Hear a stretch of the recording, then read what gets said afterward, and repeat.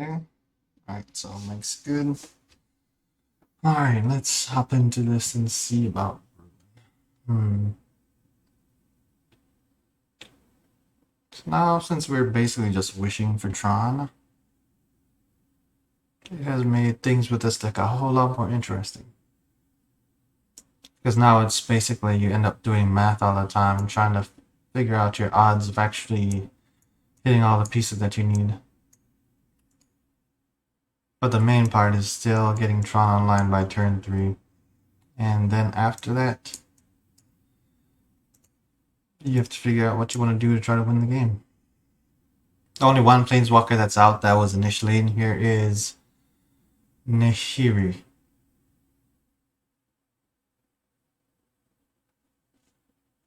But we'll see. I think I put one Wish Claw on the sideboard and none in the main board.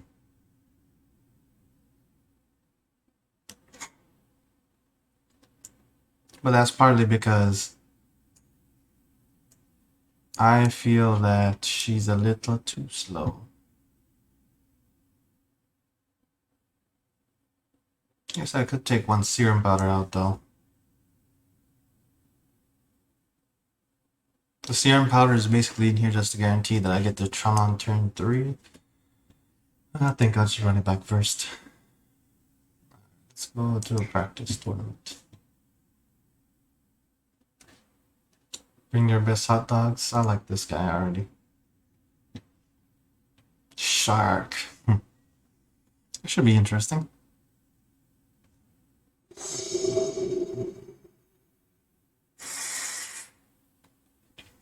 Okay, let's see.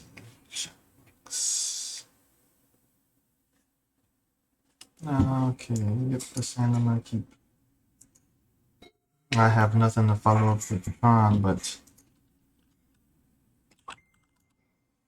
we'll see what happens. Alright, one Soul Scar Mage, so it looks like I'm going against Baron here. So this is going to be interesting.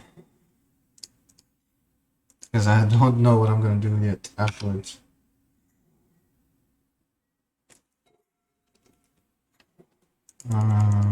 Let's see. This is kind of just to throw my opponent off just a little bit. Also, yeesh. Storming Entity comes flying out. Oh my goodness. Alright. 3 cards left in hand, so he has 3 cards left to pretty much kill me with. Let's see.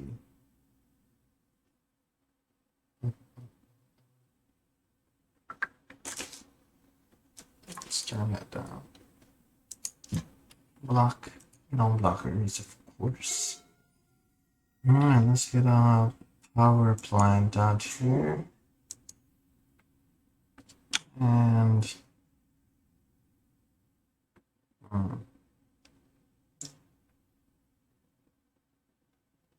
I already have Blast Zone in my hand. Like, everything that I could think of as an option to go get with fetching lands and stuff I have in hand, so hopefully he just thinks I'm a bad Tron player here. But I guess with my name Tron Locker, it's probably not very likely. And I think I might be dead here anyways. Light up the stage. If it gets a land and any other spell, I'm dead. Lava Dart. That's 8 damage I'm getting dealt there. The only thing that would save me here is maybe Great Creator. Betting too much on that right now. Like, they're just let's just play and see what I would end up getting here.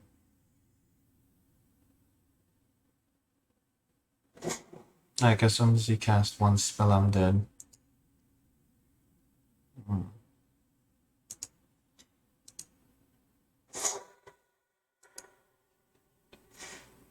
Nope, I'm dead.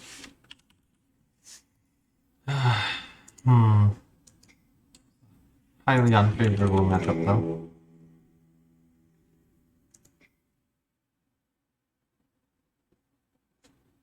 But we'll see what happens. Okay, let's go to game number 2. Alright, so since my opponent's playing Burn, combo-wise, I think I almost have to just take it out altogether because my opponent's too fast. Okay, then we're taking all that stuff out. I can easily put in a Wishclaw Talisman. Pretty much all the creatures can come in.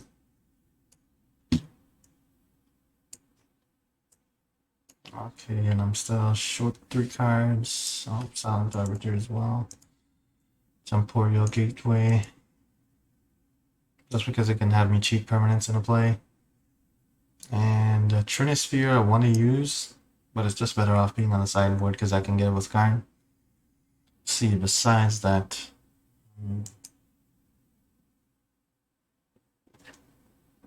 Liquimel is what I'll get with Tron. I mean, what I'll get with Karn later on, and Trinisphere. Figure Skate is useless. Maybe an Ensnaring Bridge, depending on how my mulliganing goes. Chromatic Ori. I guess I do still need one more card now.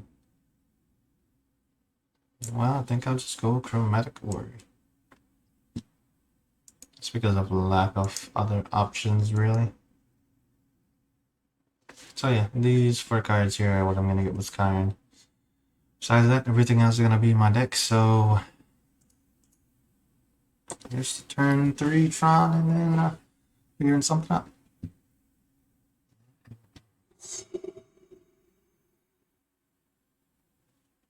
Yes, I would like to play first. Not a keeper. Still not a keep.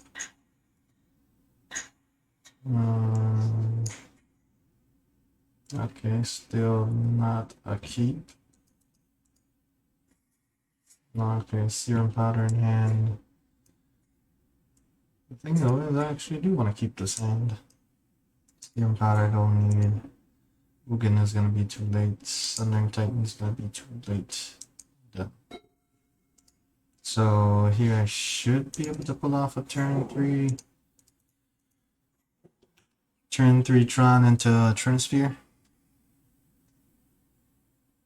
And I hope that's enough. After all, my opponent is playing Burn. I hope that turn 2 they play a Rift Bolt. Because if they play a Rift Bolt, I should be sitting in a pretty good position. Since I'm gonna get Trinisphere on turn 3, unless they play a Cleansing Modifier. Soulscar Mage again. Okay, Wishclaw Talisman, that's...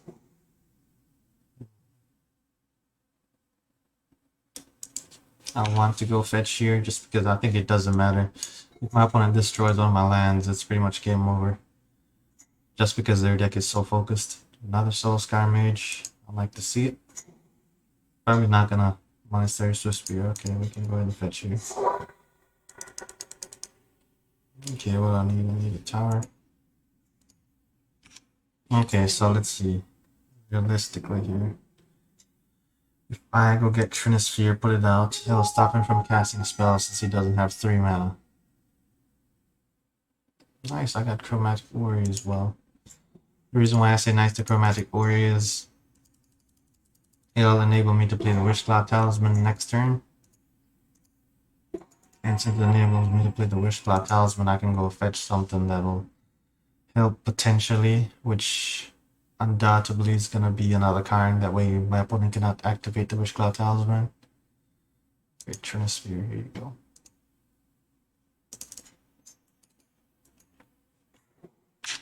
And then once I put Karn out, let's see, what am I gonna do?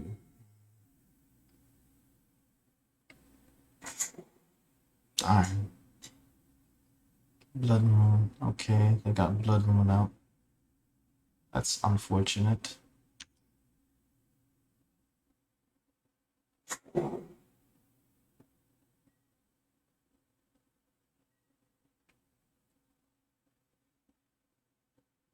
Either ways, I'm not in too bad of a position because I'm slowing them down, which is the absolutely best that I can do at this point.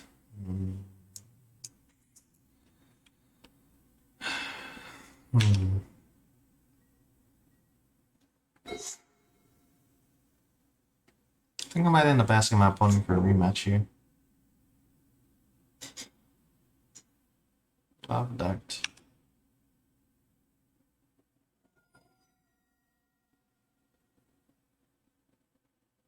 I wonder if this Trinisphere makes the flashback cost 3 as well. It might, since my opponent didn't use it. Nice.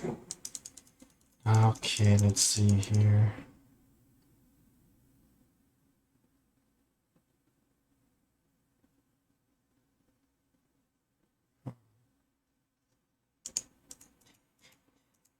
I know I have to play hard, hands down. If I make this into a creature, he's probably gonna just bolt it and kill it.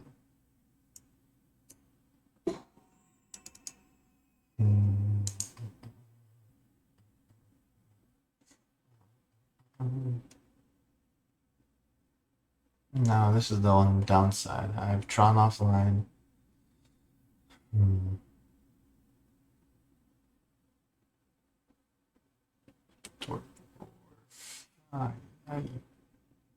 Liquid metal coating is my only option.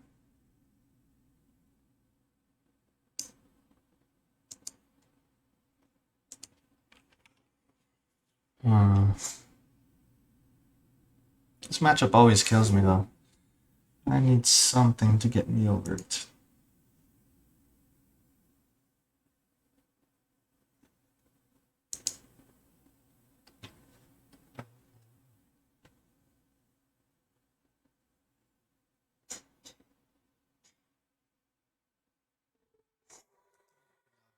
Flashback cost.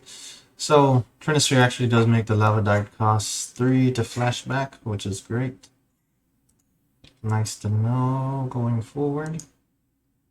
I'm at 3 life right now.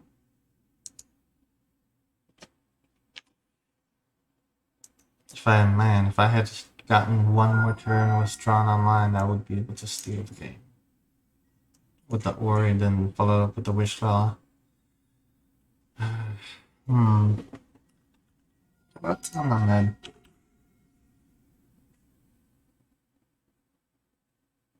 Okay, I guess I'm still not dead. Let's play it out.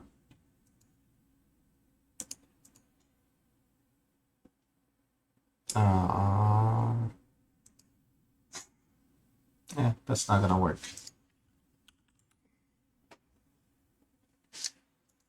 Unfavorability continues as far as... Let's see if he minds the rematch.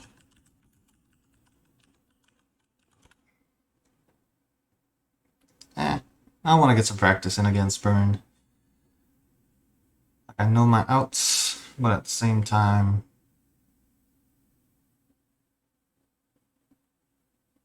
Nothing beats actual practice.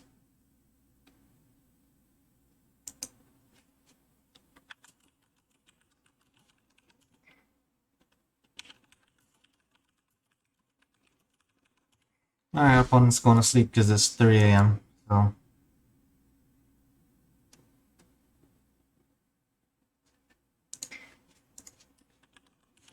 pretty cool guy. Alright, let's see. Guess there are a lot of people on though. So create a lobby. Oh, anyone can join.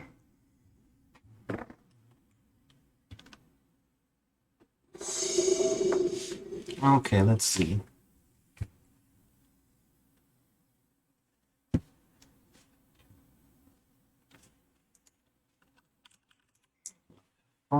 Alright, let's see. I would love to go first. Alright, don't know why my hand's taking so long to load, but Lures Up the Dream Den. Okay. And this hand... Oh man, I was so close to saying I would keep it, but I'm not going to. This hand I'm absolutely going to keep. And see, I don't need this, I don't need that. And I'll keep everything else. So my opponent's here is gonna have to get over turn 3 Karn or Karn. I don't know which one yet. Probably this one. exile a land, and then the following turn play this one and use Turnosphere. Seems like the best option. Unless my opponent's playing Land Destruction, then probably gonna end up playing Great Creator first.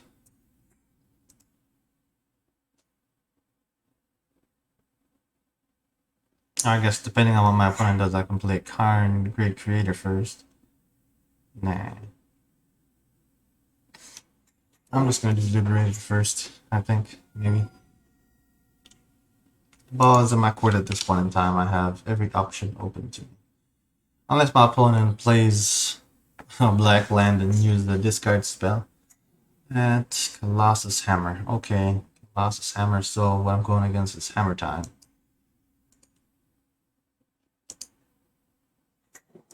Alright, knowing that I'm going against Hammer Time, it all depends on what my opponent...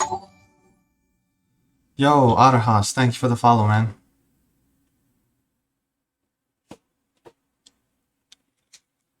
I'm just on here, just playing some games, getting the feel of this deck down. Like, being able to get turn 3 Tron like 90% of the time is pretty awesome since I added Serum Powder. But I don't know quite how effective it's gonna be because then it all comes down to how well you can use Tron, pretty much.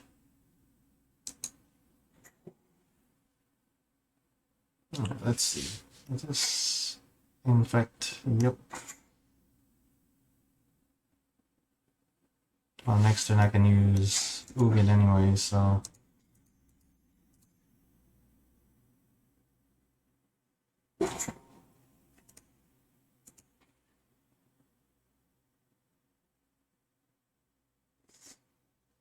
Yeah, I don't want to die to infect damage. So all options are still open to me at this point. Opponent has to attack Karn if they don't want me exiling something else, so gotta make choices here.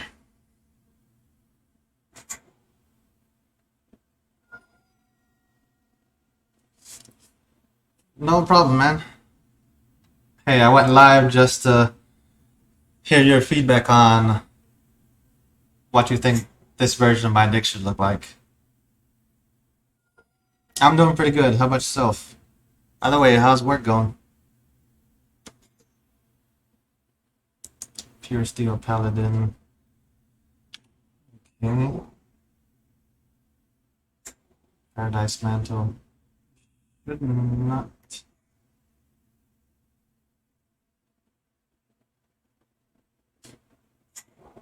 Okay, now he has it online. So we can equip Colossus Hammer here. Okay, are you gonna swing at me or are you gonna swing at Karn?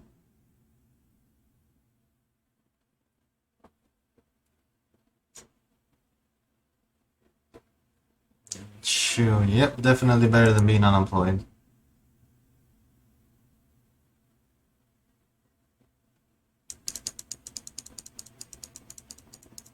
Ink Moth Nexus. Alright, well, Ugin is the easy choice here, right?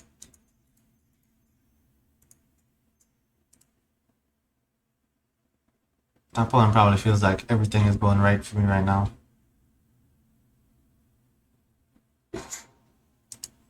Okay, his biggest thing is 2. I guess getting rid of the Ink Moth was the right call on my part. Because at the end of the day, it would still be around if I didn't find a way to get rid of it. Because Ugin can't hit lands. Deck is doing pretty good, man. I'm getting turn 3 Tron like 90% of the time now, so that's pretty hilarious.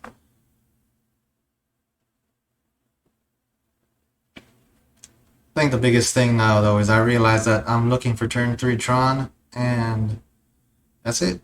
If I have nothing else in hand besides just turn 3 Tron, I'll just take it. And figure out what I have to do afterwards. Stoneforge again. I guess I'll just exile again, though. I'm just gonna look for something. So exile with Ugin, follow up with I guess Karn Great Creator and start just popping lands.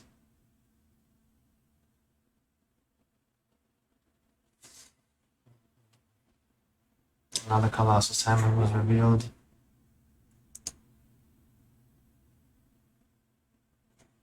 So he's just trying to go for the double Colossus Hammer equipped and win. Did I do that? I don't need to do that. I can just go up and just destroy that wall.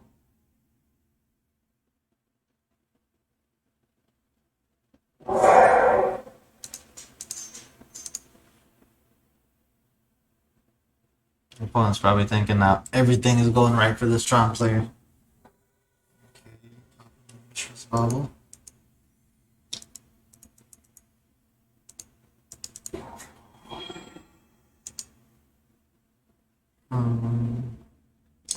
I guess I could get rid of his Paradise Mantle.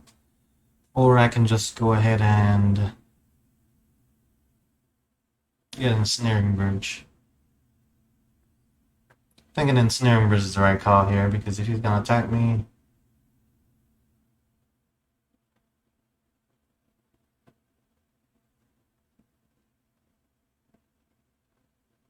Yeah, Ensnaring Bridge is the right call, I think. Because he doesn't have enough mana to do everything else.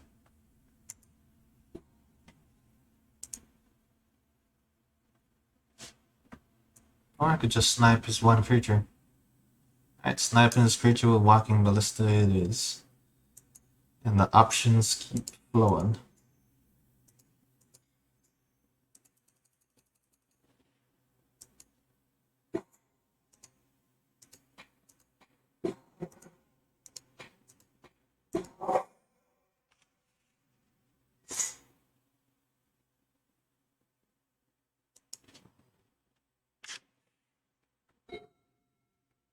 I'm surprised he hasn't scooped it.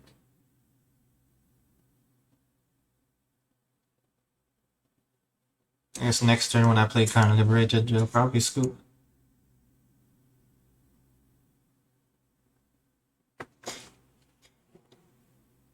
Yep, Pure Steel Paladin, Paradise Mantle. Except he cannot equip Tier except for the Paradise Mantle because it just entered play. I think Karn stops the Colossus Hammer equipped.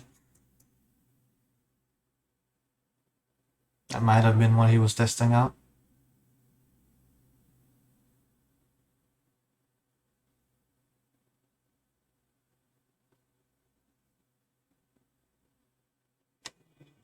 Okay, that's a win. So 1-0 against Hammer Time. Yeah, that's game 1 with the new list. I think I have to take all the Planeswalkers out here though. Hammer Time is just way too fast and consistent for any kind of Planeswalker combo to be going on here. Except for maybe a Bolus and Karn Liberated combo. So I'll keep that one in. Oh yeah, the Serum powders, man. You suggested them, and it was... After I played the first game with it, I think I had 4 copies in the deck. I think I exiled like almost 21 cards out of my deck just to get Tron on turn 3. Yeah, beating Hammer is pretty good in my book. Since it's Hammer Time, normally the creatures lose flying. Depending on when they attack. They don't run a lot of creature hate. They don't run a lot of lands. Walking Ballista is just always good. Silent Arbiter will be good because it's a blocker. I know with Karn, Snaring Bridge, Trinisphere, and let's see. Liquimilla Coating, Sorcery of Spyglass, I could put in the main deck. Name the Hammer.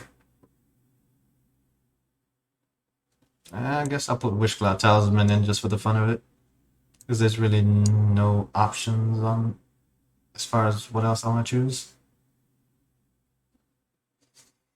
I'm still 1 card short.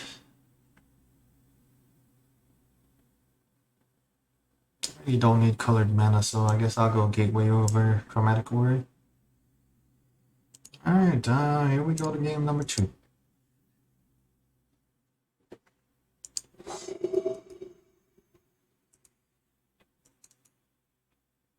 Alright, the dream here is to start off with 7 cards and be able to keep hands down. See how likely that is. And it's not gonna happen.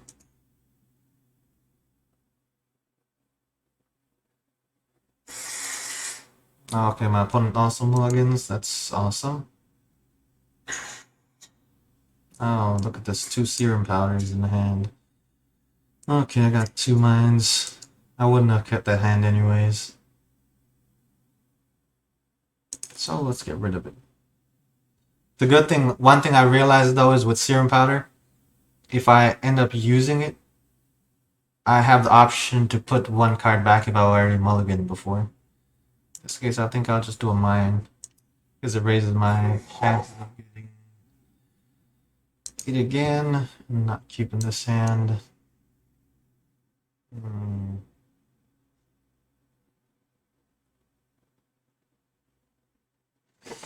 Well, sometimes the mulligans still be rough.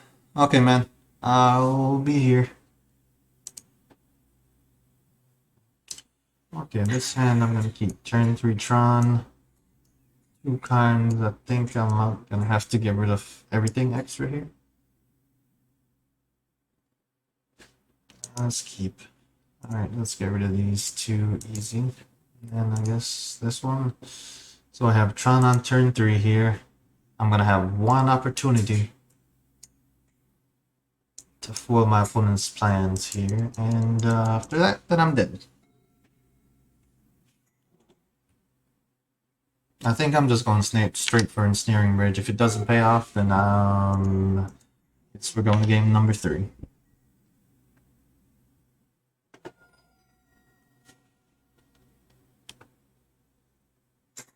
Yes, my opponent didn't play anything on turn 1 and they're down to 2 cards in hand.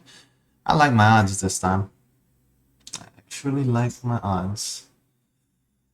Ah, don't play Colossus. Okay, Ornithopter.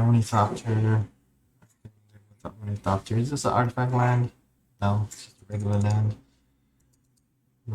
Stoneforge Mystic. Probably looking for Colossus Hammer. Or Paradise Mantle. Cranial Plating. So he's trying to use another win condition here. Okay, since I'm mulligan down with Karn, next turn I'll have 2 cards in hand, so here's this Cranial Plating, then I'll be able to not get attacked if the creature is over 2 toughness, 2 attack power.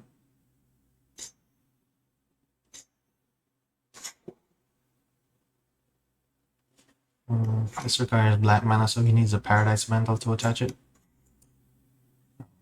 Never mind. What did he say? No, just 1 to equipped. Okay, so it's a 2 toughness. Okay, so I can destroy your lands. Alright. Well, Iron is the easy choice here. And dying to creature damage is my biggest fear at this point in time, so since I want to try to prevent that, let's just go get Ensnaring Bridge. Is Ensnaring Bridge the right call, though?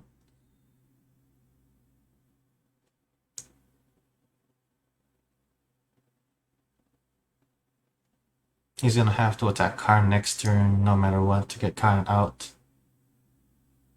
Then after he attacks Karn, I have no way to move on to the next turn.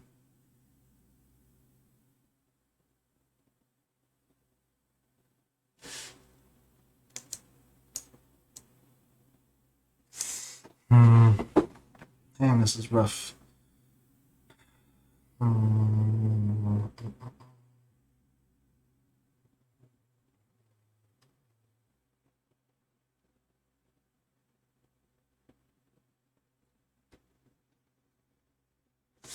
I could also get Serum Powder. If I get Serum Powder, it would mean next turn I'm guaranteed to be able to play the Sundering Titan.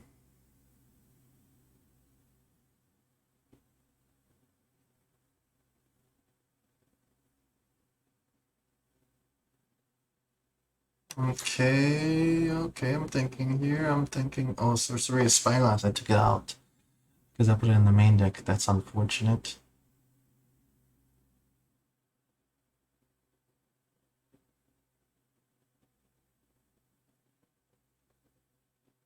Hmm. Options, options, options.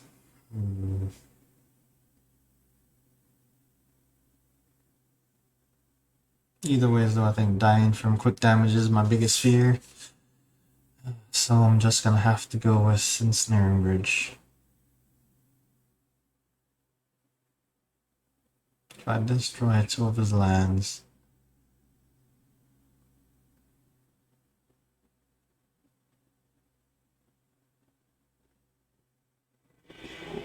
He quit the match.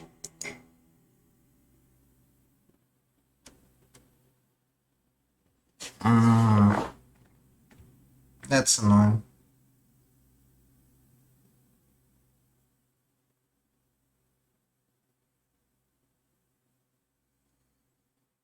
I don't feel like that was a win. I'm gonna go send him a message and see why he quit. Just because I wanted to finish the match.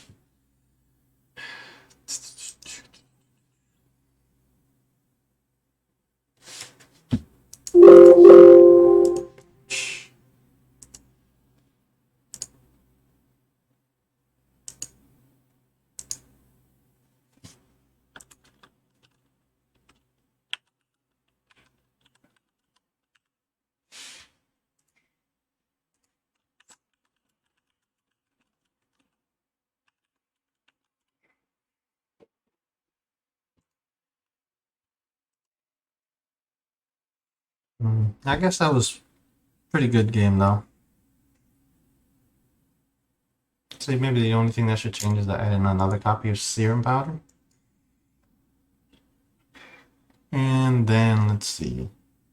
Take out 1 card. If I take out any of the Planeswalkers, then the unlimited combo and, being able to do everything in the game kind of stops. Because they all kind of have their part to play here. Except maybe Tamio, she doesn't really end the game.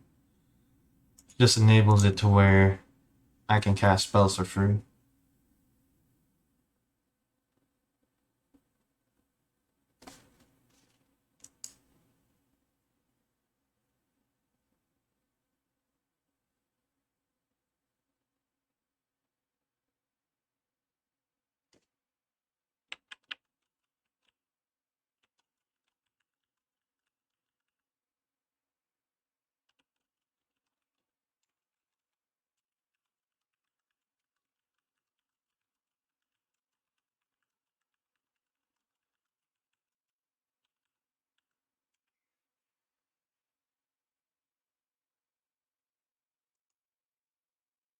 He does have a point, but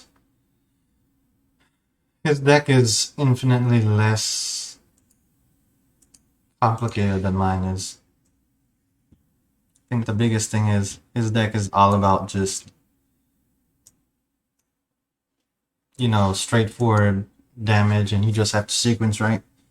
Mine is a whole lot more complicated than that. So I get it. And that's why I'm here practicing, just to get a feel of the deck down again.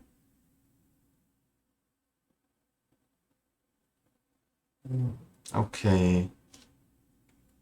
Added more copies of Serum Powder. I need to get 1 card out of the deck. I think I will take...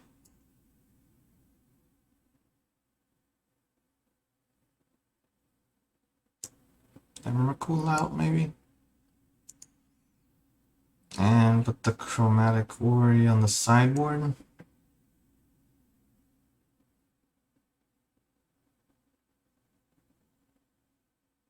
Chromatic Warrior works with goals. Cascading Cataracts, but the odds of getting those are pretty slim. Wishclaw Talisman.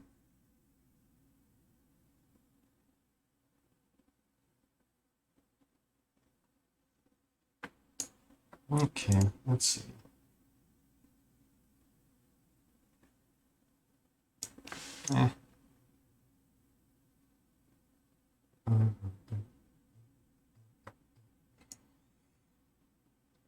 Let's take Kolos out. And run it back and see how we do with that. Testing jank as always. Alright, let's go see some jank. After all, I think this is why most of us play Magic. I should probably change the sound to my headphones. Alright, let's keep this hand.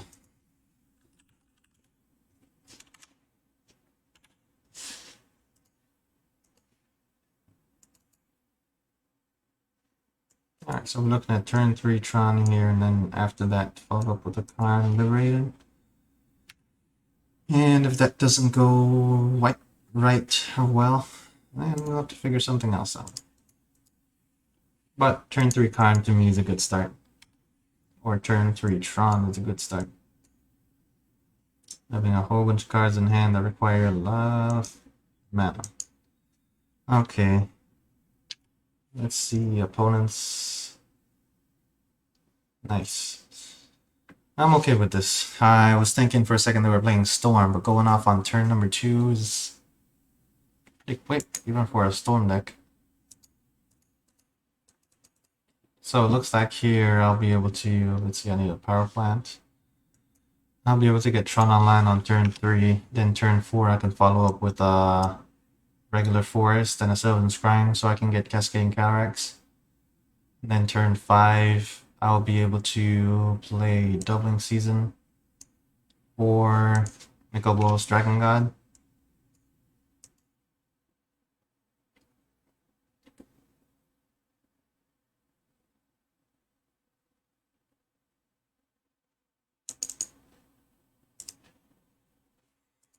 Okay, everything that I'm thinking about. I need to stop doing that. I need to tap my mana if I just have Tron. That way I could be a little bit faster.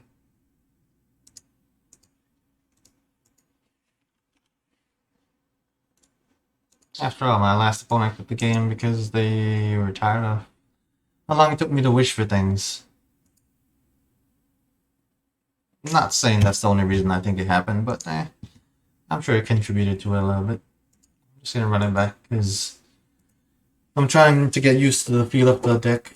Game number 1. Right there was this, I think it was typical play with the deck. Turn 3 into Karn Liberated and then exile what's important for your opponent and they quit the game. Or they concede the game. Okay, here I'm just gonna have to, if I use Serum Powder, yeah, I'm just gonna use Powder. Let's see, not a good hand. Start off with a mulligan. Okay, not a good hand again. Mulligan again. Tower Power Plant, Expedition Map, turn 3 Tron. Looks like a keep. Get rid of that and that because we can't use them anyways. Okay, we have turn 3 into Karn Great Creator here. So my opponent normally attacks with a bunch of small creatures, which means Ensnaring Bridge is gonna miss them. So I'll have to find something else. And getting Karn Liberated off the top definitely puts us in a better position here.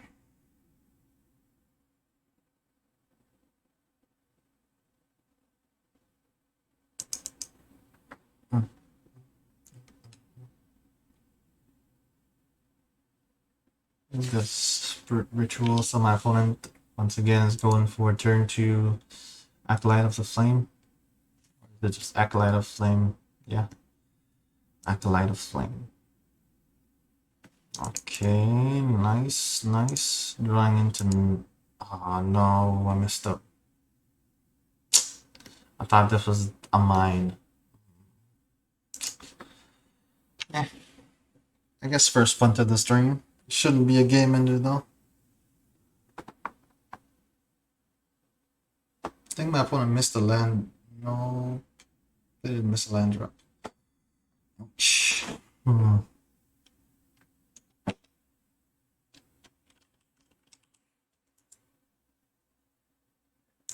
Eh, I guess it didn't matter if I fetched on his turn of mine just because I missed it. I missed the land drop. Not missed it, but I selected the wrong one. Alright, let's go get a mine. And since we only have 2 mines in the deck, I'm just gonna put the tower out first. Does give the information away that I have Tron online, but it doesn't really matter. Each player draws a card, then discards a card.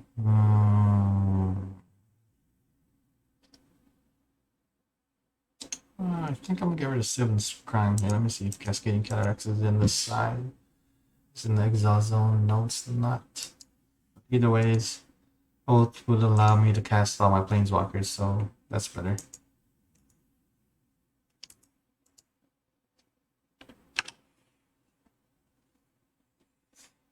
So next turn I can get Congrate Creator out, and since I'll have over 8 mana, I can actually put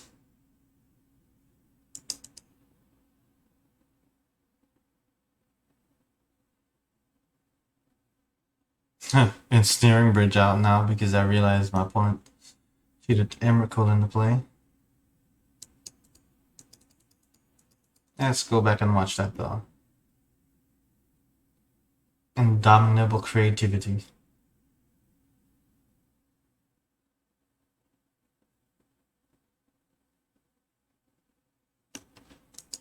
Okay, so my opponent hit me with the indomitable creativity there.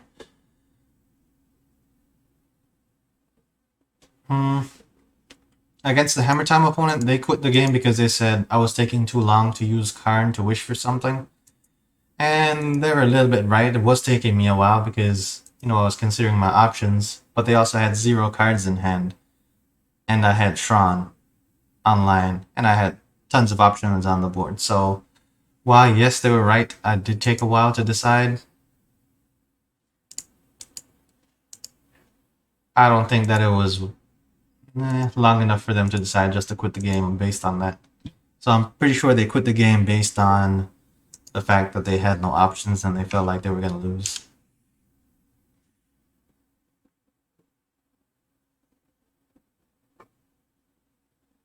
Hey, man. Hey, shoot here. Oh, man. This opponent's pretty good.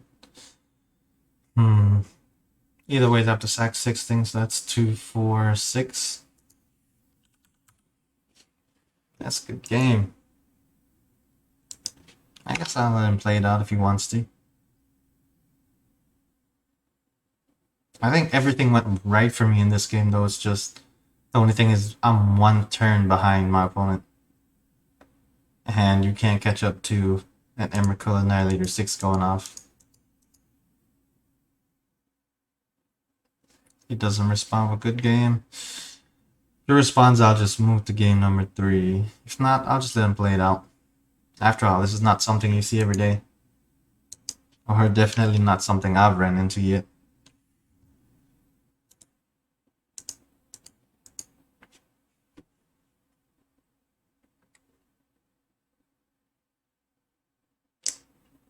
You know what? You're absolutely right. Alright, second punt of the stream.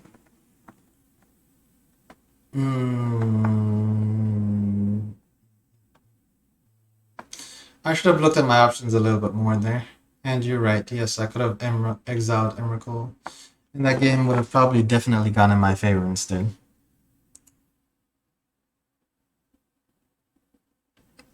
Guess my eyes were kind of blind to Congrate Creator because he's such a utility in this deck. He can do pretty much everything that I tend to go towards him versus everything else.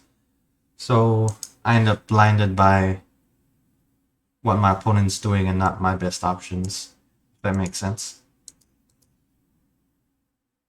But that is also why I'm here practicing.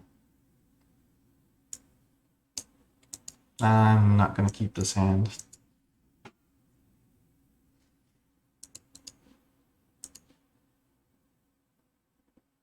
This and this powder. Alright, let's get rid of Karn and the mine.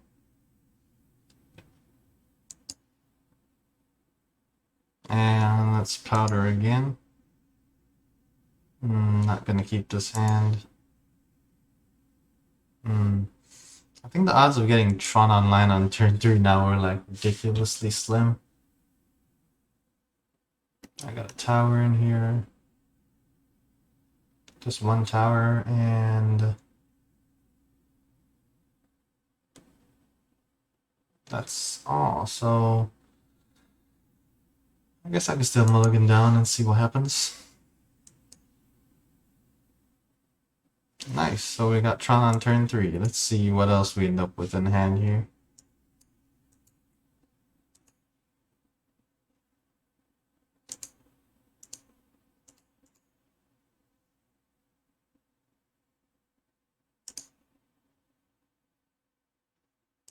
I don't know what I was doing there, selecting cards. I don't need that. Don't need that.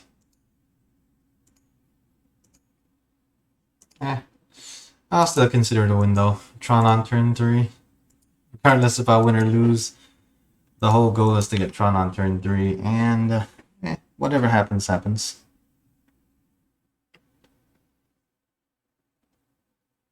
I think the biggest thing is, since Tron is what we're working on here, I'd still say it's a win. Even though I'm mulligan down to next to nothing. I think my opponent's going to do a Desperate Ritual again next turn, since they've done it the first 2 games. Put Acolyte out.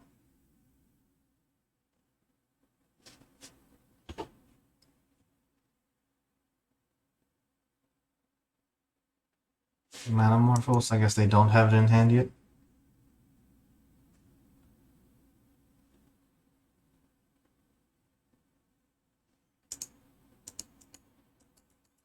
Alright, so again, Tron Online here. Let's see if we end up with any other options here. Okay, alright, that's an option. The thing though is, I think keeping the sphere until next turn is better. Because I could draw into something like an Oath of Nissa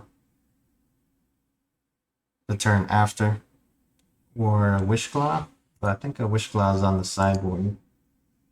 Yeah, Wishclaw's on the sideboard.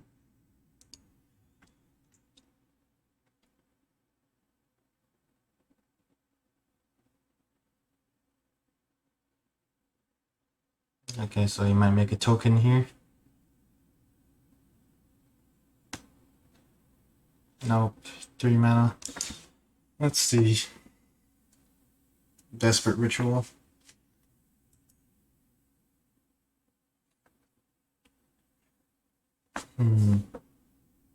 I have not seen this deck played before, by the way, so this is something new for me. Sandra, Torch of Defiance. I'm okay with that.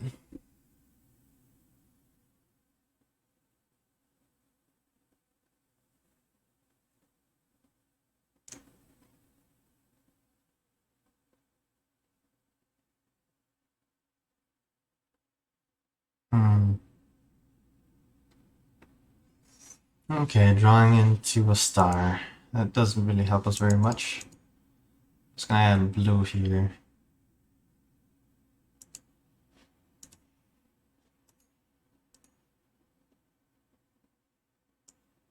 I guess I'm gonna just keep cantripping through my deck and see what I end up hitting. Okay, let's add green. Oops, I ended up using the blue mana, but it's fine. More cantrips. Step a land this time just to save the mana.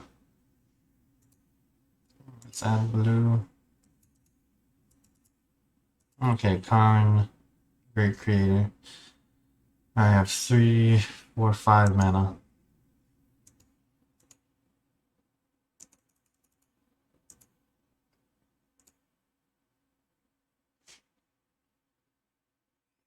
Knowing that Emrakul is normally how he wins the game and he plays the Braid.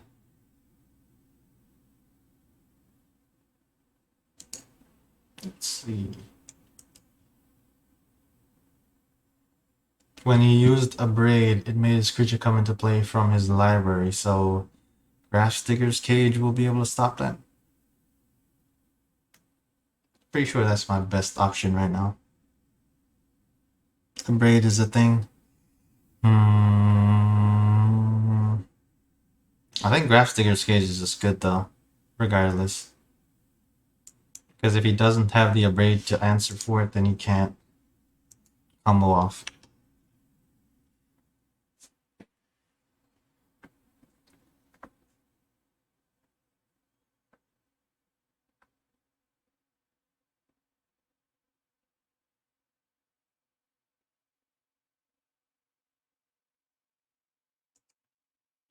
Add mana. Okay, let's see. Hopefully it's not a Through the Breach.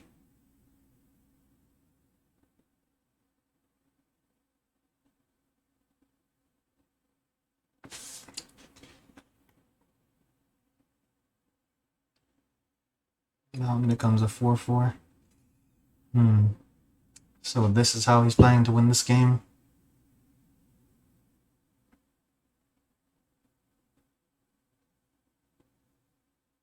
Well, the only card that Oh, wait. He chose to add mana? Okay, swinging for 2. Okay, so Karn's not going to be of any use next turn.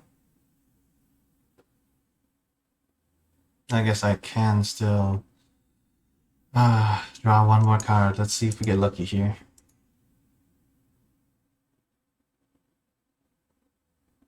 Since he can make his mountains into a creature, there's no point in me waiting around to see what happens. Nice, Karn liberated. Okay.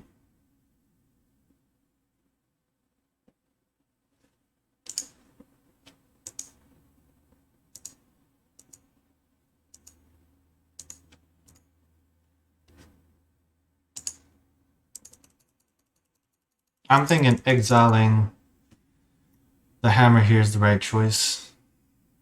Because at least that way I prevent him from getting a 4/4.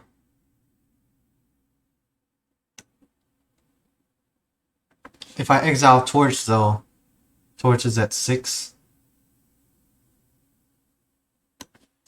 I think I can answer Torch with a Sorcery of Spyglass.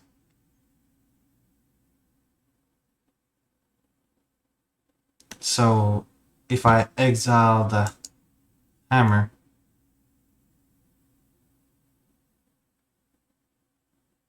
and then that'll mean he only has 2 creatures available to use. He'll probably use one on Karn and one on Karn. Yeah, I think exiling Torch is just the right answer. Yo, man, it's almost like you were the one that made the deck. Like, your suggestions are on point. I guess for me, maybe I'm too blinded by having so many options at this point.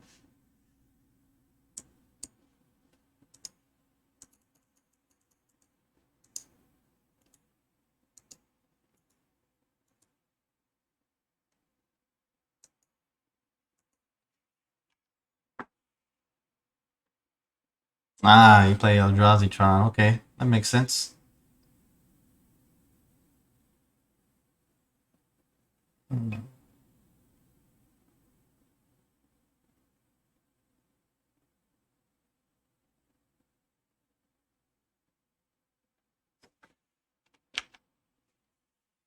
So, how do you think my deck measures up to Eldrazi Tron now that you've seen it work many times?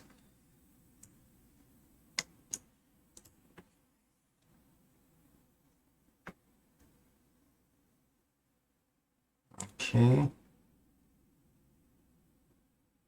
Probably gonna swing one at both cards here just to keep me from using them. I think he has a braid in hand at this point. Just because he made the token. So if I don't draw into another option, then I'm gonna be dead. And that is another option.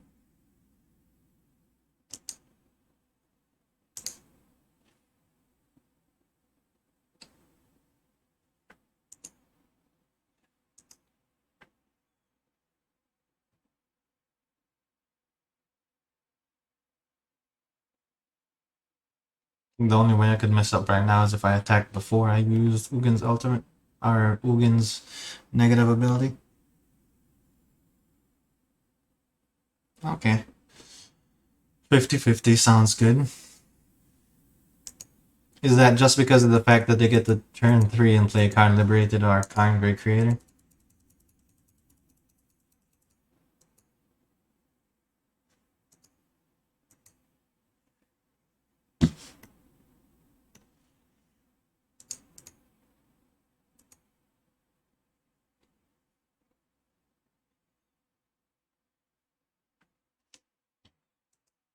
And the other thing is, oh, that's game. With Eldrazi Tron, is turn 3 the right play always to play a Karn as well? Hey, sweet victory, thanks to you, man. You definitely made some good suggestions there as usual.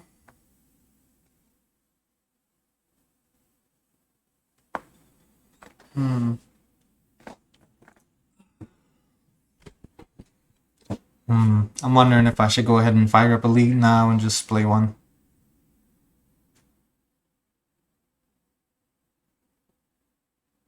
Okay, I got you. Alright, let's see. Score tracker. Like that needs to be.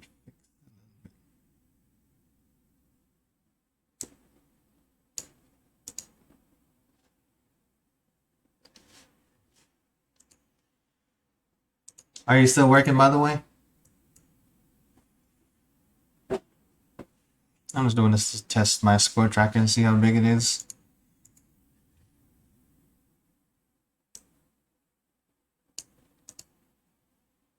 Alright, score tracker looks like it's set up good now.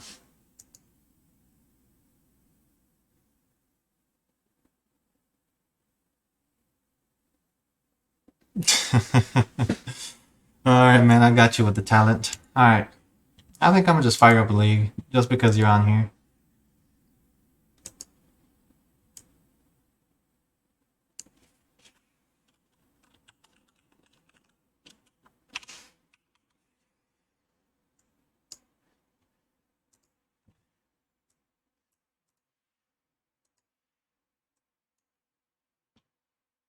Alright, let's see how we do in this league. Would you, did you feel like the serum powders were overpowered, or did you feel like everything was kind of balanced? In my opinion, I think everything was pretty well balanced, and I could still play for Planeswalkers if that's what I was trying to do. I think Emrakul will be in here only like if I'm going against an opponent playing mill. Since I have the powders in the deck, I'm lowering my deck amount so much that I'll absolutely need Emrakul in it to survive against mill.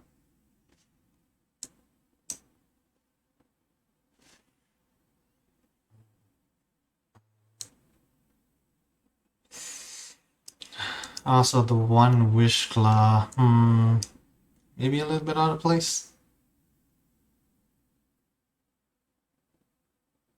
But it has potential to, do some things if it's something that I end up absolutely needing.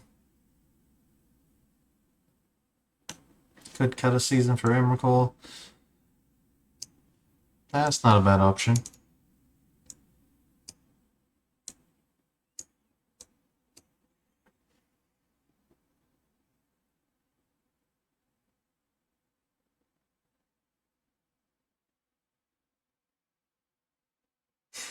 Sideboard the season. But that's the thing though, sideboarding a doubling season doesn't do anything because game 2 my opponent's only going to try to be faster than Tron. They're going to be trying to be faster than Tron on game 2. Doubling season is too late because typically they're going to play land destruction. Or Blood Moon or Magus of the Moon. Or something to throw Tron lands off.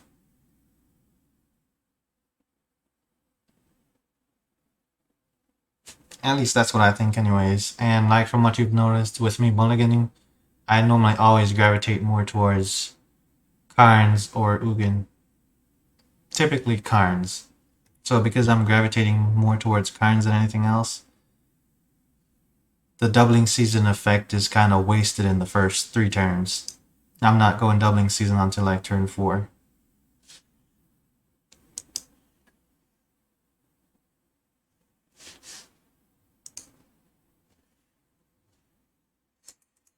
Either ways, though, I think the Planeswalkers still have some utility without doubling season. And like I said, I'm most likely going to be using Karns or Ugin anyway, so it's not an issue there. Now I'm just going to find out the one sideboard card that I need. Hmm. The Wishclaw Talisman is one of the cards that end up leading me to this version. But I can't say it's good main board, especially with Serum Powders. I can just exile it on accident. I need one more card in the sideboard. Let's see. I know Relic was kind of underused. I think I'll put a Golos on the sideboard.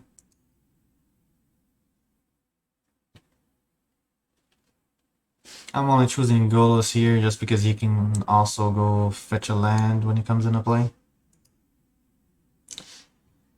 Alright, so... And Golos works pretty nicely with Chromatic Worry. I end up getting both of them out. But I think that's in case of like super long games, which I am not expecting. Alright, let's try for this league and see how we do. I wonder if I have my Stream Decker updated.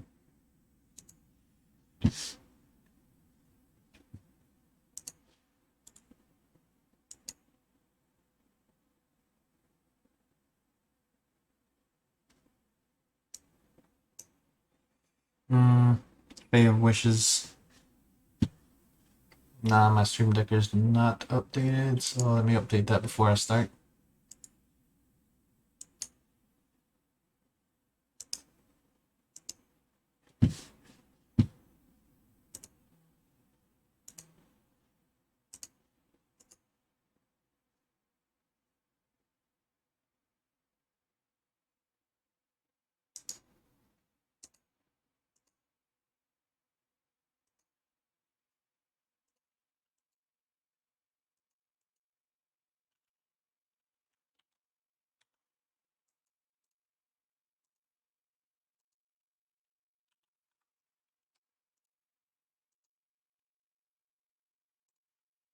Collection. Oh, I'm updating my collection here, not deck.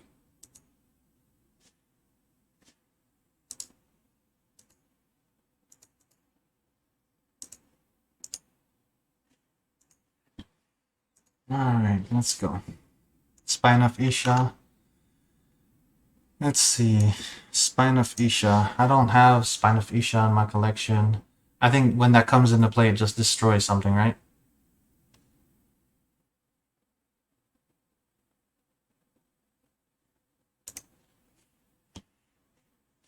Let's see if I have it first.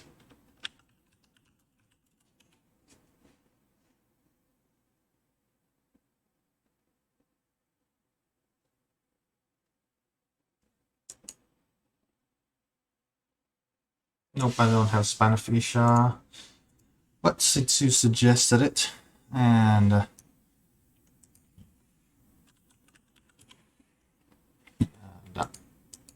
let's see.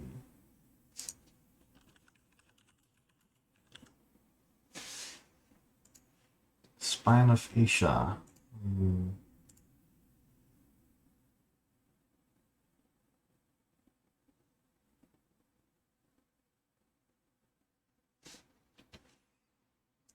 So if I use Spine of Isha, let's see. I'm thinking, is there a way I could destroy it and then recast it? Okay, let's see. So in the perfect world, if I have Kind Grey Creator out and Spine of Isha, I could make it into a creature, and then I could use Nicol Bolas Dragon God and destroy it. And then if I destroy it, I can recast it again, or I can attack with it. So yeah, it definitely has some utility there. I am buying Spine of Isha, so yeah, it'll be just a second more until I sign up for this league. I don't think having more than one Spine of Isha in my collection though is gonna be worth it. 7 mana, destroy one permanent. Hey man, what are you talking about? These are good options. And Spine of Isha can handle a lot more than most cards. Let's see. Destroy target permanent.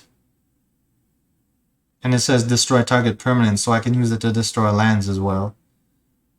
So basically it's another way that I can destroy lands. So now I can destroy lands with Liquid Metal Coating, Card Liberated. Shit. Man, destroying Field of the Dead is already sold in my book.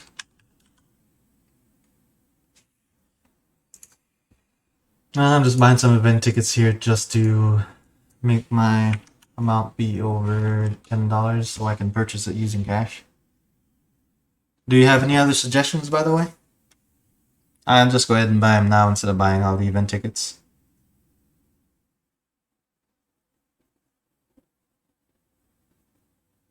Going poor because of you? Nah. I'm providing excellent content because of you. That's how I look at it.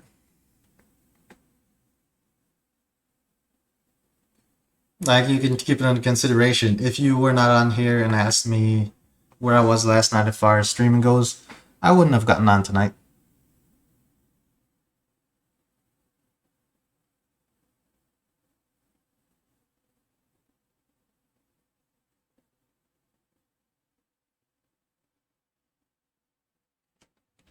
Mm, most likely I'll have the sub button here within the next like 2 weeks. Just because normally you have to get average 3 viewers for I don't even know how many hours. But as soon as you average 3 viewers, then people can start subbing to you and all that stuff. I think right now I'm at like 2.5 or something. So I'm getting there. Let's see. But yeah, do you have any other suggestions that you think I should add to my deck?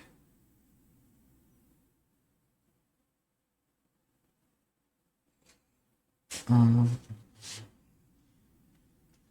just add all these for now.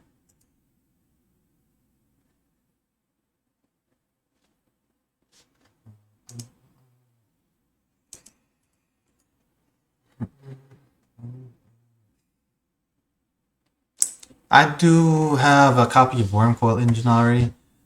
What I've run into with Wormcoil Engine though is it's too slow. The perfect ideal matchup for Wormcoil Engine is going to be against Burn, but it's too slow.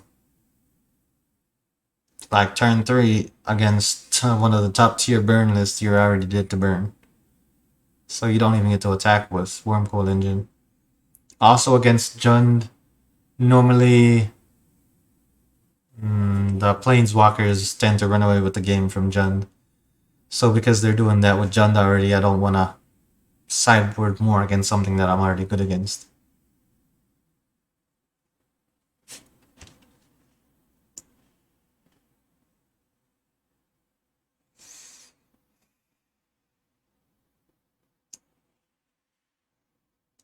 Engineered Explosives I had main board as well for a while, same with Chalice. But with Chalice I run too many 1-cost cards, so it hurts me just as much as my opponent.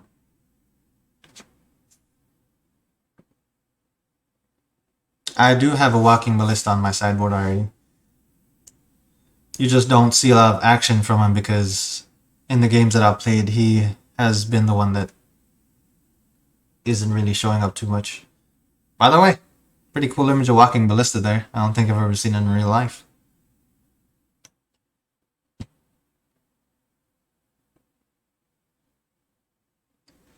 Spellskite is good, but the perfect matches for Spellskite is going to be against Burn or Hammer Time. The issue is, against those decks, it's like a rush to stay alive anyway, so sideboarding more against them would be kind of difficult. I guess I could take Platinum Angel out of my sideboard and put Spellskite in just because Spellskite can, change things to him. That way against Hammer Time, he's what's getting stronger than my opponent. Ratchet Bomb, I think, is too slow. Because with Ratchet Bomb, you have to wait one turn to use it. Like, it's making me wonder what am I going to try to hit with what Ratchet Bomb that's going to be quick enough. It's an excellent suggestion, though. Yeah, I play one Blast Zone in my main deck, so yeah, Blast Zone is just better. I do have one. Let's see.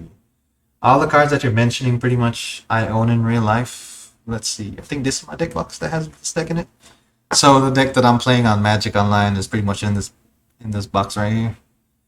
I have done everything with this deck from buy copies of Noble Hierarchs, Birds of Paradise, and all kinds of stuff. So I've definitely bought a lot of things, but back then I was not as good playing with the deck as I am now. So it's kind of revisiting old options here and trying to find out what works.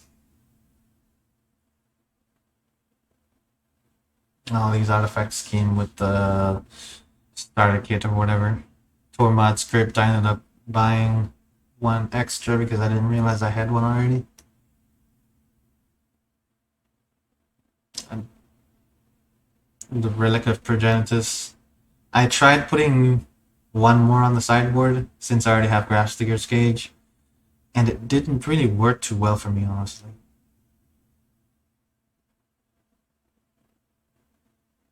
I guess I could put it in just for the card draw aspect, and it gets rid of the graveyard. But when it was in the deck, I didn't really use it.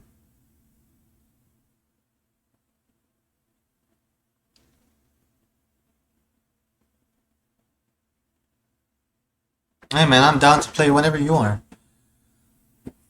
Like later today. If you want to play, I am down 100%.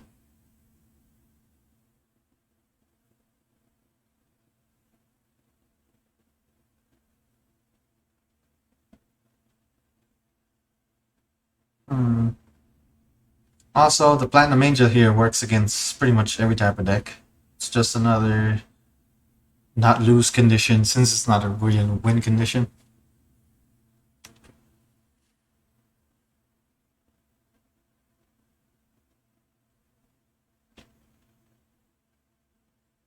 Hmm. Alright, I'll be right back. I'm gonna turn my AC off. I'm about to freeze in here. Hmm.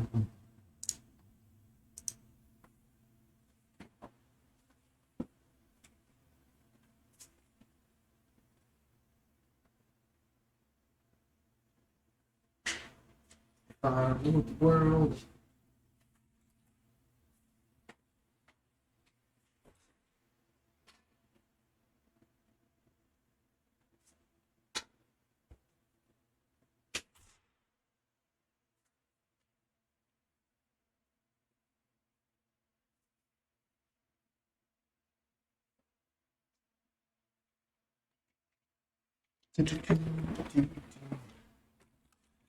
Oh, I am in Texas, man, but I work in a refrigerated warehouse.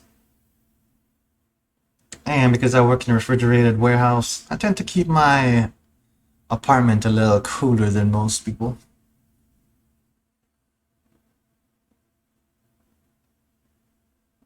That and I think the fact that it gets hot during the daytime, if it gets relatively cool at night, it ends up feeling like it's freezing just because of your body's, ability to adapt to the different temperatures.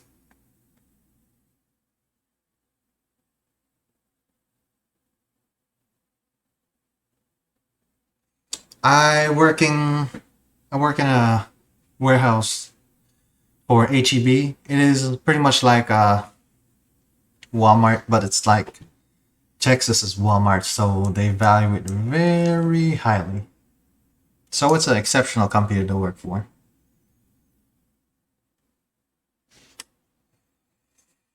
Okay, let's see. Wishcloth Talisman is just the fun card that I added to the deck. Uh, hmm.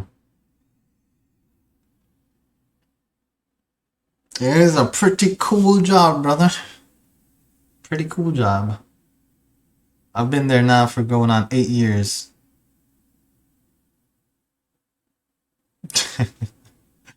But yeah, I've been there now for 8 years, and that job has allowed me to, not really the job specifically. During all this COVID-19 and all that stuff, it was still a steady job.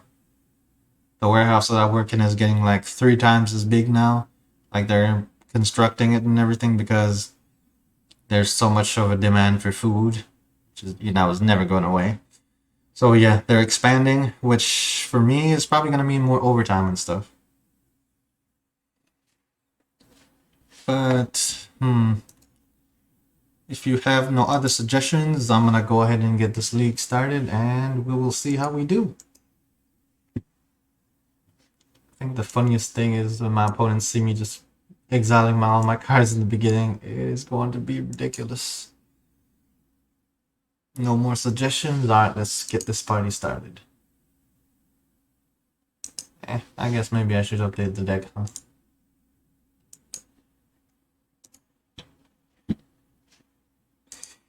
Update my stream deck like a real streamer, you know what I mean?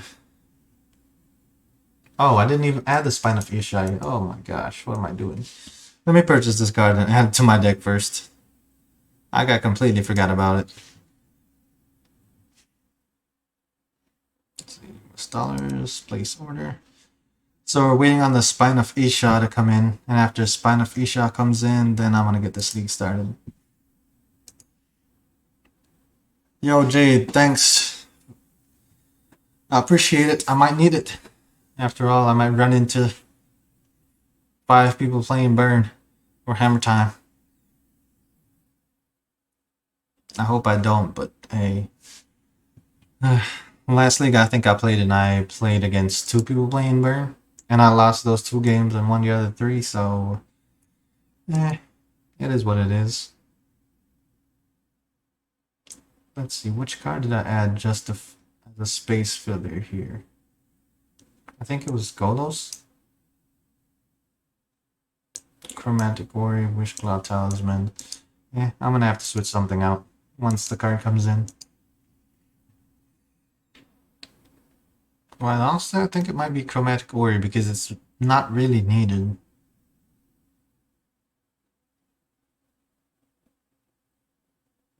Or Wish Cloud Talisman. But I feel like Wish Cloud Talisman. Yeah, Serum Powder is pretty nice. It's gotten me to get to turn 3 Tron like 90% of the time. I don't know if you were here when I mentioned that before. But yeah, it's been pretty good. Oh, shoot.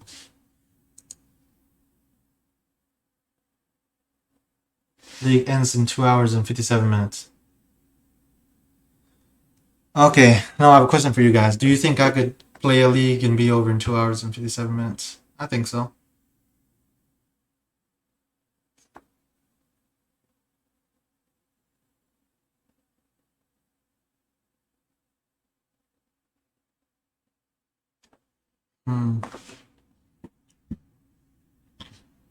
I cannot say I know the Bazaar card. Alright, waiting on this bot to show up. Oops.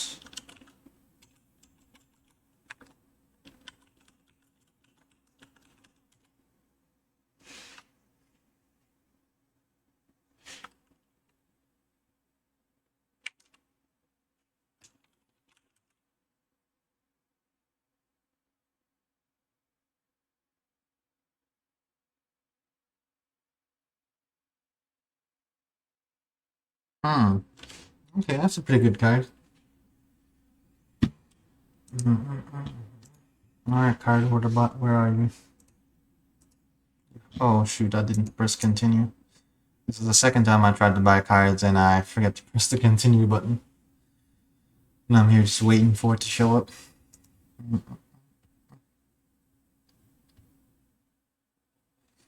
Alright, so waiting on this bot to show up. So we're gonna have 2 hours and 57 minutes to play 5 games.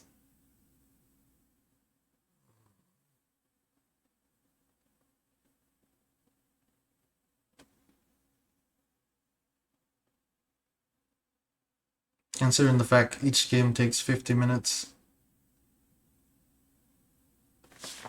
And I don't feel like doing math, I'm just gonna use a calculator here.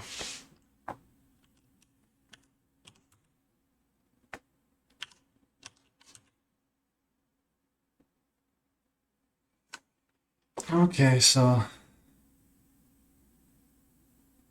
the meta really has not changed. I can tell you for sure though, the meta seems like Uro has fallen off. Like I've played entire leagues and I haven't run into one Uro deck. I think anyways. Or at least it's not like I'm running into Uro every single game now anymore. So that's been excellent. I love it. Come on, bot, where are you?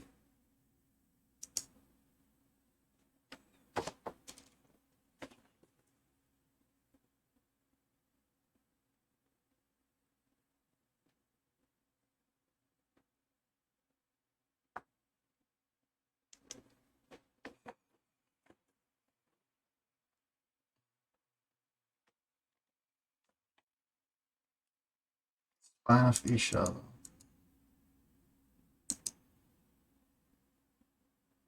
I think with Spine of Isha coming in, Golos is just a value engine. What I'm gonna take out is Chromatic Ori. Nice, here we go.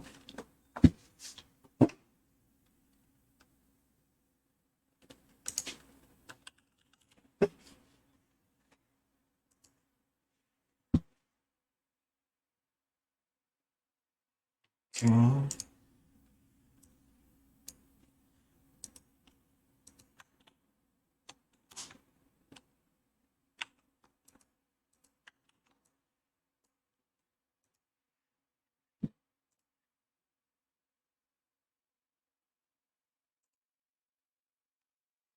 Alright.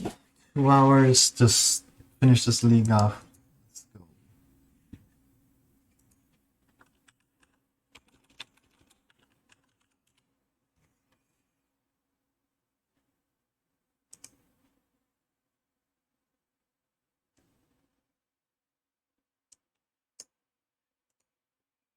Okay, at this point in time, I'm not gonna update my deck list again. Shooting for Tron walkers, let's go.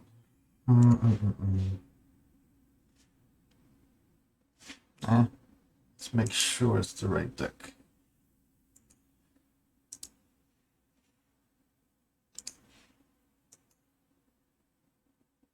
Alright, here we go. League ends in 6 hours. Okay, so I have a little bit more time than I anticipated. So at least I don't have to rush through playing all this. That's nice. Thank you, man. I appreciate it.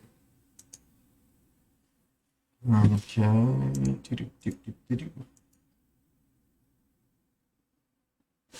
Join match.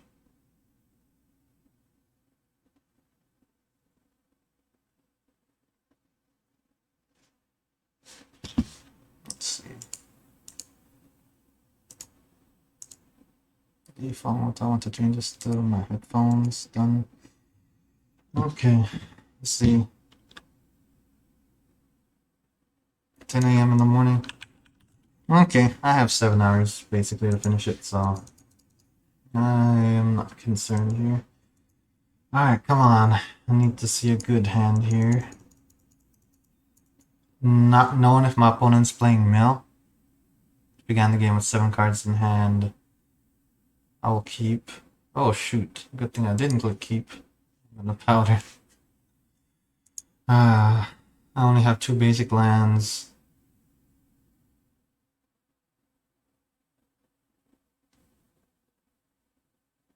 I think I have only 3 copies of Doubling Season in the deck. Well.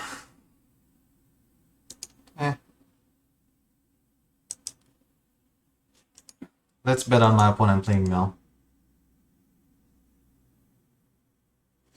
No, I can't do that. I just have to play the combo. I play too many planeswalkers. No, I can't keep this hand as well. Nope, can't keep this hand. This hand I am absolutely gonna keep. Don't need Castaway, don't need Ugin, is too slow, Karn liberated. Alright, let's go done. Alright. Expedition map, turn 1. So I get to turn 3 Karn here, but after turn 3 Karn, I have no clue what's gonna happen. My opponent plays on Ghost Quarter. I'm gonna be set back pretty far. But we'll see what happens. Okay, so my opponent is playing the good deck, it looks like. Ay. So I'm expecting Uro here. I'm just gonna go ahead and fetch it now. Partly because I want to take a look at how many lands I have and stuff. So I got 4 towers, 3 power plants, and 3 mines. So land-wise, I'm not looking bad. I need a tower here.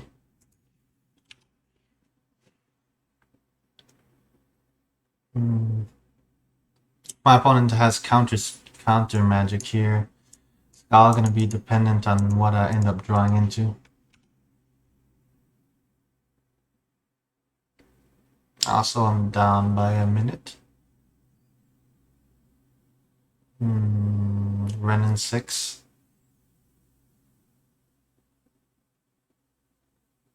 Alright, so exiling Renin 6 is what it is next turn. Unless my opponent has Force of Negation in hand. If they have Force, it is what it is. No Force. Okay, that's nice. Okay, opponent, here you go.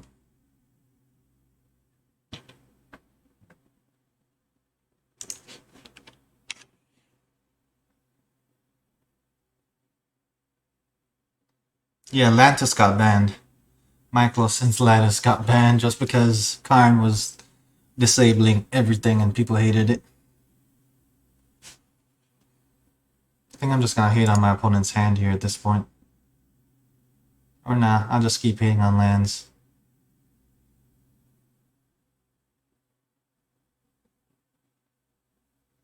I have to go hand. I have to keep Karn alive. Because here I exile card from hand and get to exile 2 lands the next 2 following turns, so I think that's just better. Alright, let's see. Ugin now. Yeah, I could do Ugin now. Only thing my opponent can have here is Force to counter this, or Mana Leak. Simian Spirit Guide, so he's probably gonna play... Yo, thanks for the follow. Appreciate you stopping by to show some support. See, my opponent can play Force here.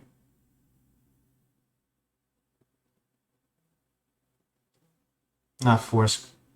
What's the name? Cryptic Bounce. And then next turn leave mana open to counter Karn Liberated as well.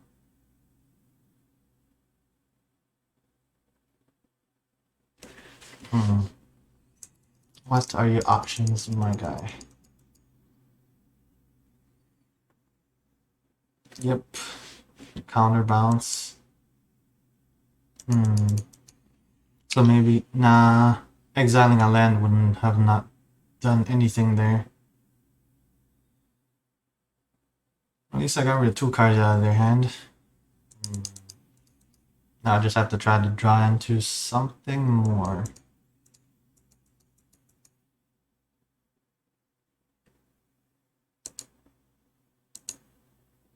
Okay, so Renin 6 comes back out again. So I think my opponent does not have a lot of lands here.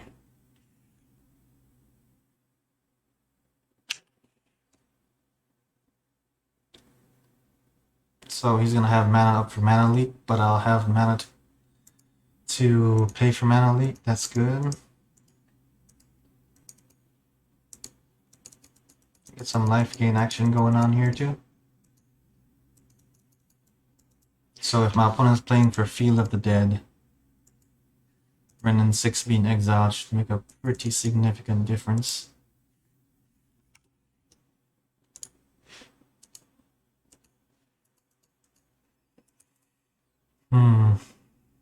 Okay, so my opponent's gonna be able to play Uro next turn. But if he plays Uro, I'm just gonna exile a land, Mystic Sanctuary, bringing Cryptic back. So on my turn, I just have to make sure I exile something before I cast a spell.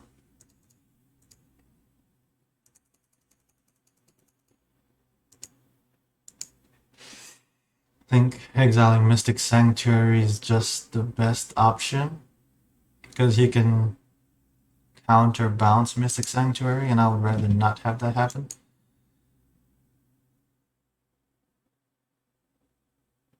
Let's see, does he tap it? Doesn't tap it. He has counter magic in hand anyways, but I have to play into it. Like, I don't have a choice. If I do not, he's just gonna keep it for next turn.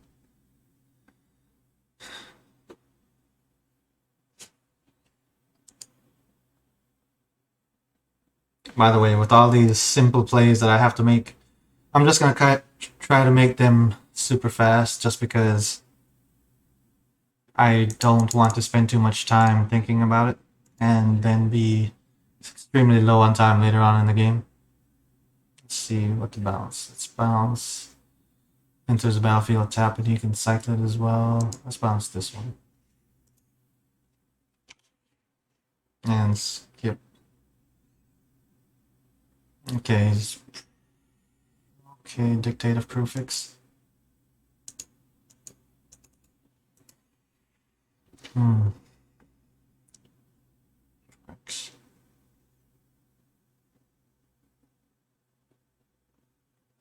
By the way, Park Shinden, is that how you say your name? Okay, I got to draw an extra card there. Opponent has Cryptic in hand. I think the best option is to just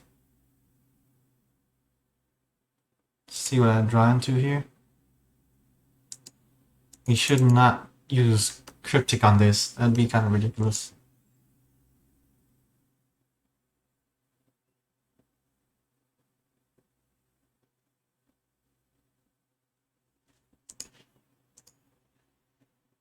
Iron Great Creator. It's a good draw. Alright, so he has Cryptic Command in hand. I can't hate on his hand anymore, really, because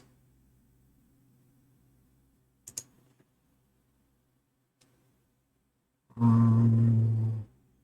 I hate on lands, he doesn't go up on lands, but he can just play a land again since he's playing a land-heavy deck. So I think just taking away his draw options is key here.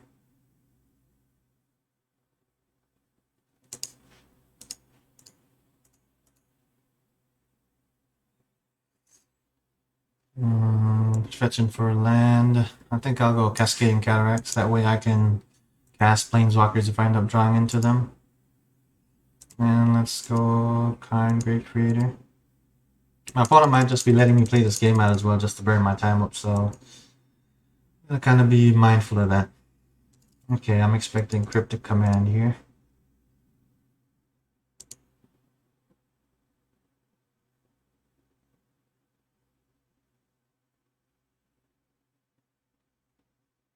Cryptic counter draw. Okay. Not surprised. Alright, so we're top decking against Control.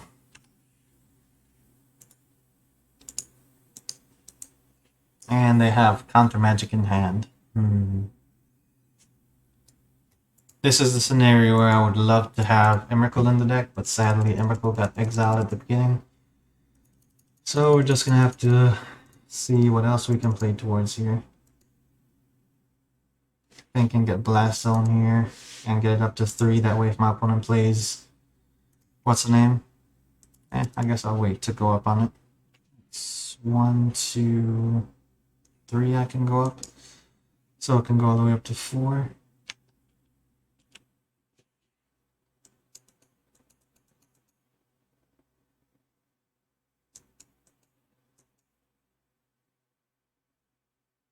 So my opponent's gonna do it from now is probably Crypt counter bounce and bounce Mystic Sanctuary back to hand. 18 minutes.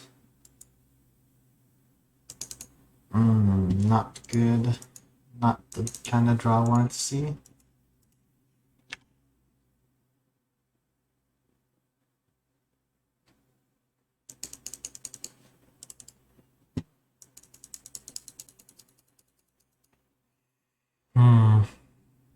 Another in and 6 again. Now go up on blast, so I'll go to 2.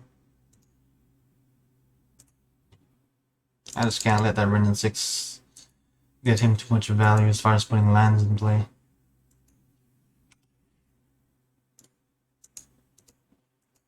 It was either go for Ren and 6 or Uro, but since Uro has not made his presence known yet.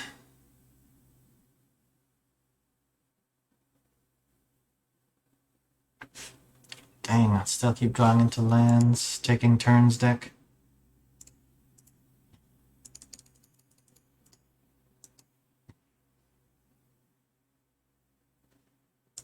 He's gonna bounce it back to his hand.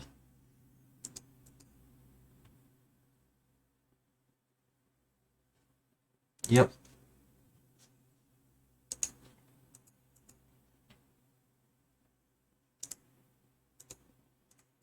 Can't say I thought about that happening, but it did. Now we move forward with our lives.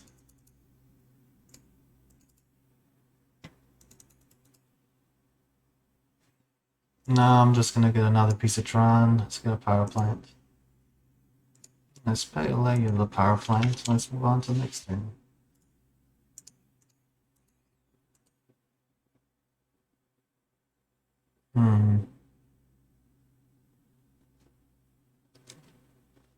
That time he countered and brought back Ren and 6. Man, Mystic Sanctuary OP.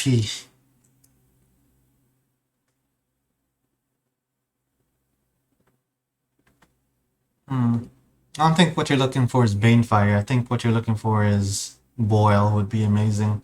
Just burn up all these islands.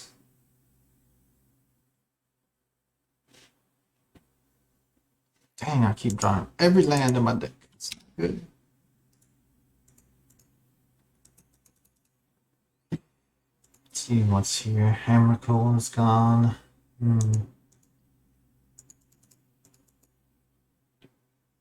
Okay, both me and my opponents are on 18 minutes, so... I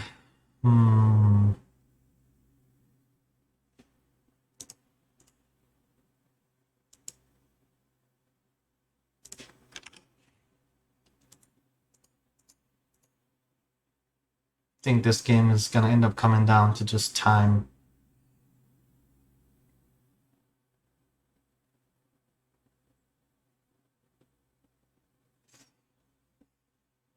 Well, he played the Growth Spiral, so maybe he's playing Uro? Maybe?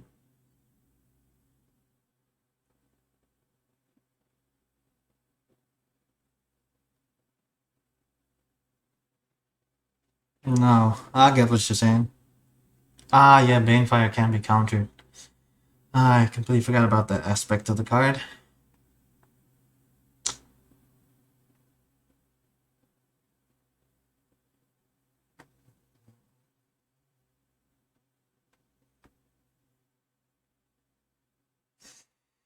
Alright, opponent. What are you going to do?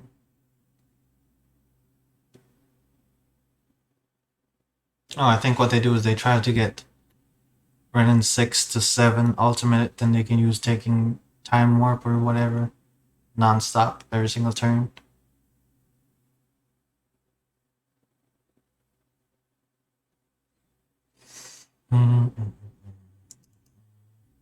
Let's see, I have 9, 10, 11, 13, 18, 19, 20 mana on board right now. Let's see, he chose to use Jace's ability on who? Oh no, he just used Renin 6. Draw 3 cards, Mind Sculptor's ability.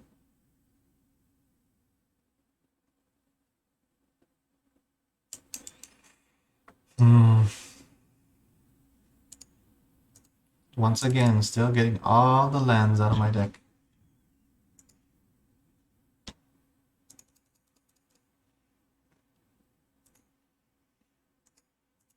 Well, now he knows I play 4 Earth the Towers, so Oh man.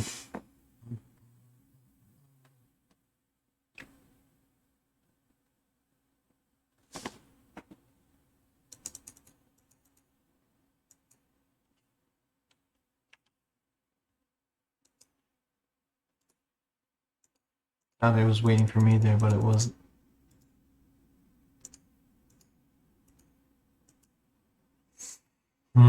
I'd say his hand is gonna be stacked as far as counter spells go by now. But the best option is still just to play it out. Time warp. Okay. So next turn is his turn. I think my skip trigger still skips through that, so that's good. Also, I think he was on the play this game. If he was on the play, then it's no big surprise. Oh no, I was on the play. Okay, he just had a lot of well-placed counters. That got us to this position, but I think I started off pretty good as well. Exiling lands and running 6 and so forth.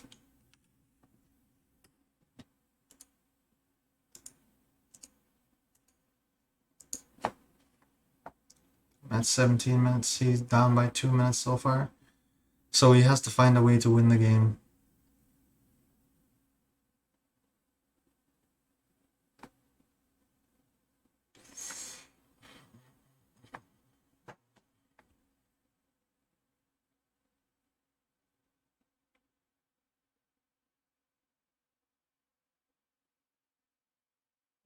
Right. I'm expecting another time warp. Oh, this spell. Savor the moment. Man,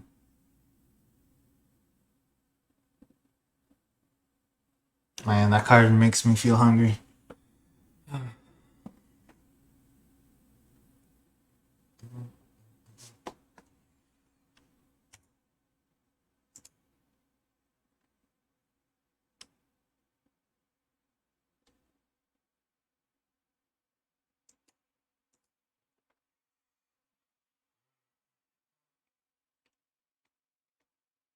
By the way, if y'all have tried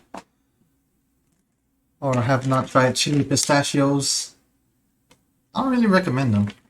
Unless you really like chili lemon, it's too overpowering. So my opponent there chose to dig me for 1 damage with Ren and 6.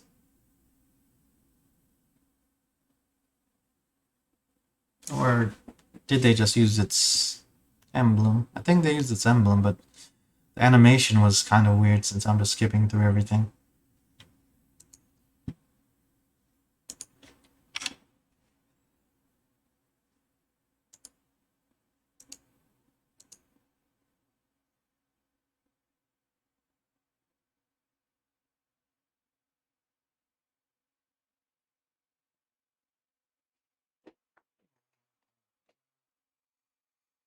You like chili lemon pistachios, I see?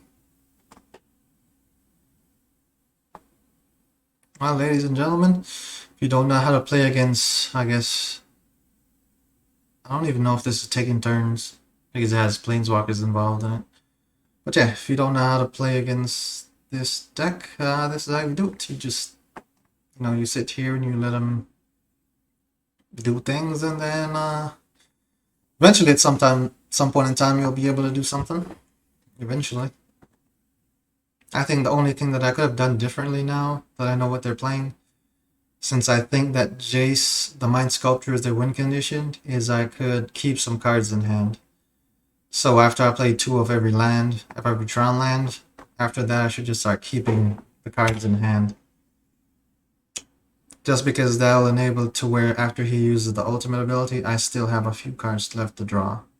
Which could be the difference between winning and losing the game.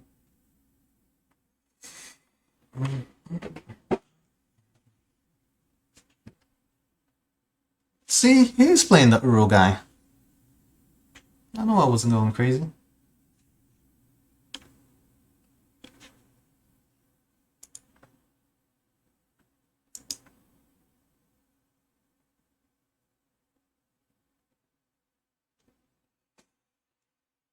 Alright, Uro's probably coming back.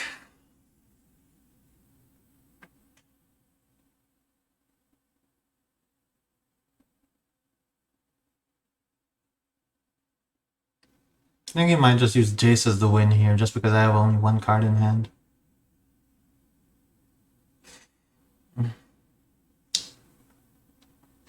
What is Uro? Uro is this card. Uro, Titan of Nature's Wrath. It's pretty much a legendary Elder Giant. 3 mana card. Typically a lot of control decks have been playing it recently just because it's OP, because it gets lands into play on top of getting lands into play. It's a 6/6. Like whenever you first use it, it lets you get a land into play and you gain 3 life. After that, it goes to the graveyard. Then you can cast it from the grave, and every time you attack, you gain value out of it because you get to draw a card and put a land into play.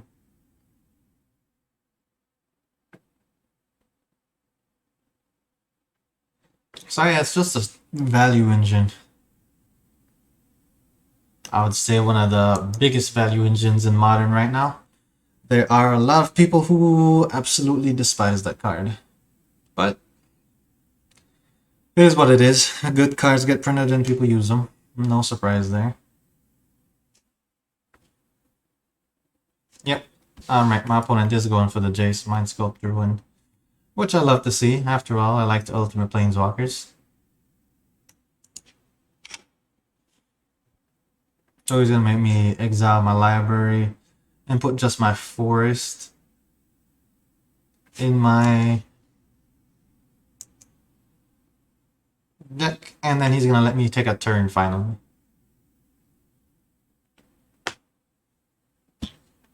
What the heck does this do?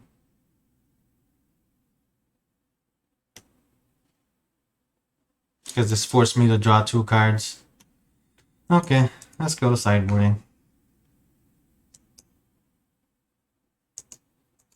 Alright, so Jace Mind Sculptor was his win condition. He was also playing Uro.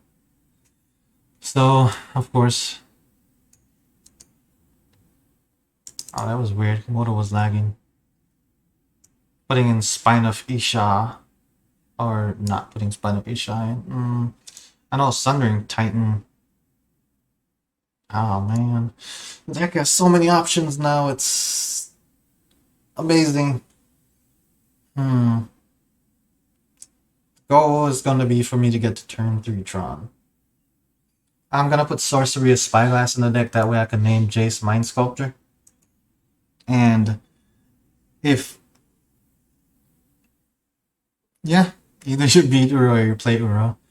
So I'm going to put Sorcery of Spyglass in just because of the fact that I can name Jace Mind Sculptor with it. Nah, that's a bad option. Like sideboarding now against Uro since I put the Serum powders in is so different.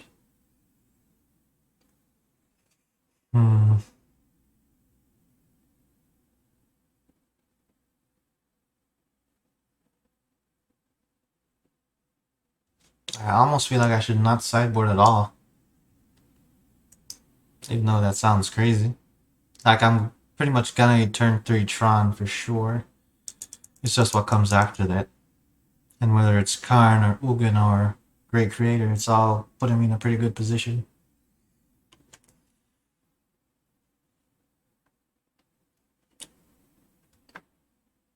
Yo, Picnicker. Do you think I should sideboard anything? No, you always have pretty accurate input on my deck. I'd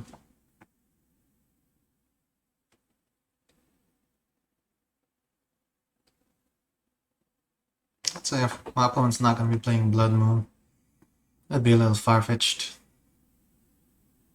One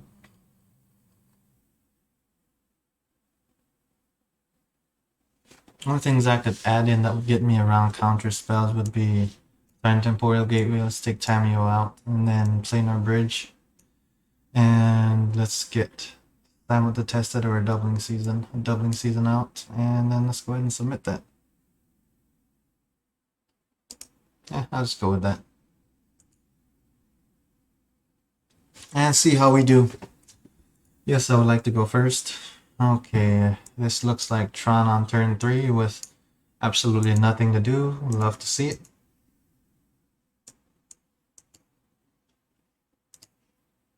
Opponent seems to be playing fast as well. And so, oof.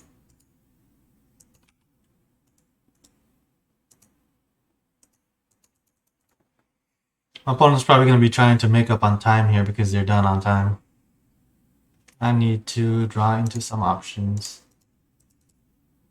Current Great Creator is an excellent option. Let's put Power Plant out.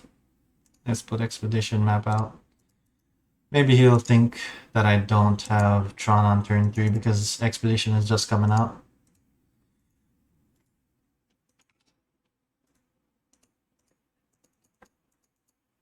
So, Sorcery, a Spyglass.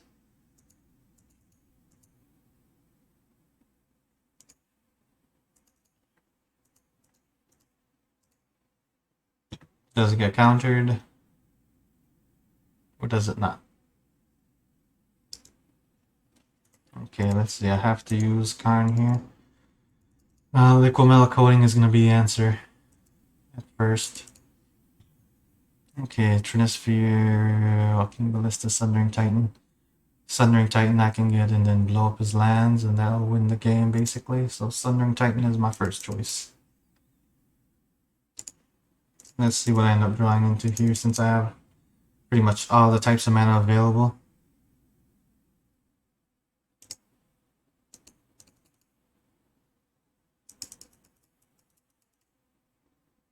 Let's go get a tower here. Just trying to go up on mana while I can. Let's get this expedition map out there. Get to my turn. Growth Spiral. So opponent trying to go up on lands here pretty quickly. So next turn I'm expecting either Forest or Cryptic Command. Okay, let's go get a card. Let's see, Liquimel Coating is the best choice. Spine of Isha.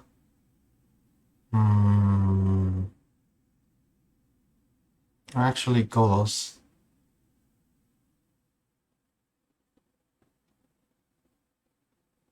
I'm just gonna go straight for land destruction.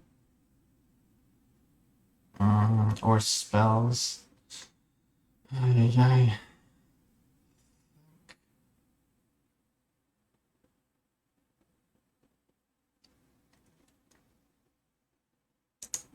Liquimel Coating is the choice here. Let's play a tower. Let's play Liquimel first. I can use Liquimel now to take them off one land. If they tap the land, then I'm going to go to my second main phase. They didn't tap the land, so Sundering Titan is just the best play. If they counter it, they counter it. So Force of Negation is what I would be expecting at this point in time.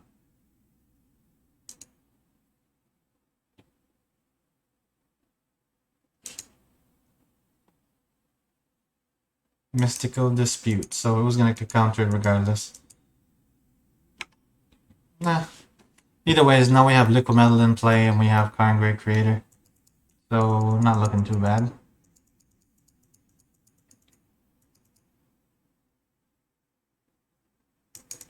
What's he playing here?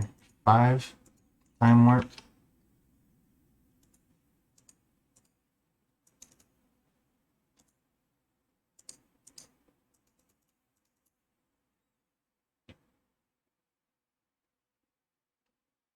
Time Warp again? He's really looking for options, I guess.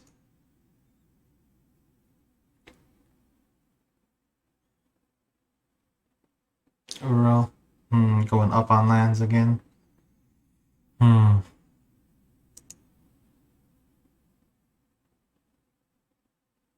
So, good thing is you can't take an extra turn again.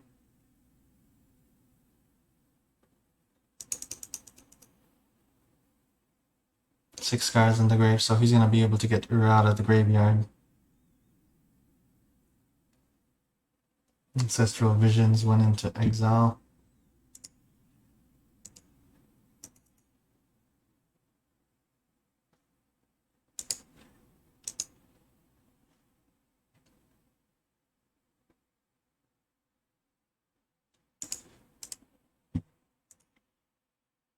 Let's see. Need a power plant.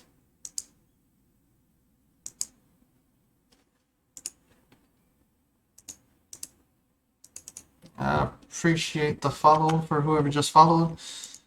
I'm gonna try to play through this turn quick, that way I don't lose more time than I need to. Okay, there's a bunch of lands in my hand now at this point. Unfortunate. Eesh. Skip to my turn here. Opponent's 5. Taking an extra turn again. Yep.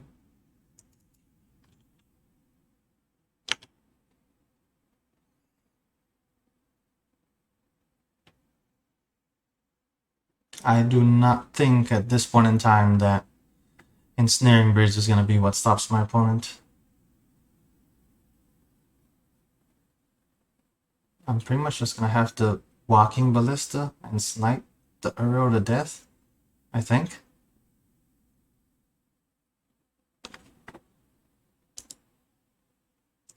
Let's see. The only other option I have is to play Golos and start playing spells off the top like I'm crazy. Okay, Uro. So if my opponent has Force of Negation in hand, they'll have Force of Negation mana open.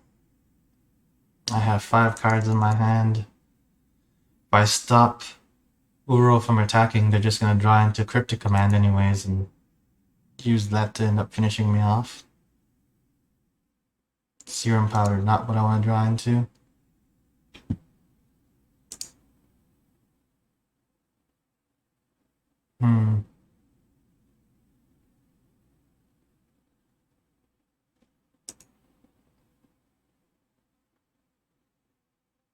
I could play Serum Powder.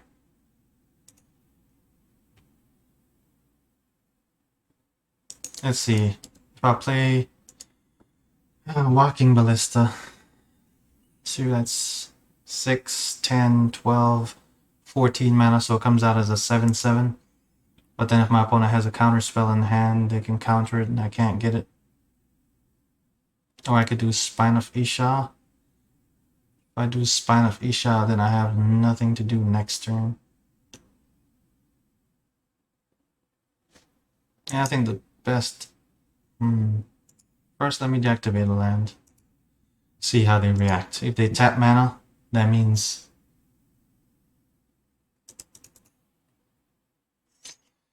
Oh my goodness. I'm gonna have to...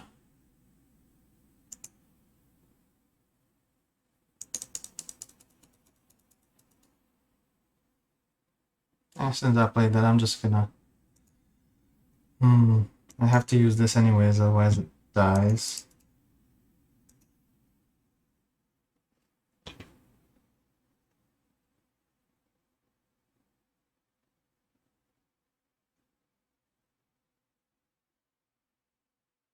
I guess I could have played Serum Powder, made it into a creature, locked, kept Karn alive.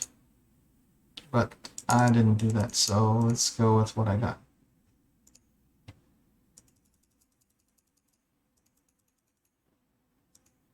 Mystical Dispute is something my opponent played already.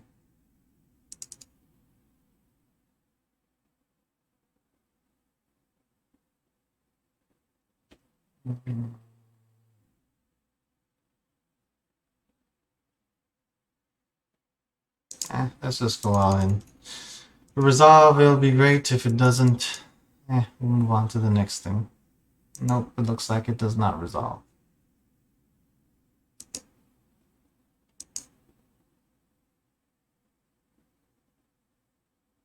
Oh, I made their land become enabled again.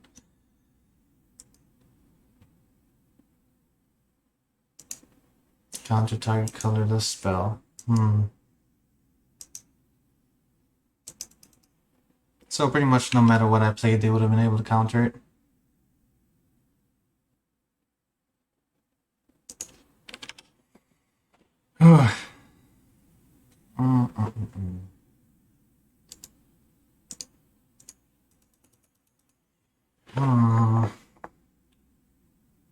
Running on top deck here at this point. Not looking too great.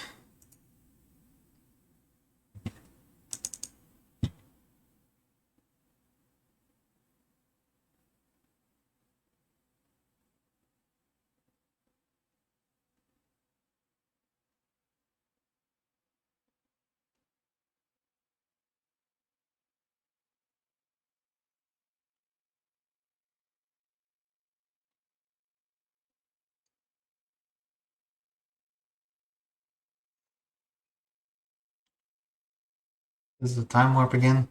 My opponent has 2 more time warps. 3 more time warps, then that's pretty much a game in their favor.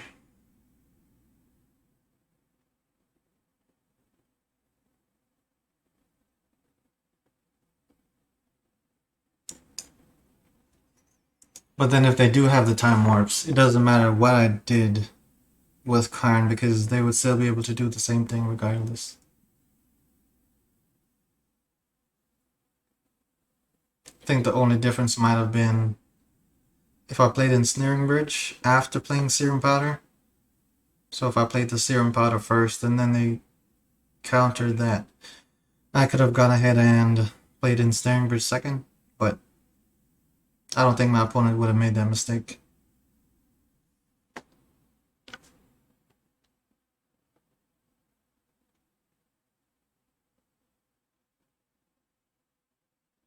Fires of Invention.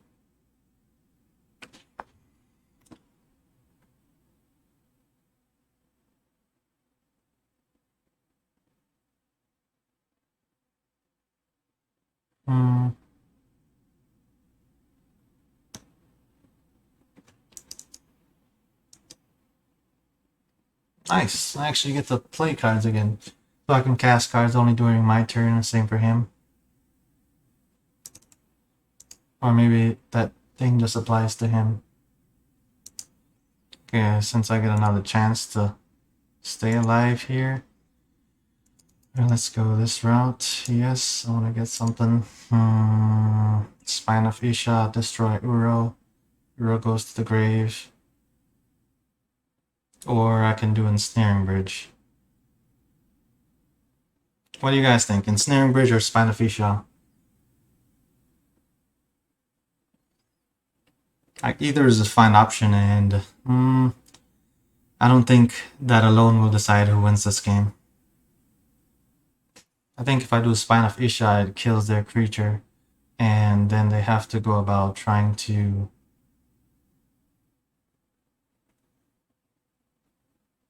Let's see, I can also do something else.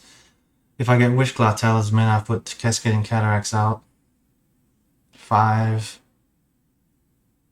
I don't have any Ugins dead yet. So I think that is my answer here. So Wishclaw Talisman.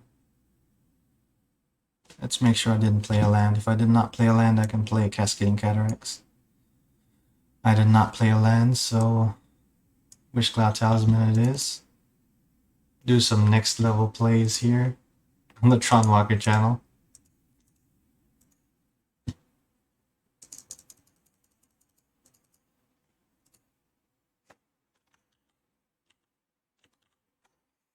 Oh, I had the wrong mana there. That was unfortunate. I'm just so used to only needing to add... What is it? Green mana. Okay, let's use Wishclaw Talisman. Let's go get 3, 6, 7 mana is what I'll have available. So since 7 mana is it's 3, 6, 7. I guess I miscounted by 1, but I can still go get Karn Liberated. Since he can only play spells on his turn, he can't counter it. And he cannot use my wish class since Sky and Gray Creator is out on the battlefield. So Rose gone, your turn, opponent.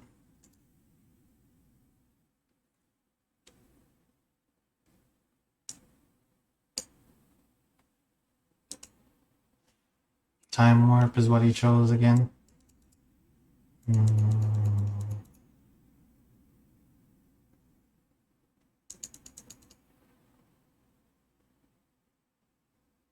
Simeon Spirit Guide.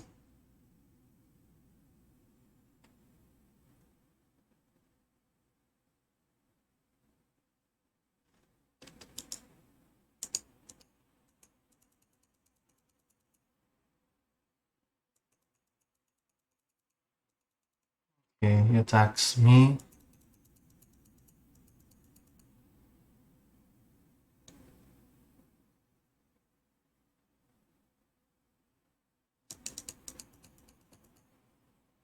Okay, opponent, what do you do? Probably right now the fact that he only has 2 minutes and 30 seconds is like eating away at him, because if he doesn't win this game then he loses. But I guess that's the risk you play when you play a control deck like he's doing.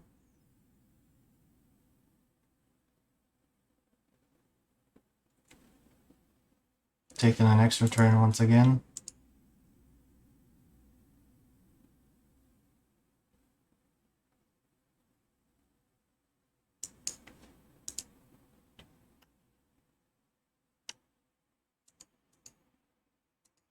Might end up being able to pull it off here.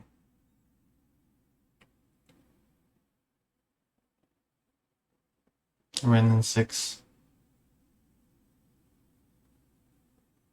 Dealt 1 damage to me there. Dealing 2 more damage to me now.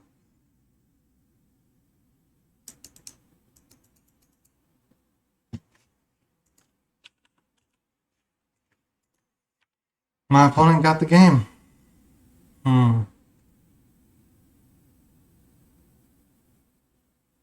Wow.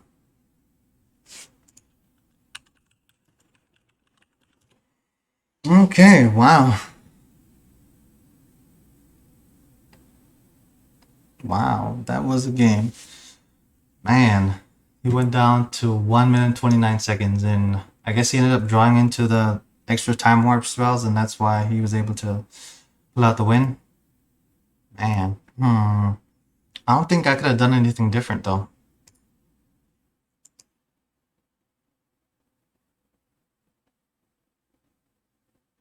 I think the only thing I could have done different was played Platinum Angel. That way I couldn't lose the game and he couldn't win. But if I had played Platinum Angel and he drew into a Cryptic Command, he could have just bounced it and won anyways.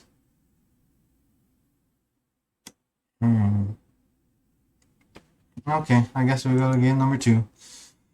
Oh, 2-0 loss there. But excellent game.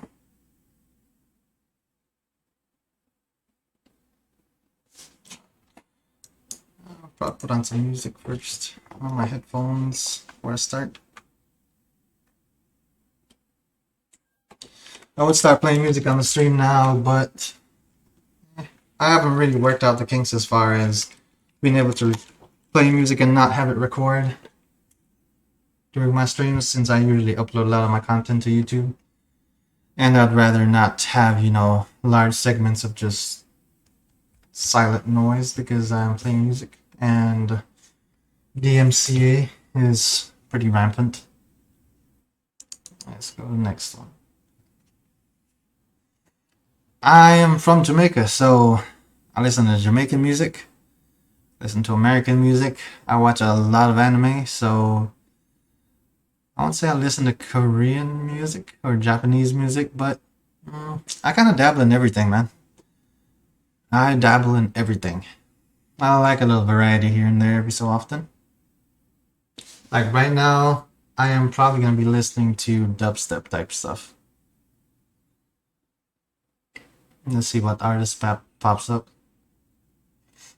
But at work, since I work in an office, I have to stay awake, so I'm typically up doing squats or something, just to, you know, try to not fall asleep or something.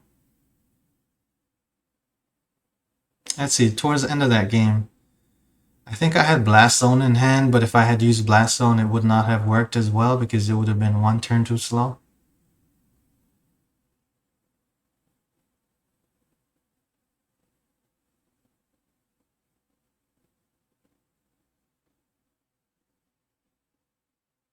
Hmm. Or maybe I had Blast Zone in my hand for a while.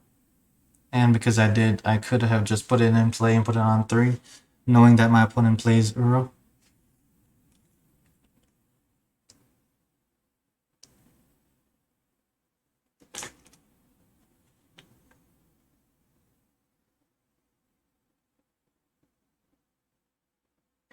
I listen to all of those. Dang, the number of active players is... Okay. Opponent found. I guess it's that 994th guy that just joined as my opponent.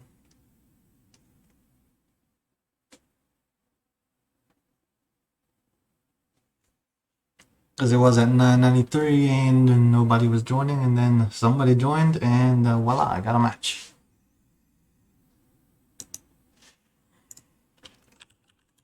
Good luck, have fun. Tribal Master. I'm expecting to see some tribal things from this guy. Let's see, am I getting a turn 3 Tron with this hand?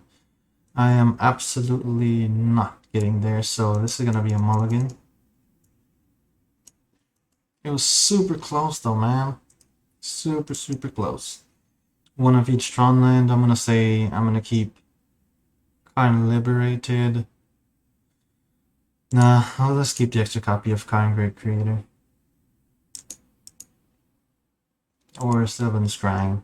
I'll keep the Sylvan Scrying. Okay, I'm going to powder this hand away as well. 2 power plants, that's not going to work. Mulligan. Mine, power plant, no tower in sight. Mulligan again. Alright, let's powder this hand away again. Opponent's playing control, mill. I'm gonna be dead to it because I mulligan like everything. Okay, that hand's not gonna work. Let's mulligan that. Okay, let's powder this hand away as well. Don't need that, don't need that. Oh my goodness here. Let's keep a tower. How many towers do we have in the deck? Let's see. I think at this point in time, though, it's just better to just take the towers. Alright, let's powder that hand away.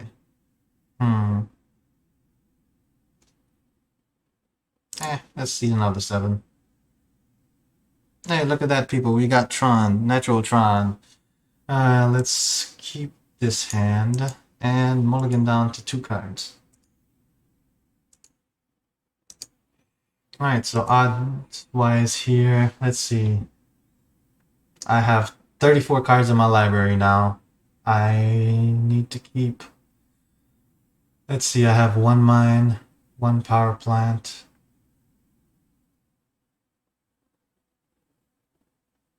Okay, so I have more towers in my deck than anything else. Okay, alright, my opponent's probably over there like, what the heck? Sucks, man. So here we are highly playing the odds this game, game number 1. Oh, let's see if it goes in our favor. A Planeswalker, not what I want to see.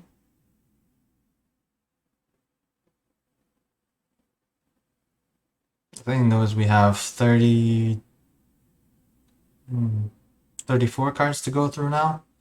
And 4 of those cards are going to be towers. So I don't hate my odds here. My opponent's a cool deck. I'm just going to wait to use this in case I draw into a Sylvan Scrying.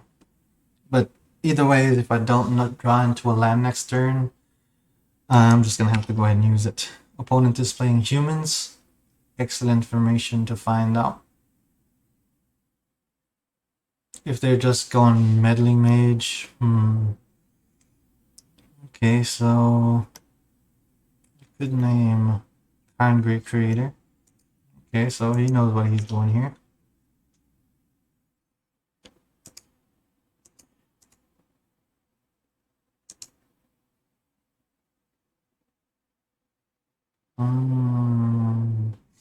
Let's just see how far off from Tron I was.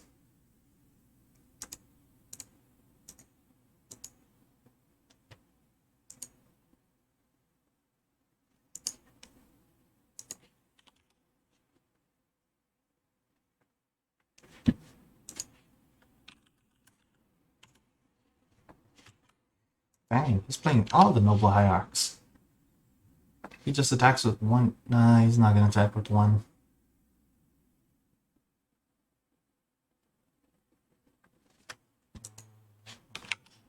I'm just going through here trying to see how far off from Tron I was. Alright, let's see. This is like turn number 4.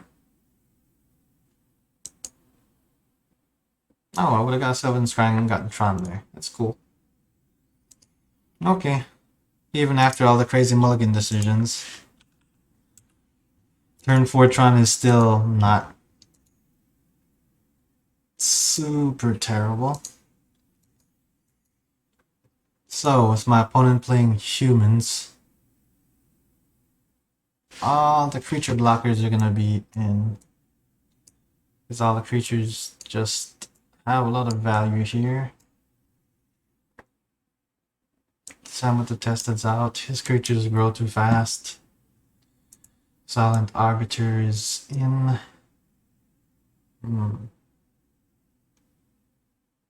I think I'll put Silent Arbiter back. Silent Arbiter can make it to where if all his creatures attack, only one of them can actually attack. So since only one creature can attack, he can potentially block it and save me 1 extra turn.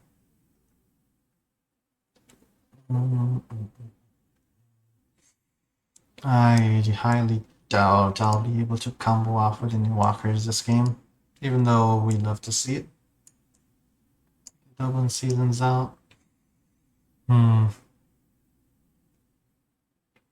So Snaring Bridge is going to be great in this matchup.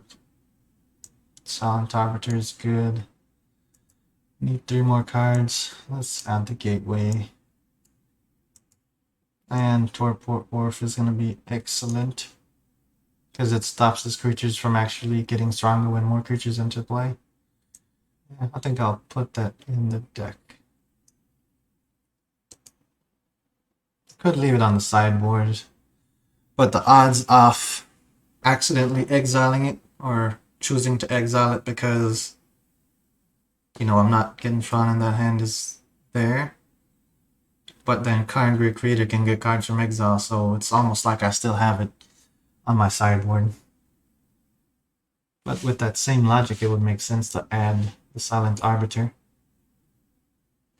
So, Ensnaring Bridge, Wishclaw Talisman, Necromelo Coating, Spine of Isha are going to be the cards that I get with Karn if I do get them, which are not bad options. Oh, I'm at 61 cards in my library. Guess I'll take the Planar Bridge out. If I can, yeah, there it is.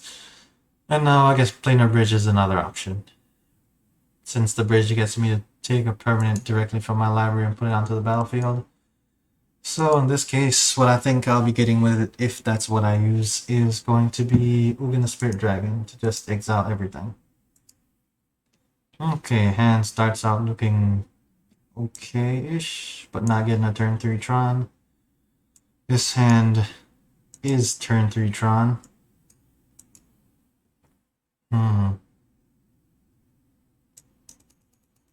I'm gonna keep it. I think I'll put the Blast Zone back, because the possibility of me drawing into another land is not 0.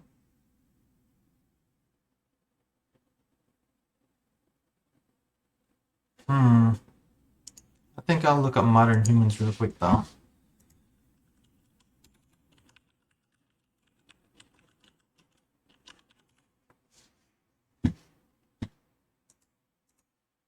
The reason why I'm saying that is, let's see, which cards did my opponent play? Champion of... Okay, let's see. Guess I can just use the chat. I'm just wondering what the converted mana cost of that card is.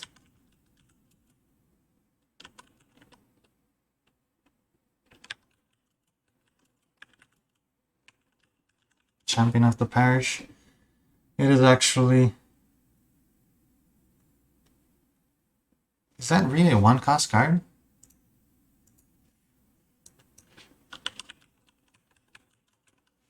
If it's a one-cost card, then Blast Zone being in my hand is a gold mine. Yep, and it is. Okay, so I cannot put Blast Zone back. I guess Sundering Titan it is. My opponent's playing a lot of mana ramp cards anyways.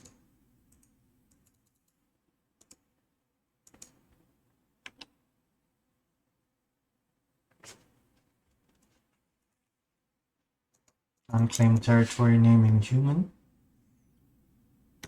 If he had named something like Slivers there, I'd be super surprised. Probably ask him what the heck he's thinking. Okay, so drawing to other card here.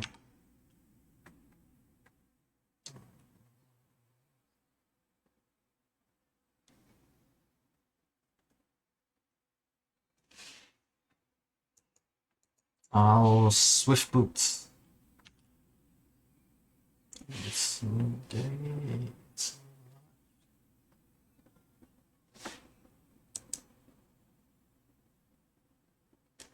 Okay, he can choose to exile something here.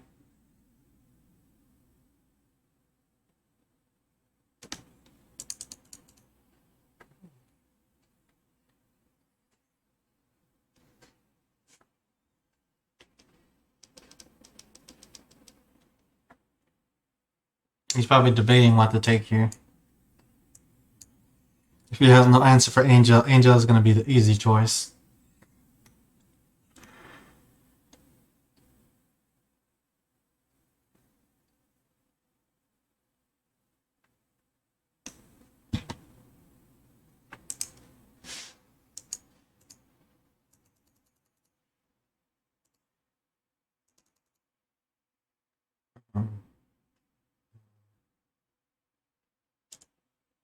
Let's see, what are my options with Karn again?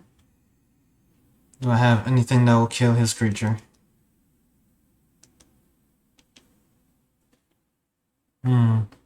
Spine of Isha will kill his creature. Spine of Isha will kill whatever I want it to kill. So I think Karn into Spine of Isha is the play.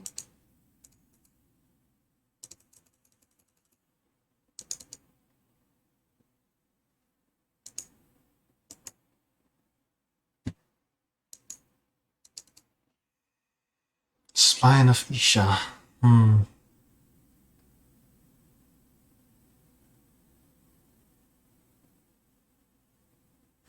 Or if I do Ensnaring Bridge. Nah. Let's just do Spine of Isha. Get some value out of that. Then there's Champion of the Parish. I'm not really worried about that because I have an answer for it already. He's probably not going to play another one if he gets it just because of that. So this turn I have options of what I want to do here.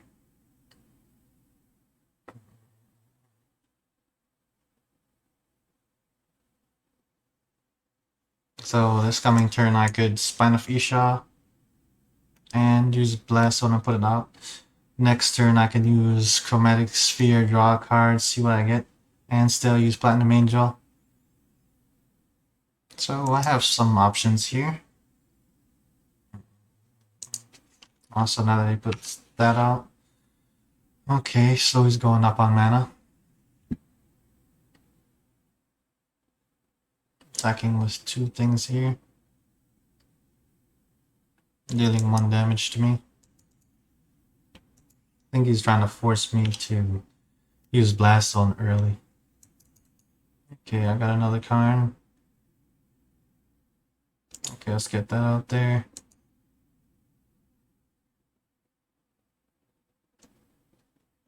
think using Blast Zone here is the best answer.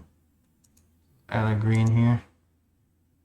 That's getting Cataract, so I no longer have to worry about colored mana.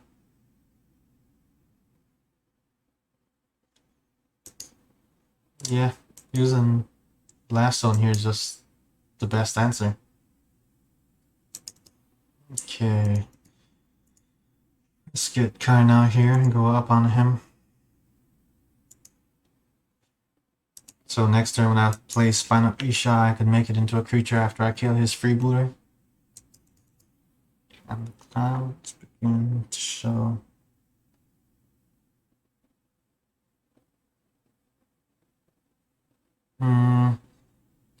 With bridge, yes, but the thing is, the bridge, it takes too long to start, getting value out of it.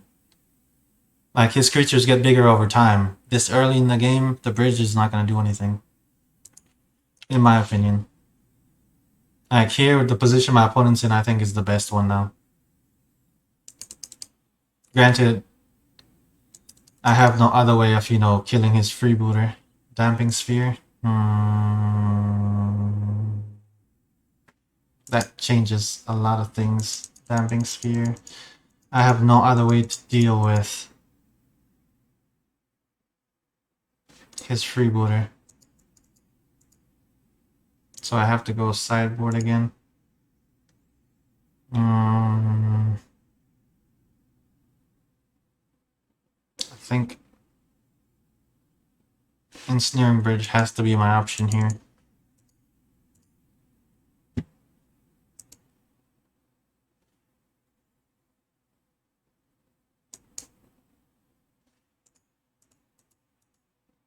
So Ensnaring Bridge will kind of guarantee that Karn stays alive for a little bit longer. Also gives me a little bit more time to try to figure out another answer for Damping Sphere. So big creatures is off the table for him, as long as I can keep playing cards. He might have Mantis Rider here. Yep, Mantis Rider.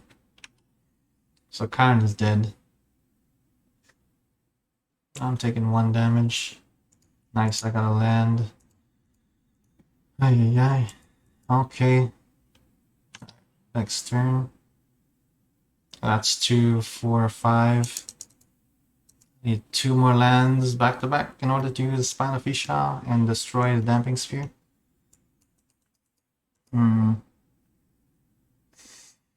It's a very delicate position in the game here, folks.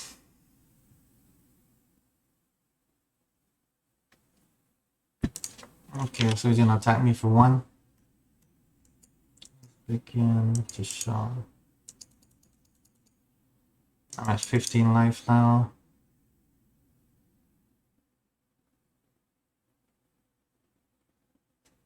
Collector, oof. Ouch.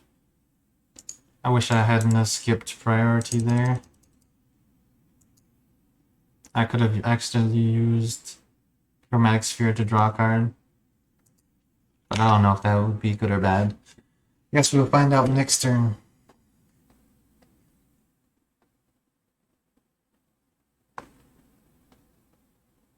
It's 2, 4, 5. So this time I'm taking 3 damage.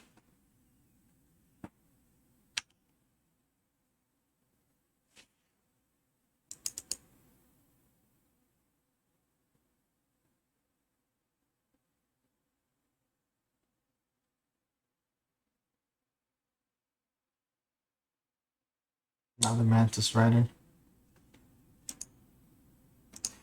Well, 2, 4, 6. If we top deck land, next turn we're in a good position. If we do not top deck land, we are in not so good position. So, may the odds ever be in our favor here, guys.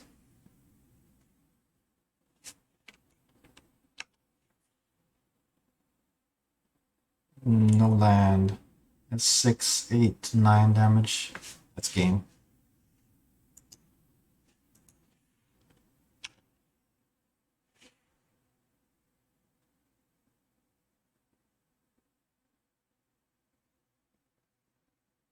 I don't expect my opponent to miss it, but let's see. There's an odd chance here that he doesn't attack with everything.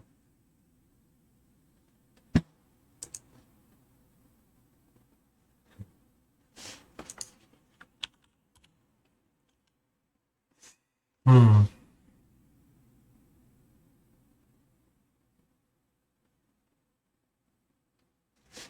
I wonder what I could have done different there.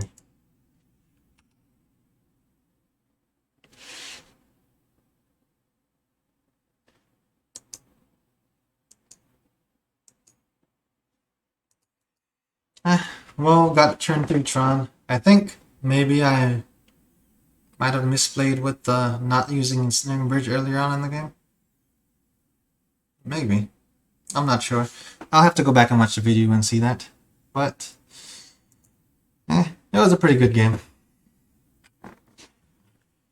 For someone who's playing at super... Not, I guess it's not a super aggro, because that's more like 8-ball status. For an aggro deck, though, I am not too surprised with that result, because they tend to be a little bit faster than Tron. In this case, I just didn't have the right option to answer them. Hey, losses happen, right?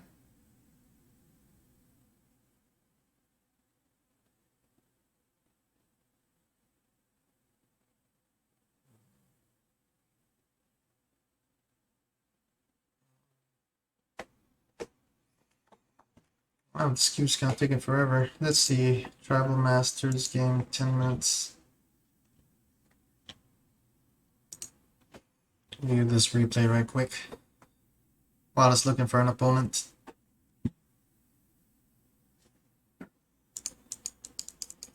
I'm just trying to see if Khan would have been dead or not if I had used the Ensnaring Bridge earlier on in the game. Oh, never mind, I found a match.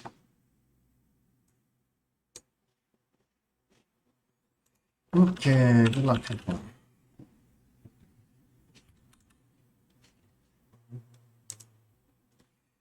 Okay, let's see. Definitely not keeping this hand. Opponent has Lurus of the Dream Den, so opponent might be playing Burn. So I think that's the best. My opponent's... yeah. I guess they might know I'm playing Tron because of my name, if they have watched any streamers, really. Let's hope that they're not expecting us to play Tron. Okay, so opponent looked at their top card. I'm gonna go AFK. Shapeshifter's Gift, so my opponent's playing Hammer Time. Oof. This is going to be a match here, folks. Shapeshifter's Gift.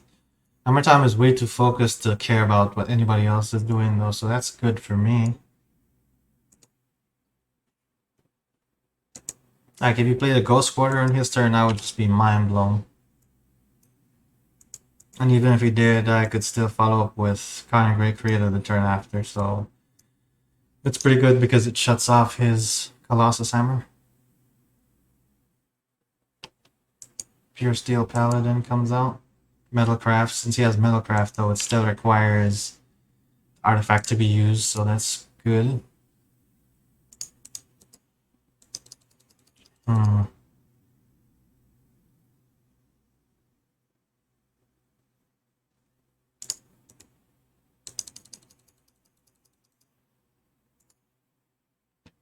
I'm just gonna make this into a blocker for Karn, because keeping Karn alive here is gonna be extremely vital for my survival.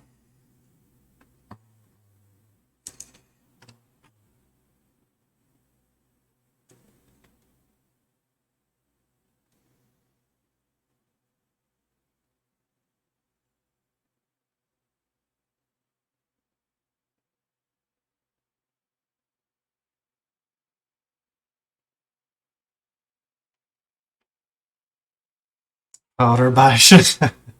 Hey man, powder is amazing, bro. Okay, since my opponent played Ink Moth Nixus. Alright, so he's gonna be trying to do flying infect damage, so I have to look out for that now. Okay.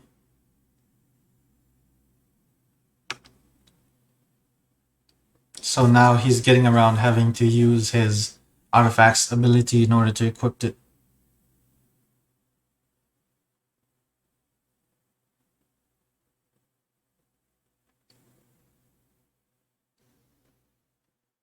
And he can cast them like they have flash as well, I think. He's attacking Karn here. Of course I'm gonna block it.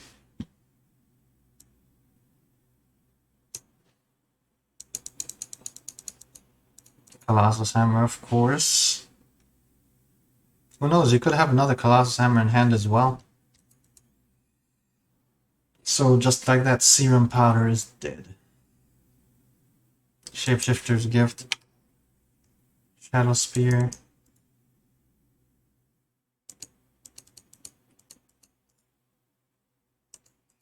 Trying to make sure I end up accidentally skipping through my turn here.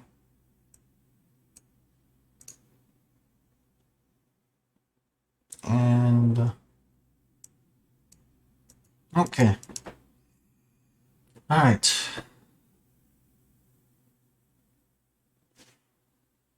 Of course, Blast Zone, because Blast Zone can destroy all his one-cost things. 3. Then let's go ahead and go get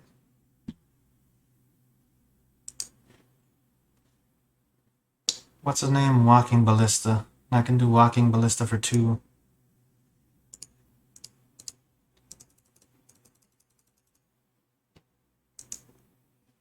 So after Walking Ballista for 2, I'm going to be able to snipe something.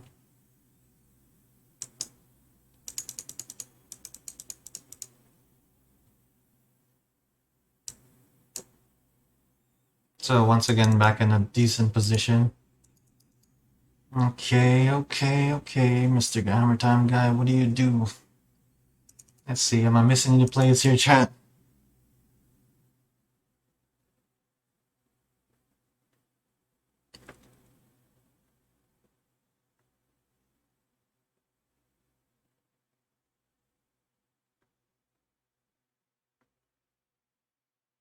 Shadow Spear. Trample and Lifelink. Okay. Oh, I guess I'll just let it resolve and then destroy Blast Zone.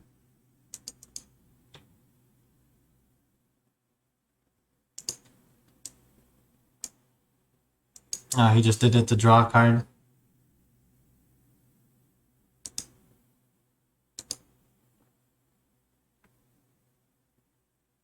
So what I'm going to be able to do with Walking Ballista is I'm going to block his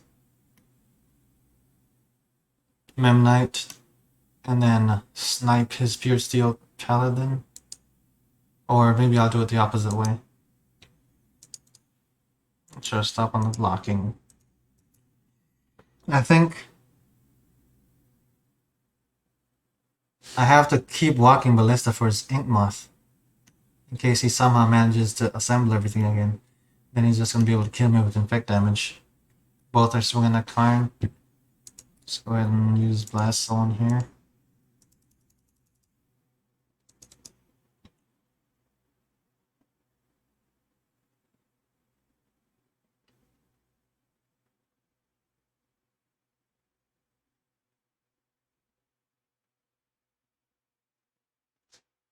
Only 2 damage. Yeah.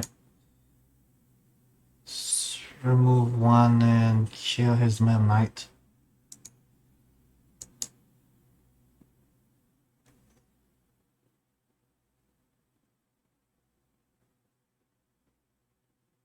If he had another hammer though, he would have to cast it instant speed and it would resolve before my ability resolved.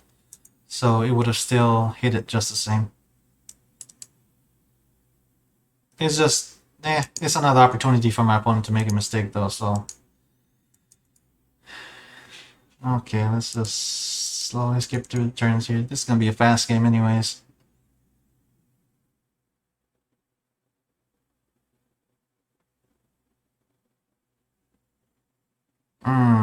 Okay, you got me. I made a mistake there.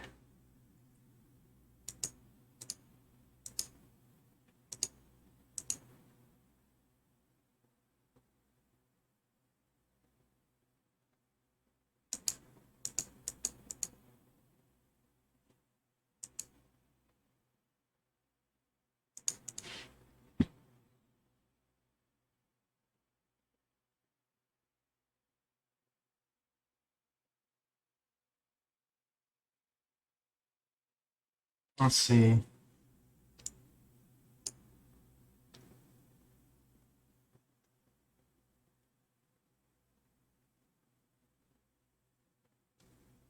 think just playing Karn here, Exile and the Inkmoth is the best option.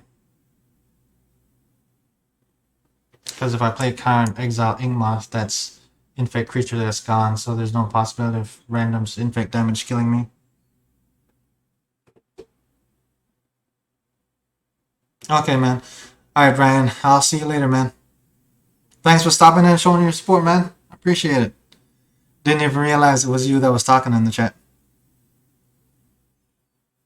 Hey, but the pressure is real in this game, so let's go on to making some good bad choices, shall we? Just gonna use Karn, Exile, Inkmoth, that way he can't use it and kill me with infect damage. Okay, opponent. Alright, game number 2 then. Alright, that's a win. Alright, let's see what ran. Blast on 1 should be GG on script as 1. Yeah, I would've popped it there and killed the paladin so he can't equip after. But I guess he'll just play into the blast zone and zone in place, so Mem Knight. Oh. I don't know what that comment was.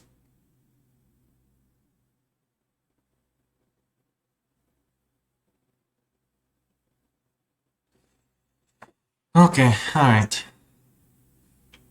By the way, ladies and gents, if you do not know Ryan 100,495, he's a pretty good streamer who won a pretty major event the other day using a dredge list that he came up with himself.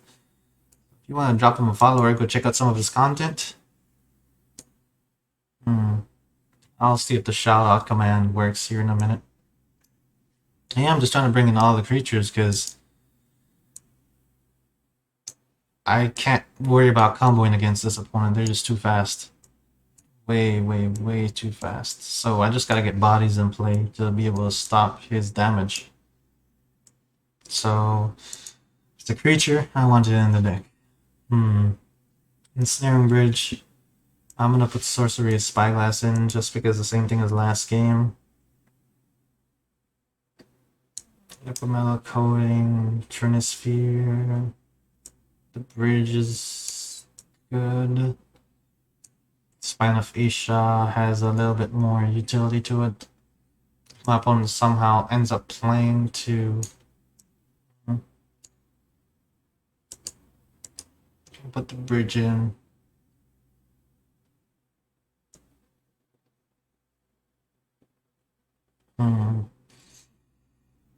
The bridge is always a tough choice to make. Because if I put it in, then I can't wish for it. Unless I get Wishclaw Talisman, which takes 1 extra turn. And even if it's in play, my opponent can equip it at instant speed so they can attack and then equip it.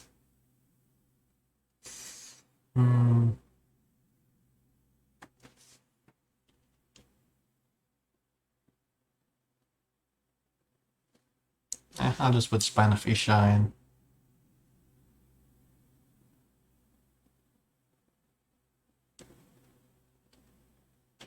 I'll just go with that.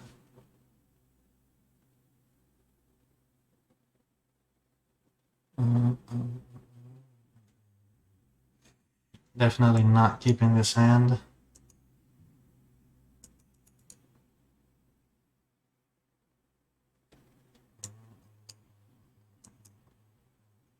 I'm gonna powder this hand, and I'm gonna put Kind Great Creator back.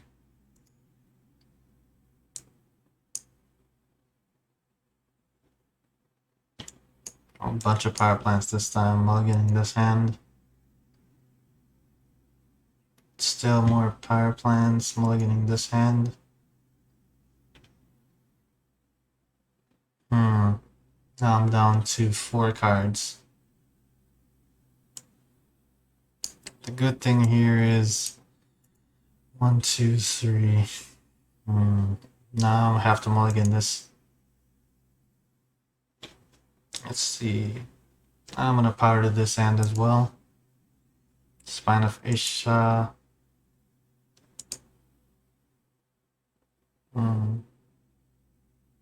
Yeah, I couldn't keep this hand anyways.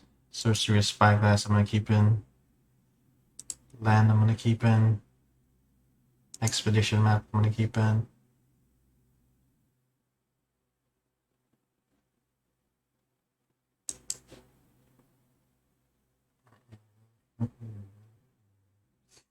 Let's go for 2 Tron lands here. Nope.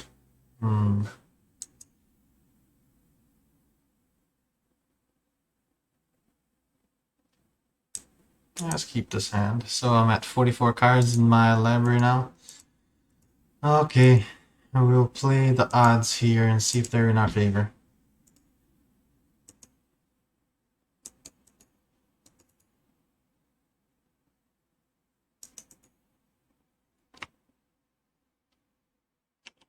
Eight on turn 1. Silent Arbiter, not what I wanted to see. Unless I end up drawing into the other 2 pieces of Tron. I'll end up exiling 9 cards. Power Plant, which is what I got already. That's good.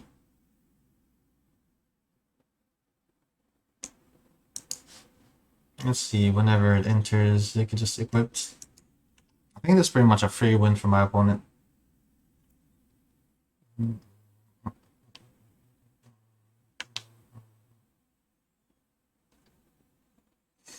Yeah.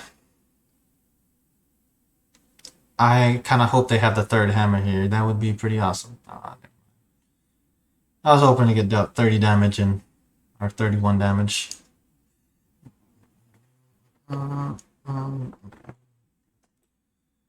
Oof. Well, that was a loss right there. Not surprised though. I ended up mulliganing into pretty bad hands. I'll be right back though. I'm gonna use the bathroom right quick. I'll be back in less than 2 minutes.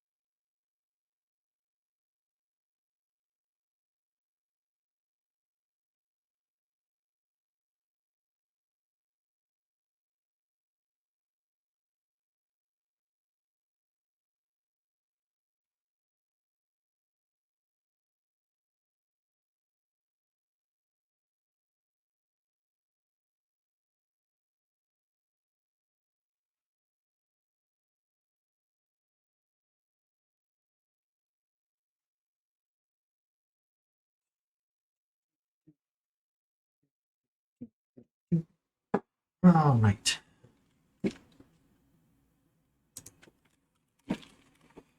All right, so I'm back.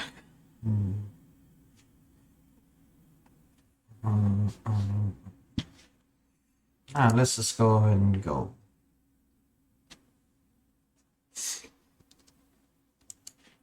Yes, I would like to play first.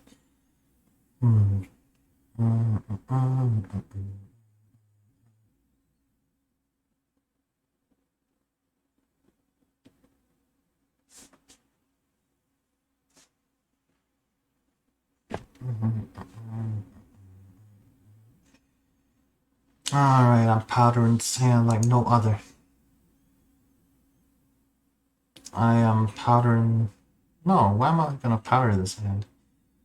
I have everything to get Karn on turn 3. I'm not powdering this. Let's keep. I don't know what I'm talking about here.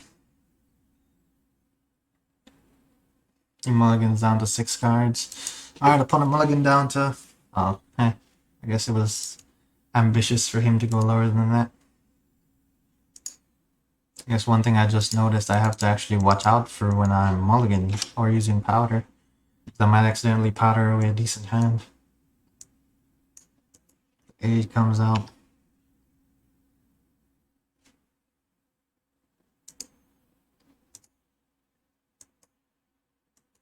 Since now I have the Expedition in hand as well. Mine. Let's look at the power plant. Make sure I play the right lands here. Could be a game maker ender. Alright, I need to get a tower. Alright, Lawrence, here you go. So, next turn, I'm gonna get rid of the aid. I have to get rid of the aid. And then the turn after that, I'm gonna go get Blast Zone. Stoneforge.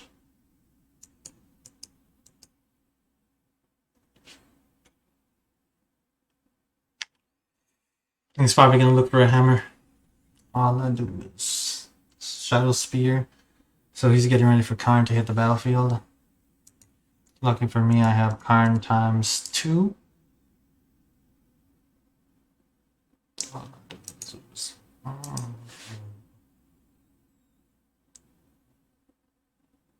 Yeah, that's what I have to get rid of here. Because he could just double Colossus Hammer on Stoneforge and kill me.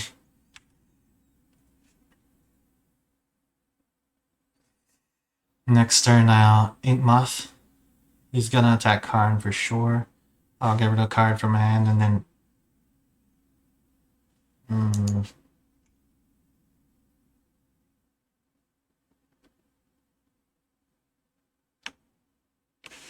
I think there's still a possibility here I could be dead. Because he could play the aid. Pure Steel Paladin, that's good. Pure Steel Paladin I like.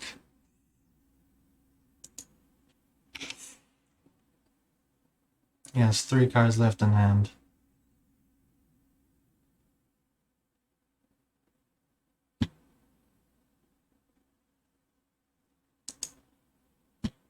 He's about to have 2 cards left in hand. No, 3 cards left in hand.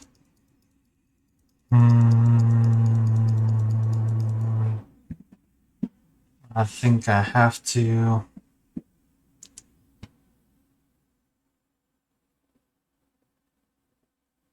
Let's see if I powder. I'll get 1 mana out there extra. Then that'll be 5 on board and I could play the mine. But then I couldn't play Expedition. I have to play Expedition this turn.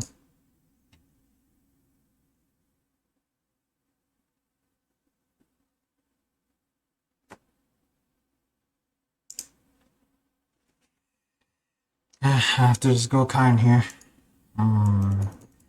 Feels bad though, because still a potential of missing what I need to do, because he has almost all the options on board right now. Metalcraft only if he has 3 or more artifacts.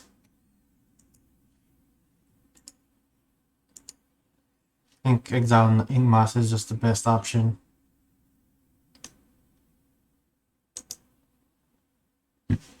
And let's get this out there. Let's get this out there. And let's skip to his turn. Next turn though, I will go get Blast Zone. Colossus Hammer. If he has another artifact that he can play. then he's going to be able to equip the Colossus Hammer, in which case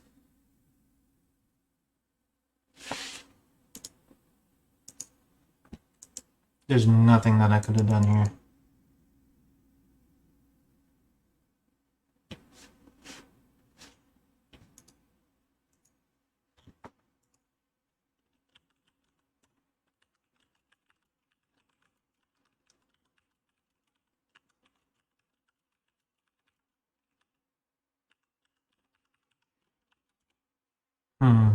Asking my opponent if the right choice was to get rid of pure steel here. Like,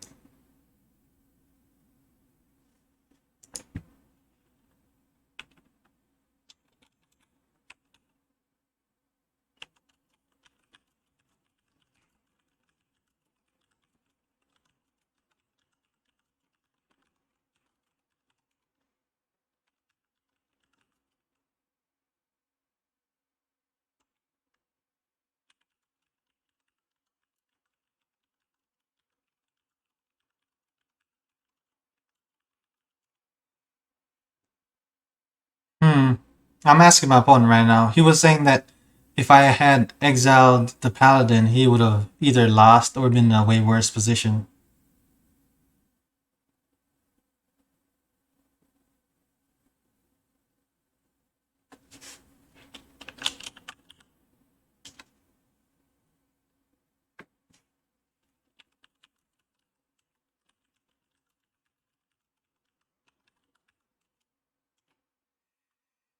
Okay.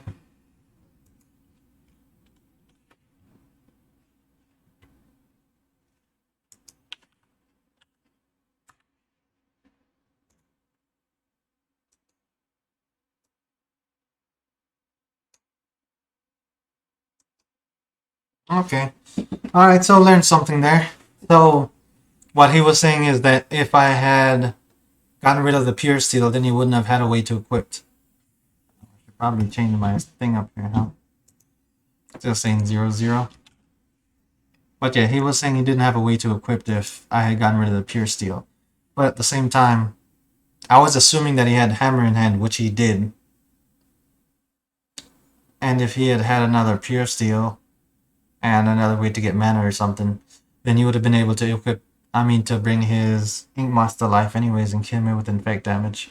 So there was two ways that my opponent could win this game, and I stopped one of them, but can't stop everything.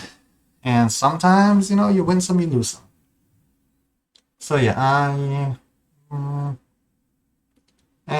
we won one game against, what was it? Hammer Time? I'm okay with that. I don't even remember what the first two losses were against. Now that I think about it.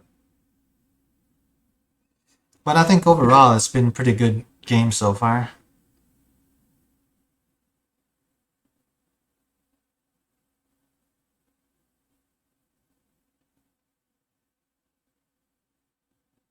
Yeah, removing Nixus was still correct. But he had something else to follow it up after that, which I can't be mad about. It was a pretty good position on his part. Like very, very good position.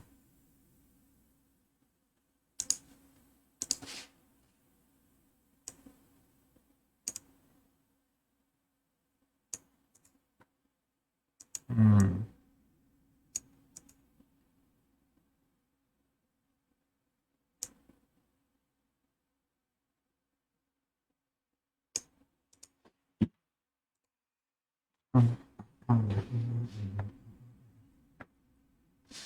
Okay, so this needs to be a little bit bigger.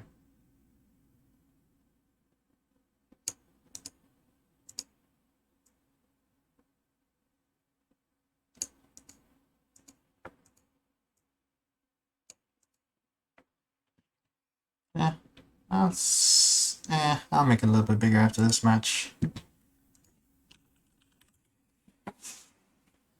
Alright, let's see. Hopefully we have another good game here. This hand I'm not going to keep.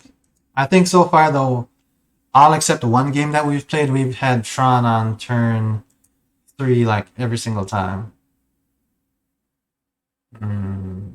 Let's put a Karn back.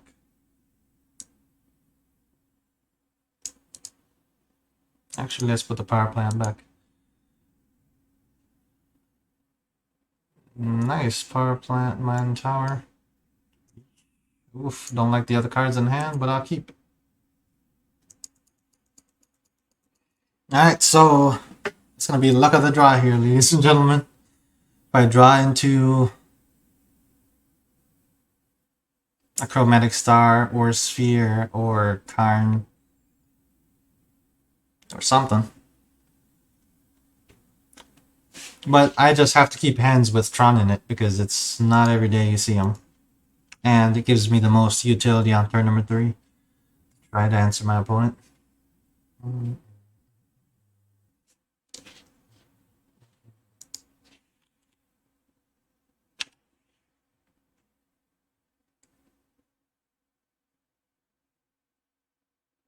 Okay, so Blood Crypt.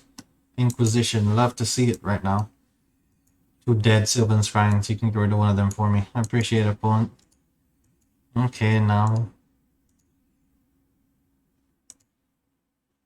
I'm not going to use that yet. I could potentially use it next turn to go get Cascading Cataracts, which enables me to play any color card. Inquisition, he's taking it. He knows.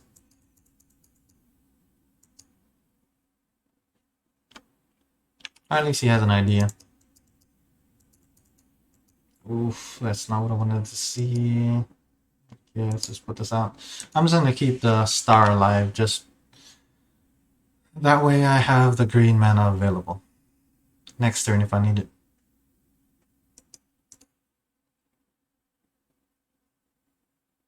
Speaking of, let me go see what all I exiled. Just the Serum Powder and Karn Liberated. 2 Karns, Karn Liberated, so 2 Karn Liberateds are... Let's get rid of the land.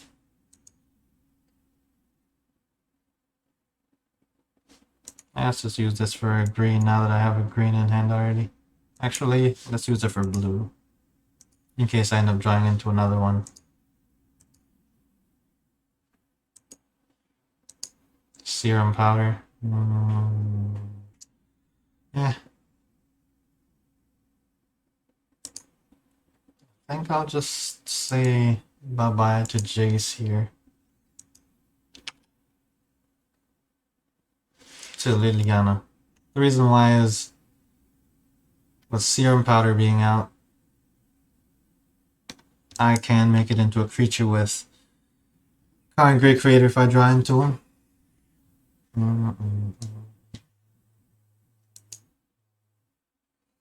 Okay, another Planeswalker that we can't use.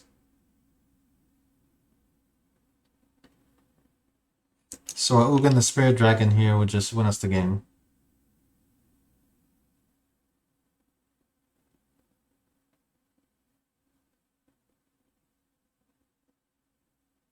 Karn Great Creator. If I don't stop his Liliana next turn at Ultimates. Oh man, that is rough.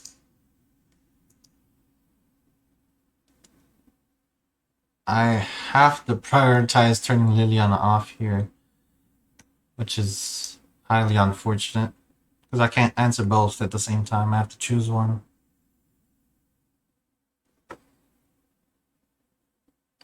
Yes, live, Papa.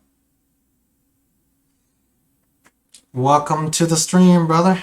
Thanks for coming by and showing your support. I think this is the second or third time you came in and said, "Is this live?"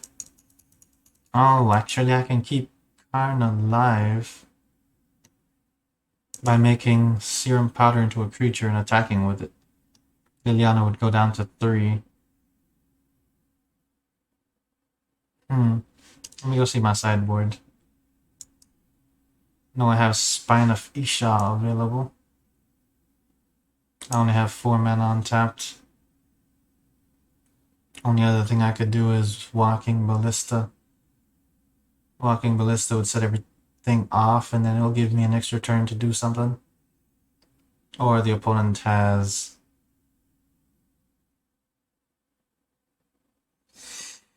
Hmm. Hey man, since you're a Gen guy, what do you do?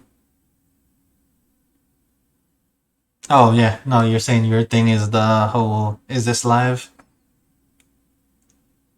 Sorcery of Spyglass answers Liliana forever.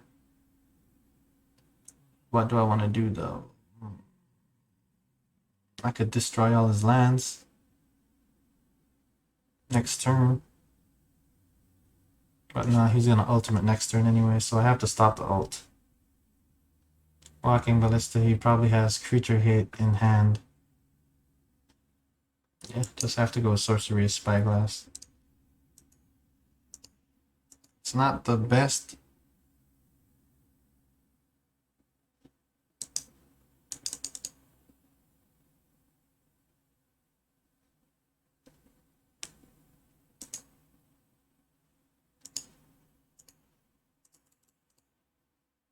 He has another Liliana in hand. That's excellent. That is top notch.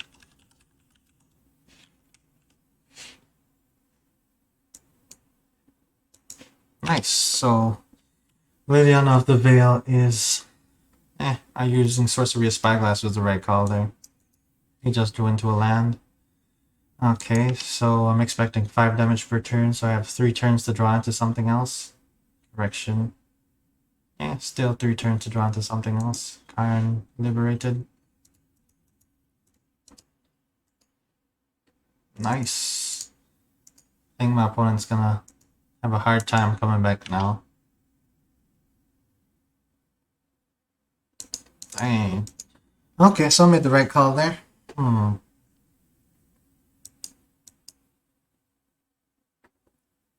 Bloodbraid Elf. Oh man. Keep piling the things on. Ren 6. Oh my goodness. Okay, let's go back to the drawing board. What do I need now? I think ultimately I need to draw into something else. Opponent still has a Lilian of the Veil in hand. Ugin the Spirit Dragon. Oh my gosh. This game is just being ridiculously good to me right now. My opponent is probably frustrated that everything seems to be going right for me. Which I would be too, quite honestly.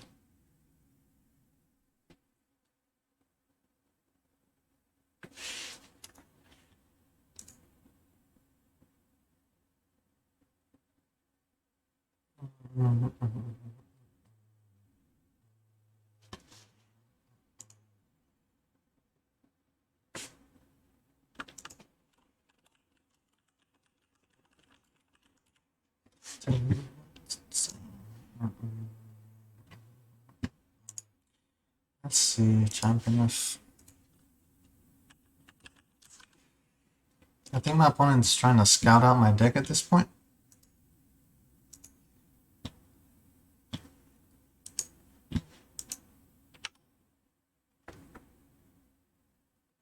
So he's probably trying to learn how to sideboard against me.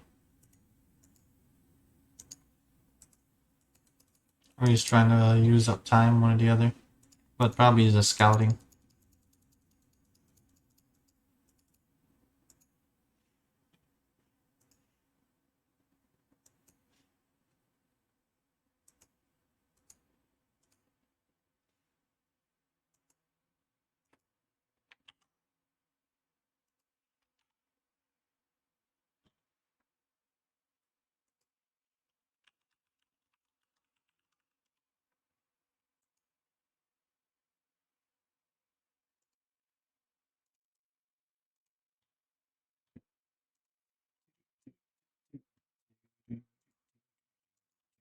He decided to scoop. I guess he wasn't seeing anything interesting going on. Apologize, opponent. I didn't draw anything else. Okay. Alright. By the way, Papa, how's your day going, man? Okay, let's see. Opponent's playing Jund. Jund has a lot of creature hate. So if I start playing creature stuff, it's just gonna play in his favor. The biggest thing that's gonna be a problem here is Lilian of the Veil. Sorcery of Spyglass on turn 3 would answer that. Spine of Isha also answers it. Walking Ballista might as well.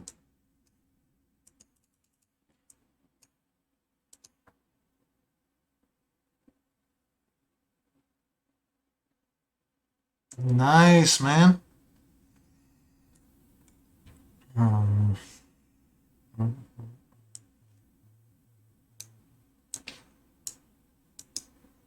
so all these cards here will be great. It would be nice to have Relic of Progenitus, but I took it out. Titan to destroy his lands would be amazing. Not expecting to cast Emrakul here.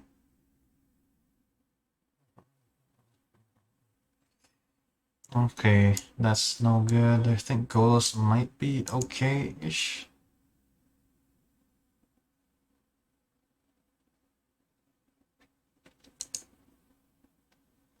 I guess I'll go one on Serum Powder for Golos.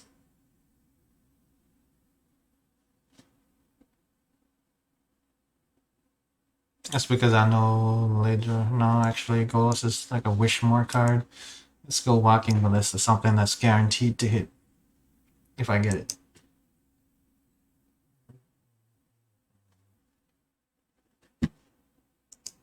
Okay, this hand is not a keeper.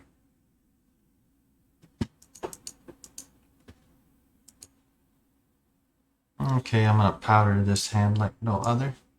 By the way, Papa, this is what I added to my deck. The Serum Powder. I get to exile cards if it's in the beginning. If it's in my beginning hand, and I haven't chosen to keep a hand yet, I can use it to exile my hand and draw that many cards. Let's put Walking Ballista back.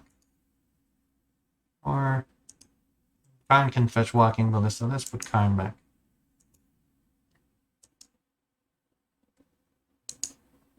And I do not want to keep this hand. Oh, this hand is worse. Let's powder again. I know Ugin pretty much wins the game. Need Expedition map.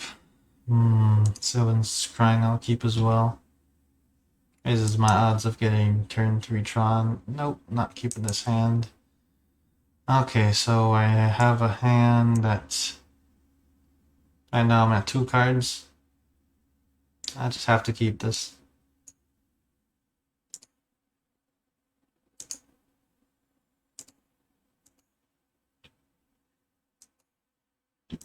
That was a lot of mulliganing now, though, to end up with 3 cards in hand still.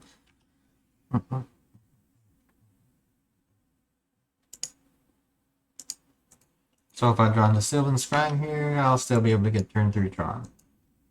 Which would be perfect.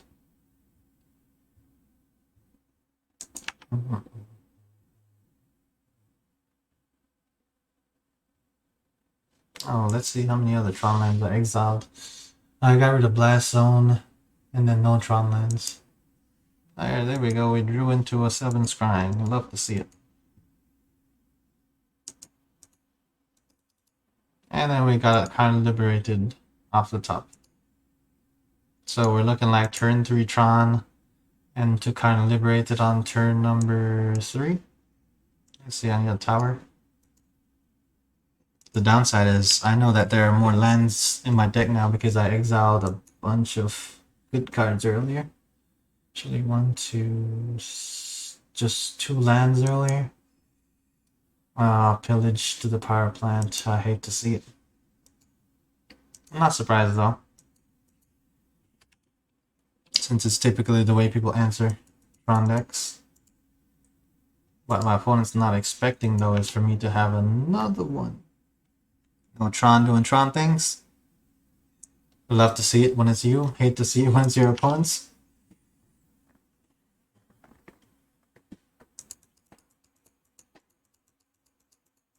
Leon of the Veil, Bloodbraid. Please don't Bloodbraid into a... Bloody Braiding into Liliana. I'm okay with that. I just didn't want him to Bloodbraid into a Pillage again. That would be unfortunate.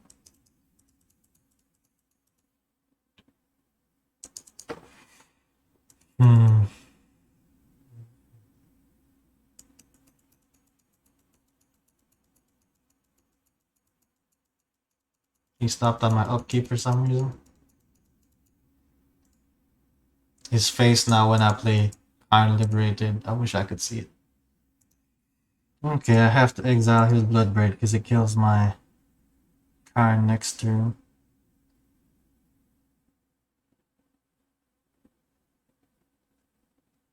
Or maybe the... Nah, I just have to kill Bloodbraid. Well, hopefully he draws into a Tomoglyph here. And it should come in at 1, 2, 3, maybe? Come in as a 3/3. So if he gets rid of a card from his hand, I get rid of one. It's a good day, we move forward to my turn. Returning land.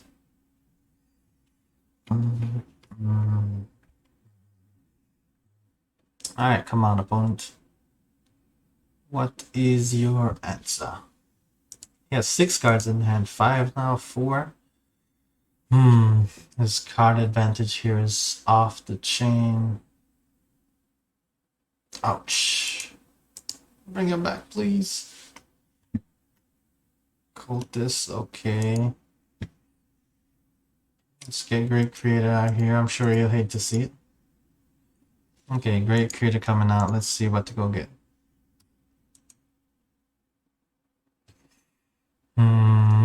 If I get something that's stuck in my hand, he's just gonna kill it. I can stop. I can get Sorcery of Spyglass because it... No. Walking Ballista is there along with 2 Serum Powders. If I get Sorcery of Spyglass, at least then I get to see into his hand. Written 6 though is about the ultimate. So I'll use Sorcery of Spyglass. Because it's just a better choice here. It lets me see more, know more, do more. Because if my opponent has 2 land cards in hand, that means they were planning to just use Retrace and just burn me up with burn spells. I can't have that going on here. Or just pillage me until I'm dead.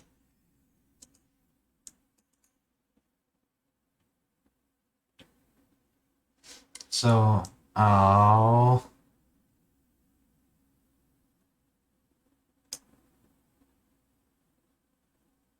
Made the wrong choice there.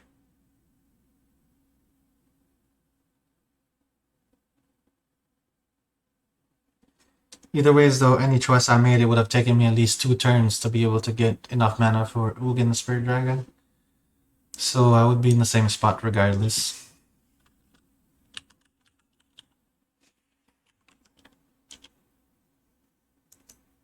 Okay, he's probably just gonna use burn spells now to finish this game out. That and Liliana will still be on and ultimating in 2 turns.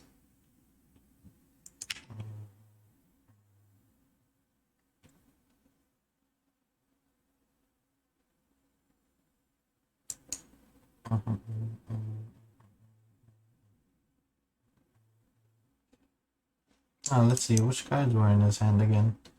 A Seasoned Pyromancer. Village. A Titan.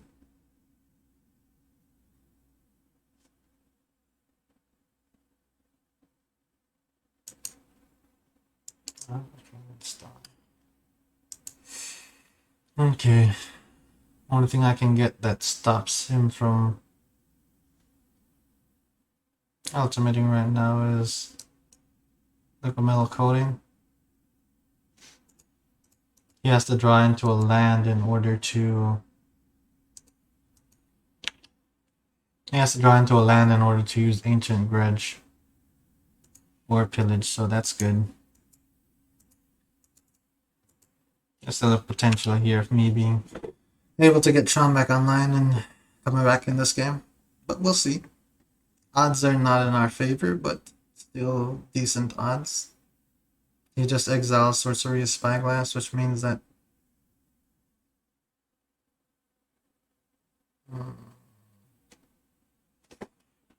Expedition map.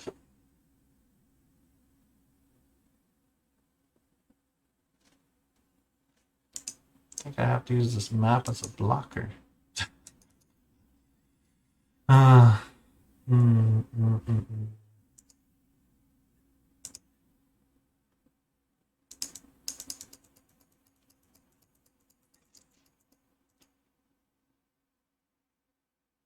Oh. Flash. Oh yeah, this one has flashback. Okay, that's game.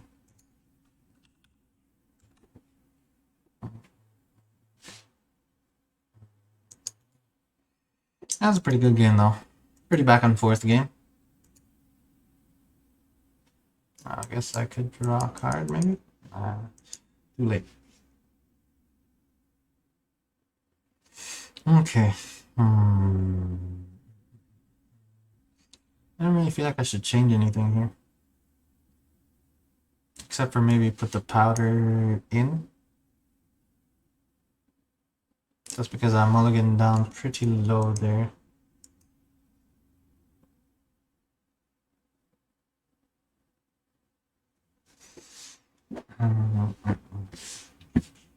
Okay, let's see.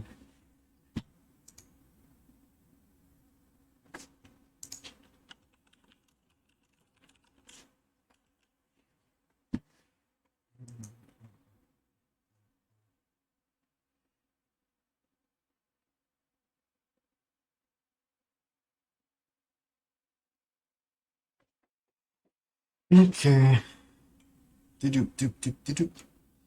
So I've been live for 3 hours and 25 minutes. Been pretty great though. Yeah, pretty great. Catching a lot of L's, learning a lot of things. I'd recommend anyone here who showed up after some of the games, I recommend going back and watch them because there were some pretty good games. And if you decide you want to play a deck that's similar to mine, the matches will definitely help you out because there were not a lot of misplays at all. It's just some games did not go in my favor. Let's see, Serum powder. I'm of course powder in this hand.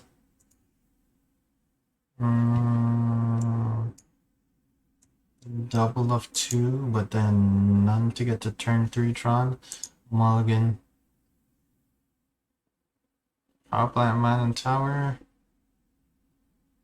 Okay, I'll keep this hand. Issues with keeping this hand though is I have nothing to do.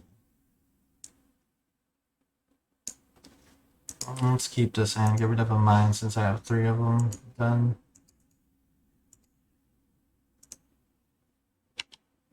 Hopefully he destroys the mine next turn. Please destroy the mine.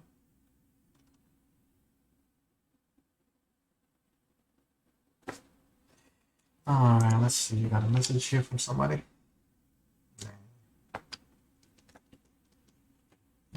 Okay, let's take out the stop for a while. Blood Crypt Inquisition. No, he knows. He knows I have natural Tron and nothing to do after that. So, oh, nice. He doesn't know I have Time Liberated. Please, no Thoughtseize. One time, no Thoughtseize. I appreciate it, opponent. Ren in 6. You can do Ren in 6. Ren in 6 is an excellent play for you right now.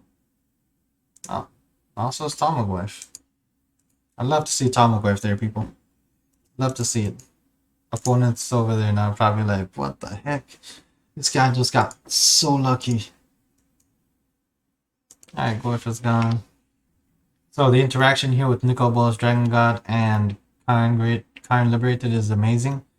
I can use Karn Liberated's ability with Bolas, and it will put him up to 8 counters, and then next turn I can just ultimate him and win the game. Downside, I don't have a way yet to cast it. Oh, Lightning Bolt, you killed it. Let's see. Cascading Cataracts is not in my exile zone. My opponent's probably gonna hate to see this. Dun dun dun. The big man is here to destroy all the lands.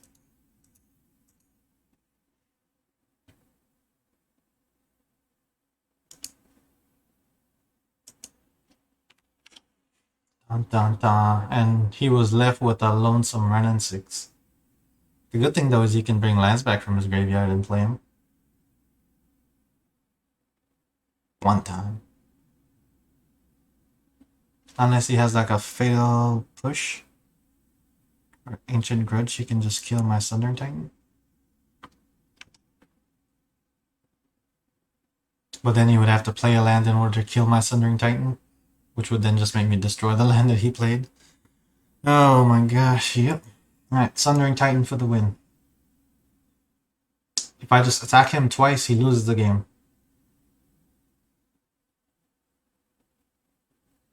Attacking him twice or attacking Ren.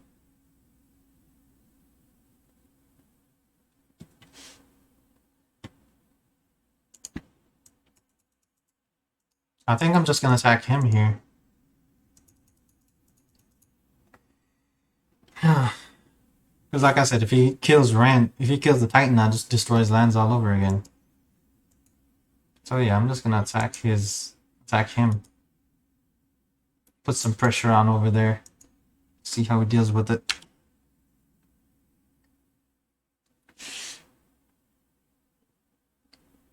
I can't cast Bolas because I have an Interplanar Beacon, not a Chromatic, not a Cascading Cataracts.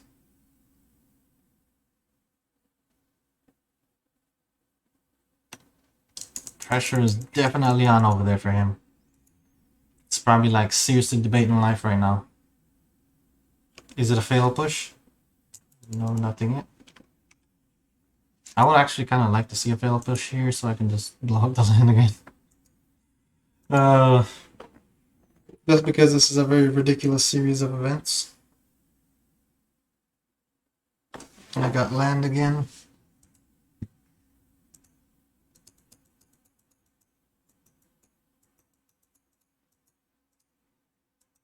Okay, maybe he's using Ancient Grudge. I think Ancient Grudge is... Yeah, he's at 2 life. Ancient Grudge. Let's make sure I'm stopping after this, yeah.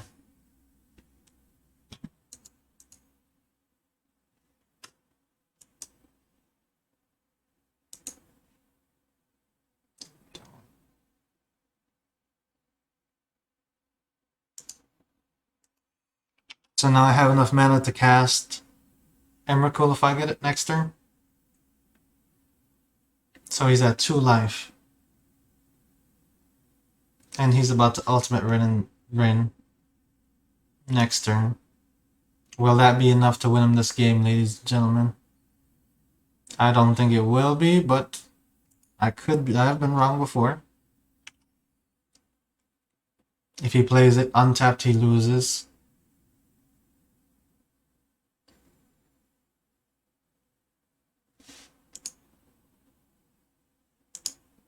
So now I just cast Bolas, kill his Ren.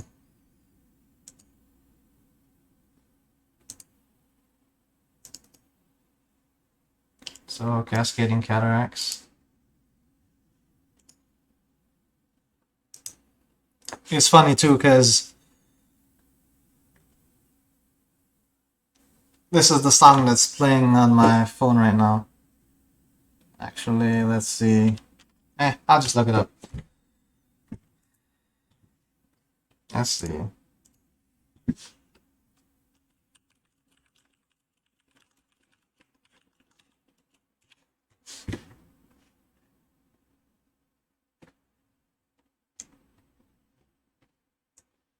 This is the song that's playing on my phone right now. That you don't know the power of the dark side. The Dark Vader. What's the name? Star Wars thing. So it's kind of hilarious that that started playing whenever I'm gonna go ahead and cast Bolas now. Pretty hilarious. But yeah, that's the theme song playing right now. My opponent's face when they see this hit the battlefield, and then Renin 6 is a no more.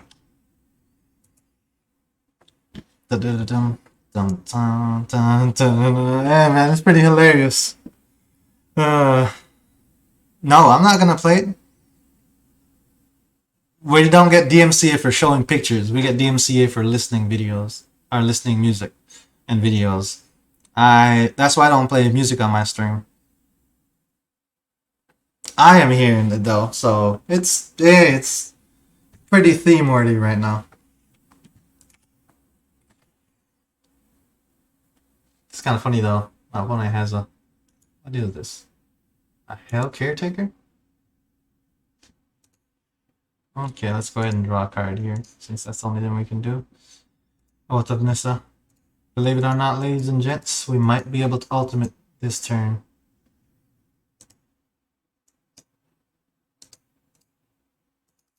Let's see if we get to finally ultimate a Planeswalker this entire game that we've been, or entire league that we've been playing so far. We haven't done it even one time yet. So give me a Planeswalker up the top, please. Any Planeswalker, Karn Liberated, I'll take it. Oh no, I actually chose not to take it. That is unfortunate. Got a little excited there. Dang, I can't believe I misplayed that. So in theory, even if I had, yeah, I would have been able to cast Karn Liberated. Ouch. If I end up losing this game, it's my fault. Dang. I can't believe I did that. Okay, so we have 3 turns in order to draw into something else. If not, we lose. Okay, that is something else. Alright, ladies and gentlemen, how do y'all want to win this game? I think I have 6, 12, 14, 15 mana available. I guess the only option really is just Walking Ballista. Walking Ballista, coming off a ridiculous size. Let's see, that's 4, I think I said I have 15 mana, so a 14/14 Walking Ballista for the win. Still can't believe last turn I misclicked that. Oh no, another 14/14, a 10/10 Walking Ballista. Forgot that I actually have to pay mana to use Karn.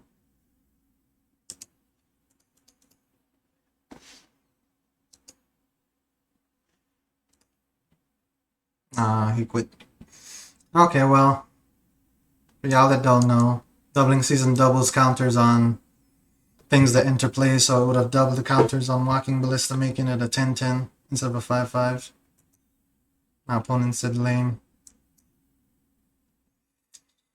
Hey. I'm gonna go back and watch the Hammer Time match though. Yeah. Hammer Time match. I just want to see if I would have survived if I had gone ahead and used Ensnaring Bridge like someone had suggested. Opponent left before I said GG's. They were kind of upset anyway, so I just let it be what it is. But yeah, in this game against Hammer Time, it was fairly close.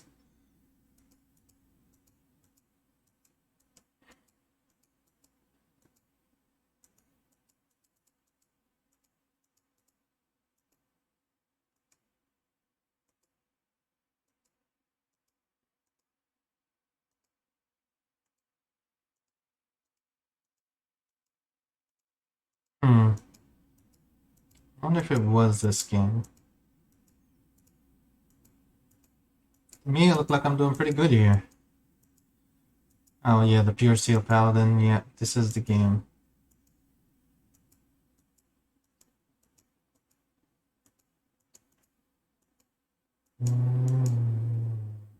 Yeah, I didn't have...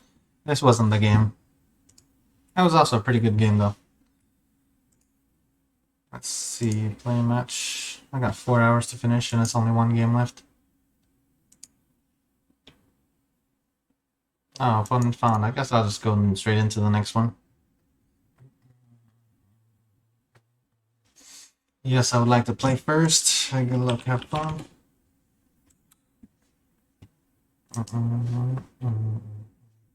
Definitely not keeping this hand. Alright, so we're gonna hit him with the powder 1 time. No clue what my opponent's playing yet, but let's put the land back. Or do we want to put the powder back? Let's put the powder back. That way we can be sure that we're gonna hit another one if we get a bad hand. Okay, let's mulligan. Okay, non-turn 3 Tron here. So let's powder again. Let's put the Tron lands back. I know in this game, this is my second Ugin I'm exiling, so Let's see, is there any other Tron land in here? Just a mine.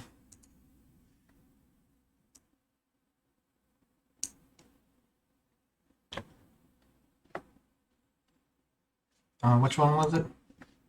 A mine. So I know I already have a mine out. So let's put the mine back. And then let's keep the Ugin, because it could end up being a matchup where I need Ugin. But I can't. Let's just do the Tron lands. And it is what it is after that. If I end up mana flooding, oh well. I'm not keeping that hand. Okay, yeah, we're gonna powder here again.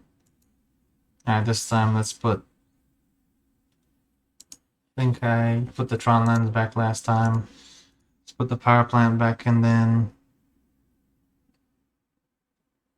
Karn Grid Creator. Let's see my sideboard. If I have Cascading Cataracts in it, then I can put the Cascading Cataracts. Alright, no Cascading Cataracts. Okay, so I have to save this. And a Great Creator here. Okay, not keeping that hand on turn 3 Tron once again. Let's see, I'm at 3 cards right now. Let's mulligan them one more time. Alright, I guess we keep.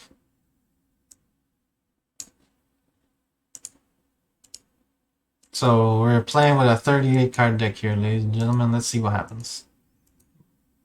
Oh.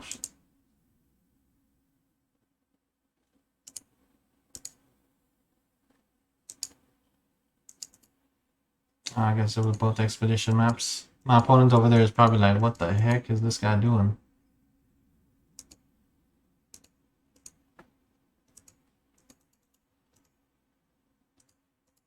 The good thing though is if we end up getting Karn Great Creator out here relatively soon, we could just go ahead and use Ensnaring Bridge.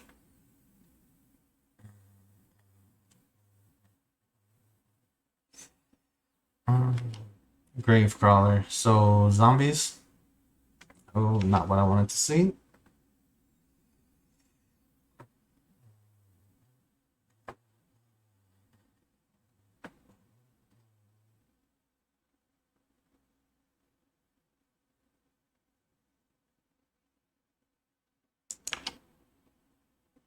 So he's probably playing the Yawgmoth deck where he has to sacrifice creatures over and over.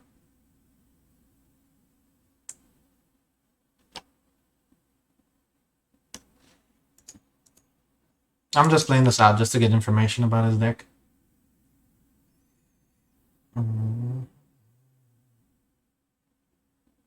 So far I'm feeling like I'm gonna have to play for combo, because he seems to be playing combo as well. So stopping his attack damage will do absolutely nothing. And then if he's playing both this and Yawgmoth, I can't name both, so I can only shut one off. Okay, what's this?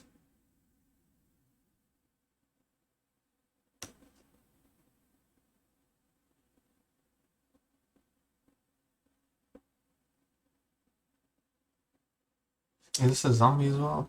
It's a human clerk. This is a zombie though. Okay, that's pretty cool. So he's using this as like a draw engine.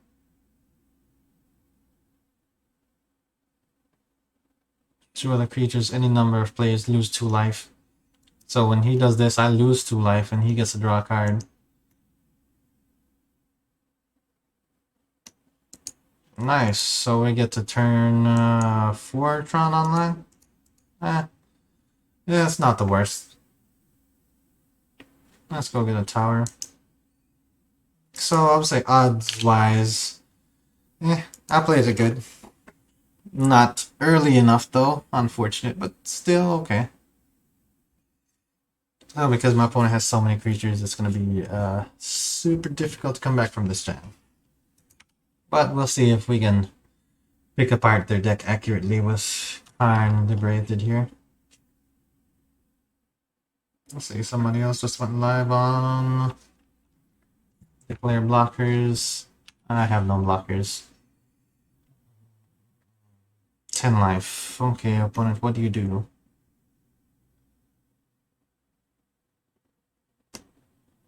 Opponent still keeps piling on the zombies here. Oh, so my only win condition is gonna be Ugin Spirit Dragon. I think I had exiled 2 of them earlier, and I only played 2 in the deck. So Ugin the Spirit Dragon or Congregate Creator. Look at the zombies coming back. I'm at 8 life. How much damage am I getting dealt next turn? That's 1, 3, 4, 5, 6, 7. So I'll be at 1 life, and then he can sacrifice 2 creatures, and then I'm dead. But let's see if he does that. I'm just trying to test how good he is at playing his deck here.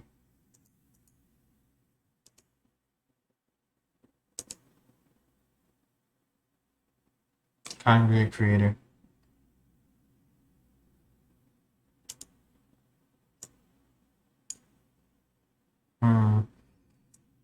If I had 1 more mana on the field, I could...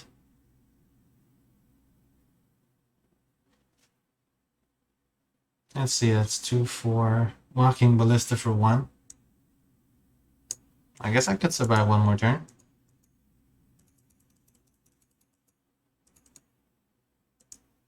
I don't know what else. Let's see. So I could survive 1 more turn here. No, every 1 turn matters. Okay, I need to go get Walking Ballista first.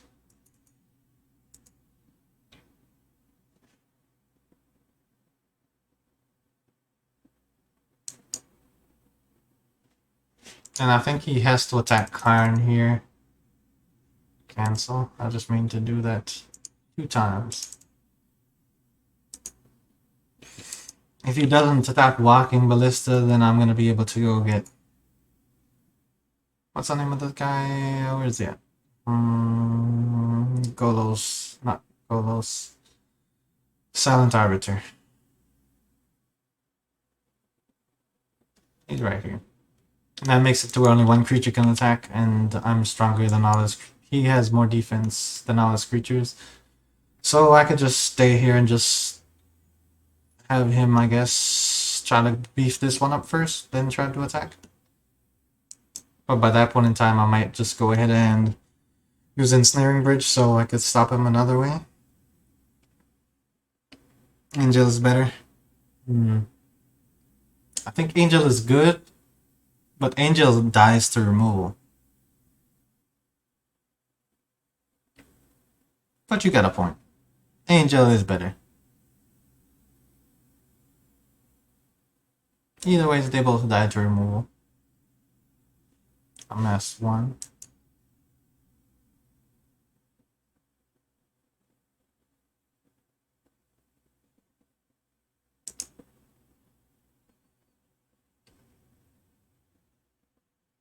You're right.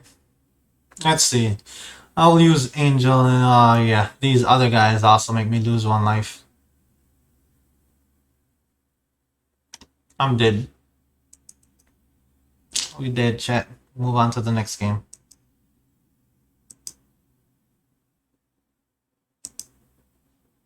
Six life. Let's see how much. Oh, this makes me sacrifice a creature? Oh, I lose 2 life and sack a creature. So we're dead anyways.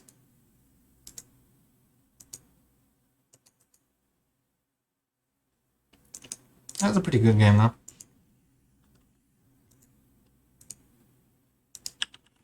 Now I know that Ugin is going to be very valuable in this matchup. Since he's making me sack creatures, putting a lot of creatures main board is not going to help. The biggest things that are going to help me win is Ensnaring Bridge and Silent Arbiter. So I think I'll just play the combo.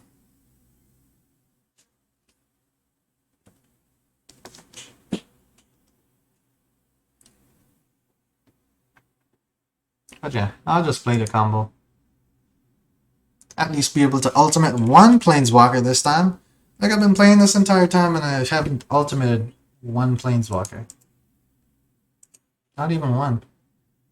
Like that's ridiculous. I'm playing a deck to Ultimate Planeswalkers and I haven't even done it one time. Let's powder this. What do we want to put back? Let's put back the powder.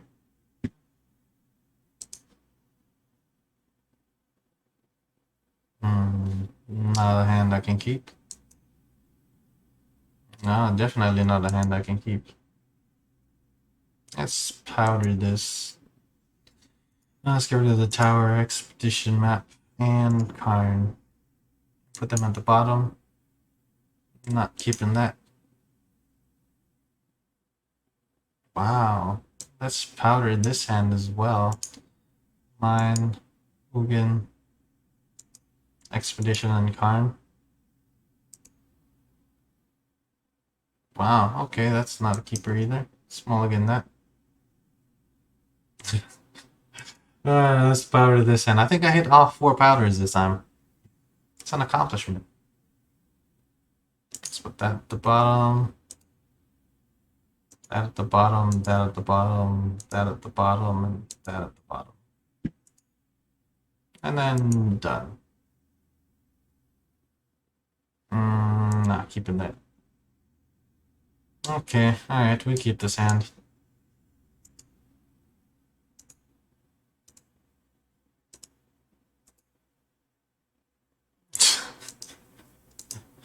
Alright, let's play the odds once again. See where we end up. Let's see, did I hit all 3 powders that time? That's 1, 2, 3. Oh yeah, we hit all 4 powders. That's pretty good, pretty good. So now I know the maximum amount of cards I can get rid of out of my deck in the start is 15.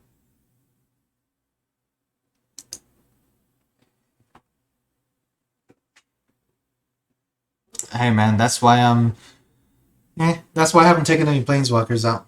I know there are some other cards that I could put in place of that to, you know, maybe be more consistent as far as winning games go, but I'm trying to Ultimate Planeswalkers here.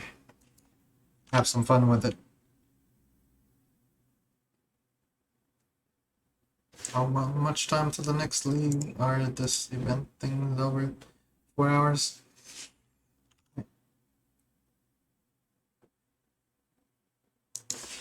Okay. Priest of the Forgotten Gods. Oh, look at that. We're assembling Tron. It's about to be turn 4 next turn. So if we can assemble Tron on turn 4, that would be magnificent. Super lucky, but magnificent nonetheless.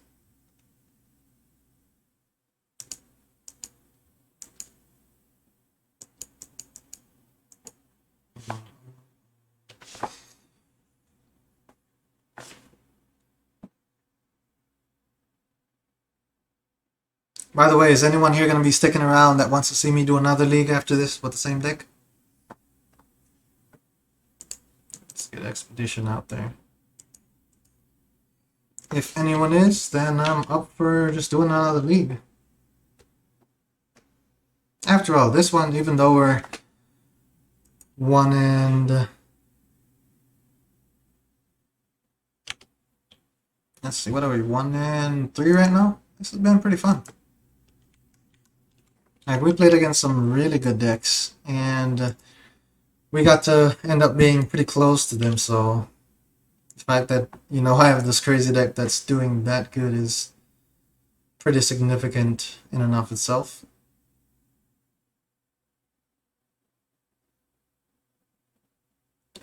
My opponent might be... what happens when this dies?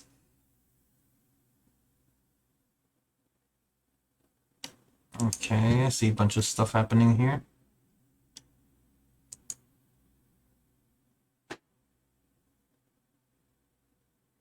Alright, man. Just because of you, Paul, I will do another league after this one.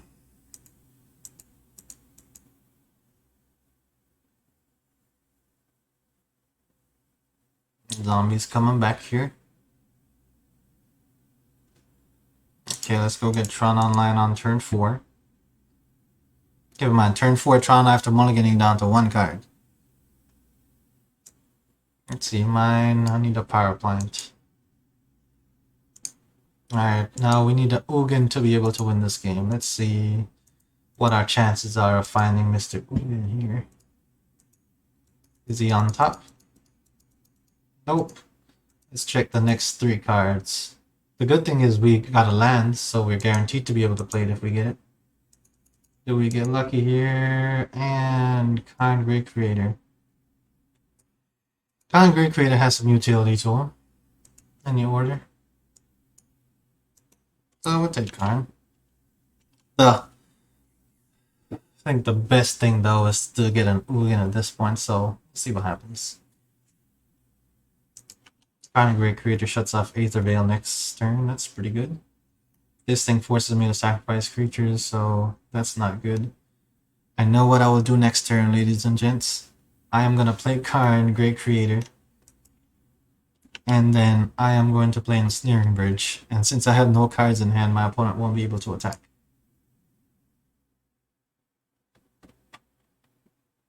Oh, he's gonna make me lose a lot of life here.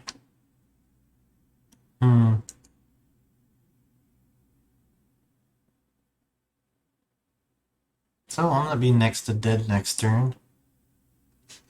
Since I'll be next to dead, if I end up making it through, I'm gonna have to use Karn to use a Sorcery Spyglass and turn this guy off, because he's just ridiculous.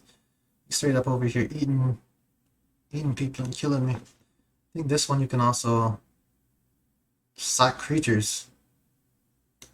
I think I might be dead, honestly.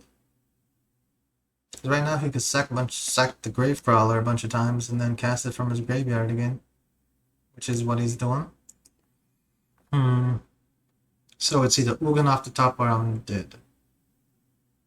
1, 2, 3, 4, 5. 3, 4, 5, 6, 7. I think I might be at either 1 or 0 life this turn.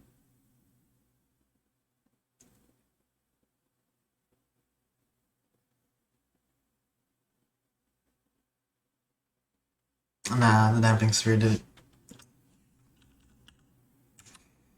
No Damping Spheres and I would be alive to see the tail of next turn, but with Damping Sphere it's over.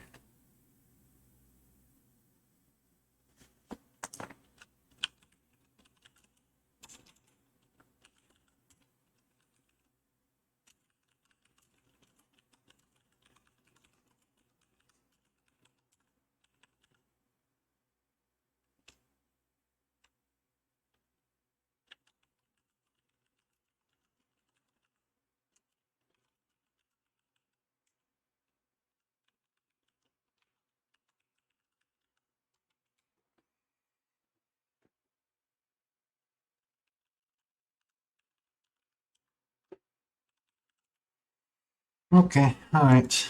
That's game.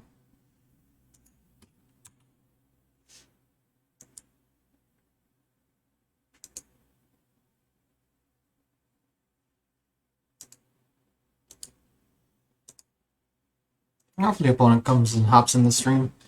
Okay, lead completed. Alright.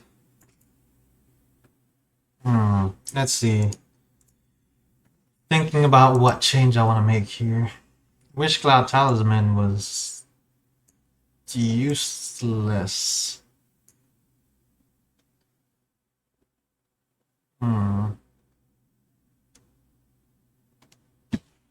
Results have not been that good, but I'm okay with it.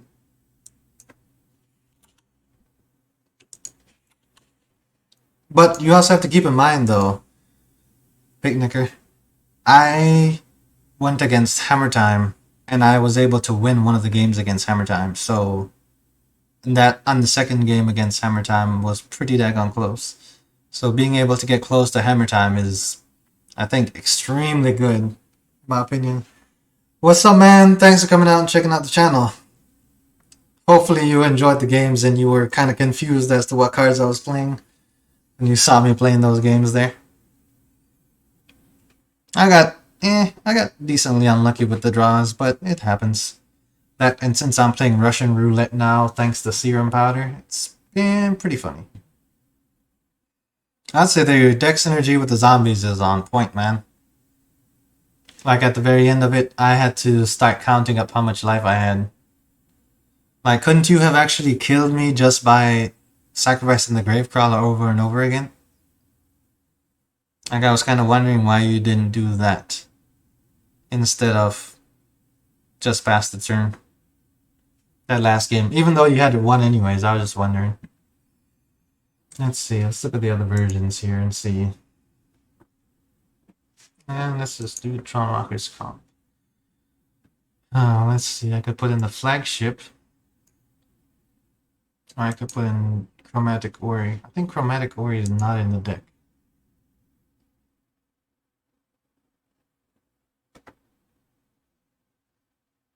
Do this by mana cost real quick. Yeah, Chromatic Ore is not in the deck, so I think I'll just go add that.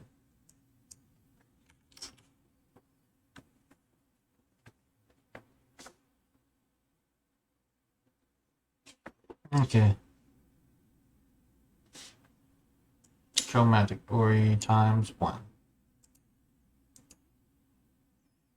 Okay, so Chromatic Ore is what I'm adding here. Alright, I cannot say that anything main deck needed to be changed. Of course, you know, we're trying to ultimate Planeswalkers here, so we're going to keep these guys in there.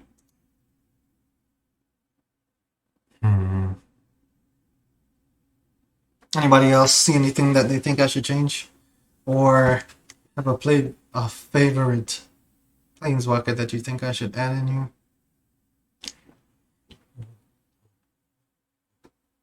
Spine of Ishai is an awesome creature. I could do this one as well. I think I have a Golos on the sideboard. Yep, 1 Golos.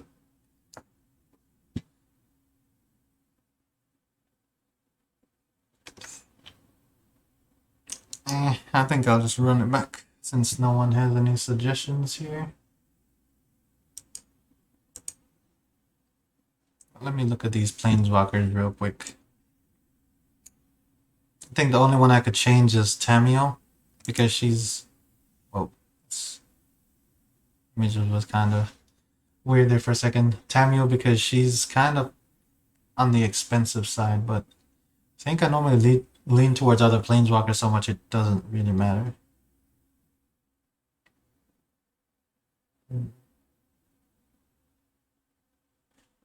I guess with my crazy mulliganing, I could potentially think about adding another copy of Ugin the Spirit Dragon in the deck. But the one game I needed it was exiled.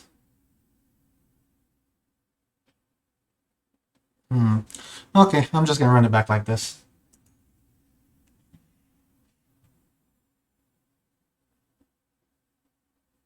Entry closes in 16 minutes.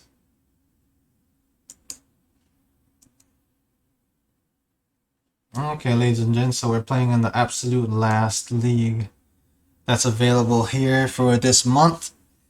Let's see how we do. 1,000 players in here still. Ain't no mercy.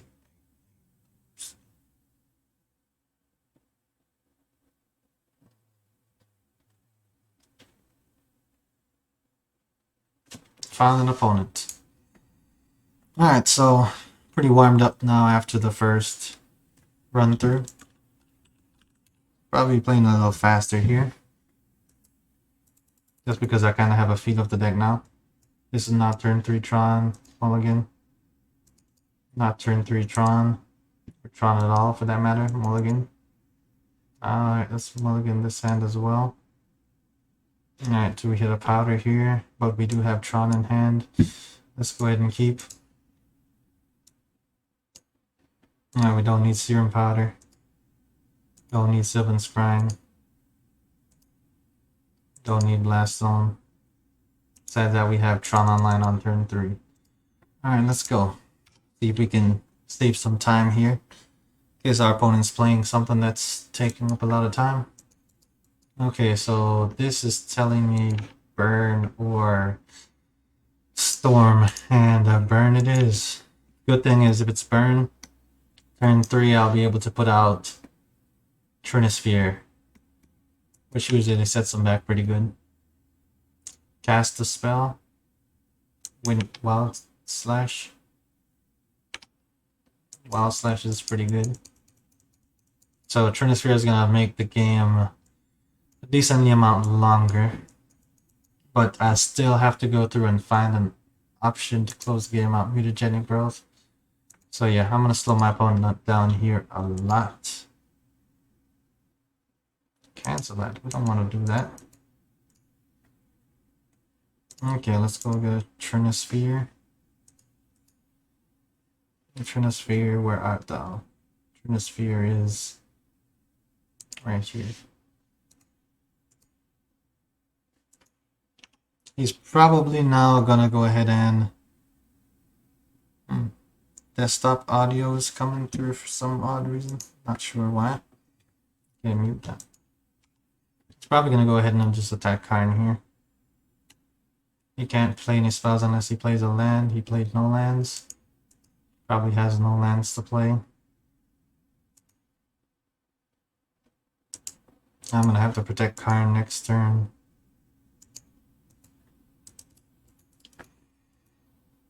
Oh yeah, all spells cost 3. That's both good for me and bad for me at the same time. I didn't play a land yet this turn. So I could just... I can only make one thing into a creature anyways with Karn, so... Let's just go get a tower here. Or Cascading Cataracts. If I go Cascading Cataracts, then I can cast any Planeswalker I get. The Planeswalkers do have some utility. Or I could go Blast Zone. Yeah, I think going Blast Zone is just the best option. And then still have 3 mana. Expedition map out. So let's go ahead and make Expedition map into a creature. Because I don't want him targeting my Trinisphere and burning it up, so... Okay, now he's got 3 mana. Let's see what he does. Probably both to me, huh?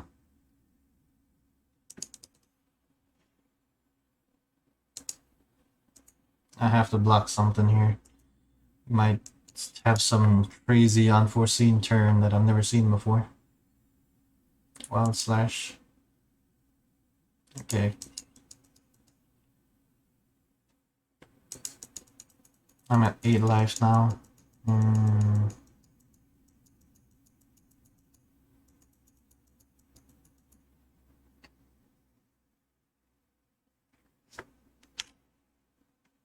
Last Zone is the only play I have right now. But it's not a bad one. It kills both his creatures, so he has to do raw damage to me to kill me. And it would take him at least 3 turns doing that.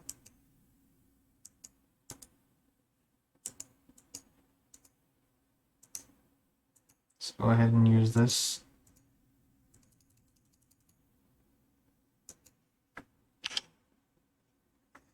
So he can play 1 card this turn.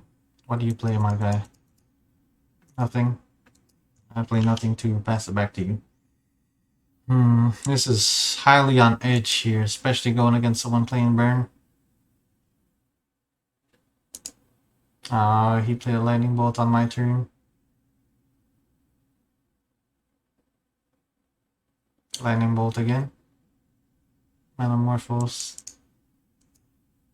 I guess now he'll be able to play lightning bolt again if he got the mana. Stormwing Entity.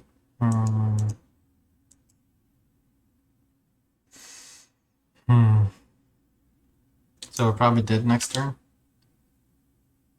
Karn liberated. I'll take it.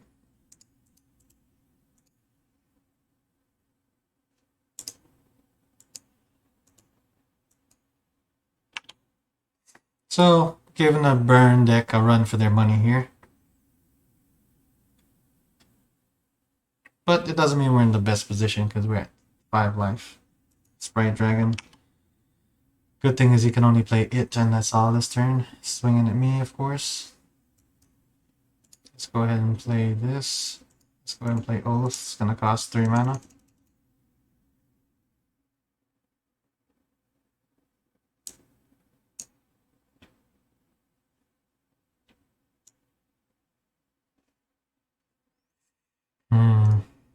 I can already play my Planeswalker. Let's get another card liberated here. Any order. I'm at 4 life. He's not going to be able to kill me in 1 turn now. Okay, let's get Sam to test it out here. Okay, with Sam to test it, let's go ahead and deal some damage to his creature, shall we? 1 to his creature, 1 to him, since there's no way he can cast spells to pump it up. Now let's go ahead and exile his utility land over here. And then let's move on to the next turn.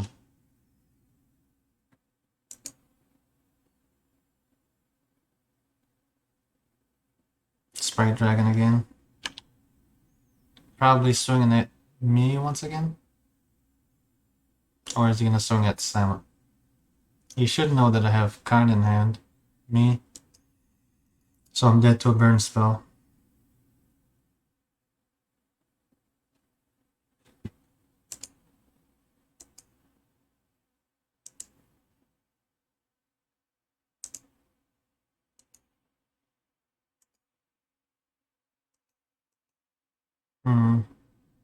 Let's make this a little bit more difficult for the opponent though. I'm gonna exile one of their lands. So it's gonna take a burn spell plus a land in order to kill me. If they draw a burn spell on the land, it's game. If not, then I am definitely gonna be in it. But we'll see. After all, he has 3 cards in hand. Let's see what he has. Exile land. So now he has no blue mana. I think if he gets the next turn and exile another land, I should be able to win. Does he play a land and a burn spell? No land and burn spell at 1 time. No land and burn spell 2 times. Let's play Serum Powder here.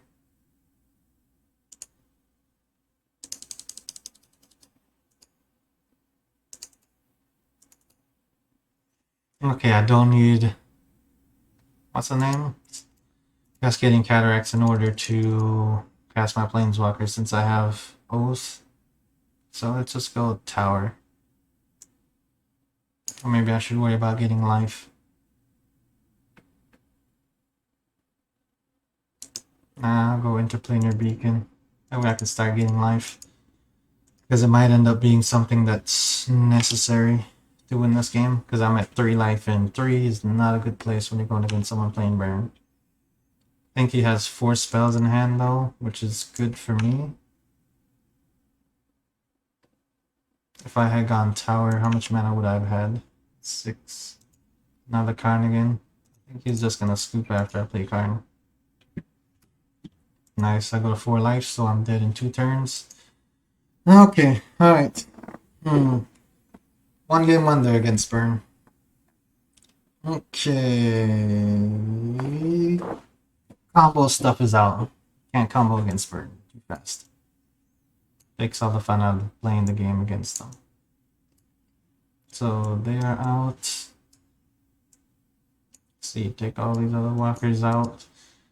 All the creature bodies in the deck come in at this point. And then some of them might be maybe a turn too slow-ish, but definitely the better options. Okay. Trinisphere is obviously the best card at this point. And keeping it on the sideboard is best because the Khan Great Creators in the deck. I have 4 of them. What else do I want to change out though?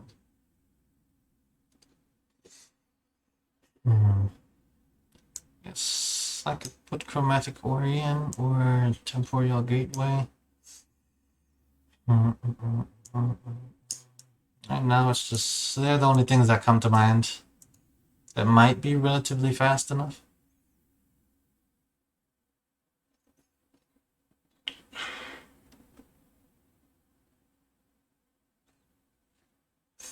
Like Liquid Metal and Trinisphere are gonna be the 2 things I look for Karn.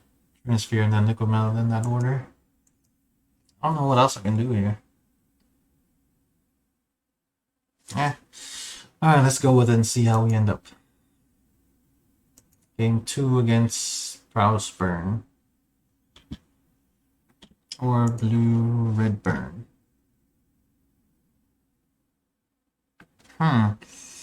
You're right, I did not think about Samet's spring ability. Alright, let's powder this hand. Let's powder this hand. Ooh, powdering this hand is kind of bad though, because I don't get to keep Blast Zone.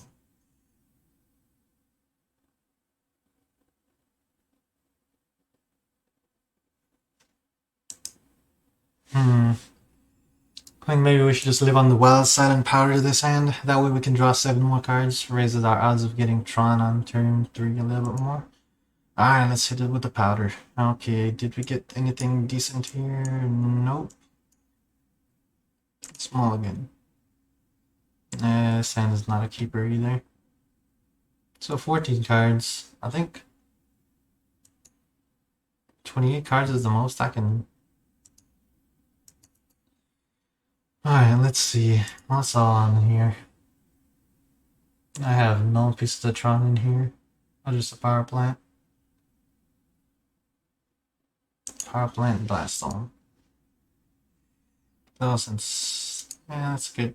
Put this to the bottom. Put that to the bottom. And then let's go and do it one more time. Not turn 3 Tron. Let's keep going.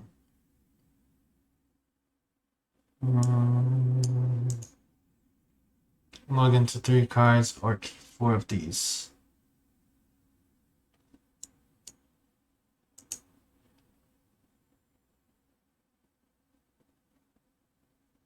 I'm a mulligan. It's a burn deck. If I'm gonna die pretty quickly. Mulligan to 2 cards or keep 3 of these. I'm just a mulligan again. I'll keep 2 of these.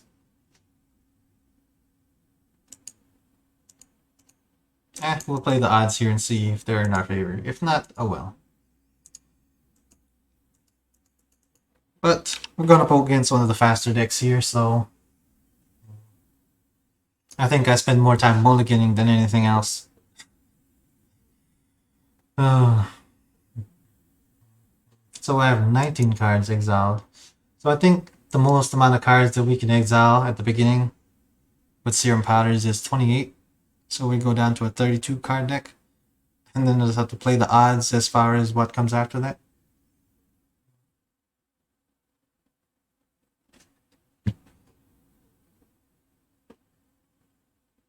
My opponent is probably over there looking at my deck like, what the heck is this? Or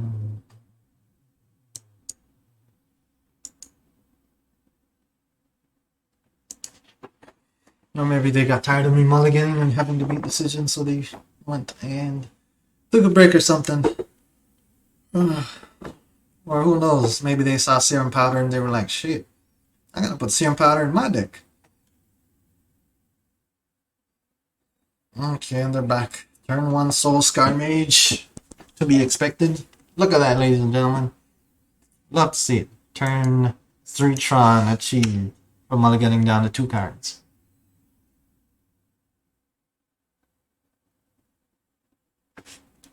Probably the look on their face when they realize that I have Tron is gonna be hilarious.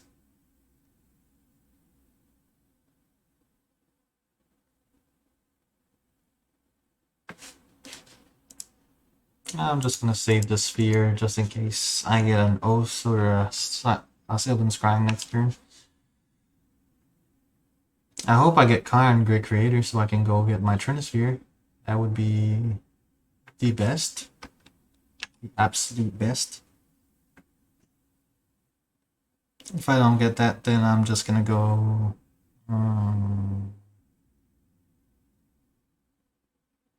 Lava Dart. He's going all in with the 1 creature here. I think he only had 1 creature and a bunch of spells. So he's going all in with it.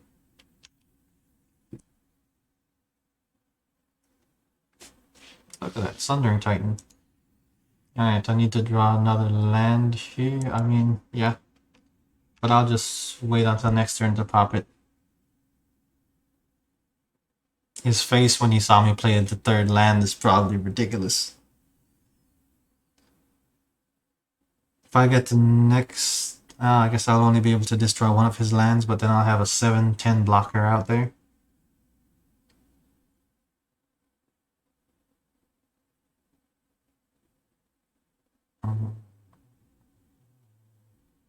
If he loses this game, I'm sure he'll be pissed. Hey man, Tron things, bro. Aw, man. Doing burn things over there, though. I don't like it. I do not like it one bit. Ugin Spirit Dragon, not what I wanted to see. I need mana.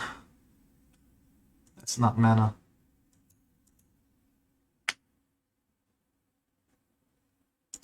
I need mana.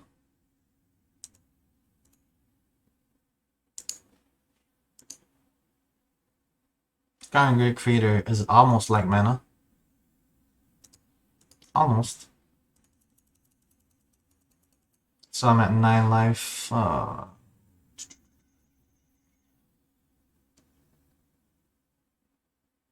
have only 2 mana available. Let's see my sideboard. I think I took Wormcoil. I mean, everything that's relevant and put them into my main deck. Oh man, it's kind of harsh. Spell Pierce, look at that.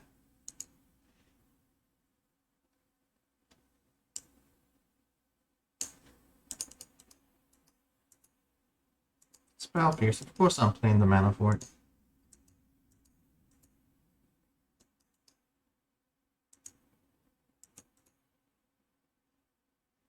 I guess he chose to put in counter spells. That way he could counter my stuff. Ceremonious Rejection, Spell Pierce times 2, bro. This burn deck is taking it to the next level. No, I can't pay for that.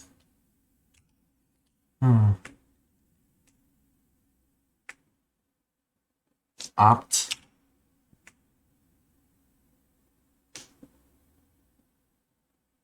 I need to trust more Wormcoil Engine. Is it Prowse? Okay. Is it Prowse it is. No longer calling this deck burn. But is it Prowse from now on?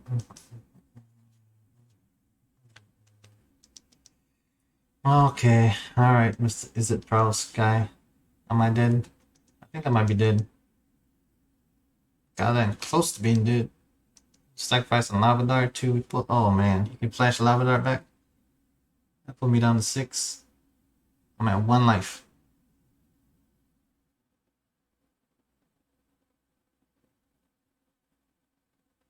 I'm basically dead. Let's see, since I'm dead, I'm just gonna play Ugin the Spirit Dragon here.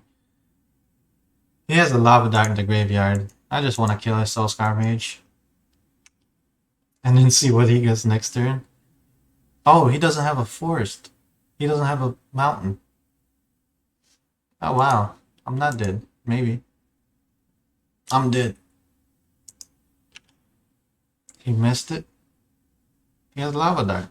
Use the Lava Dart. Yes, game. Alright, that was a pretty good game. Pretty good game. Oh, I guess I could have drawn a card and see what would have been coming next, but it's too late. Alright, that was pretty good though.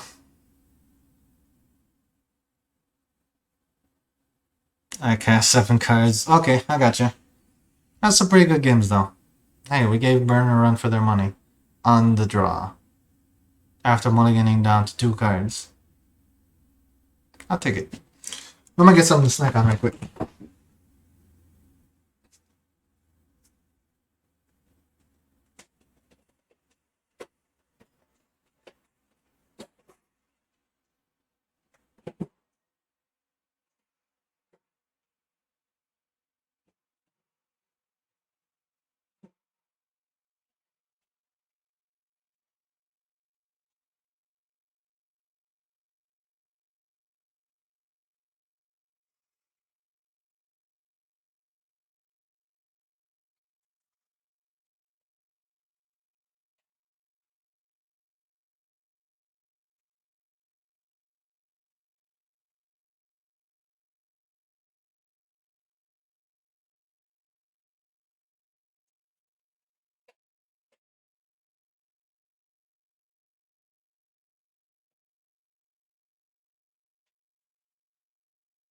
Okay,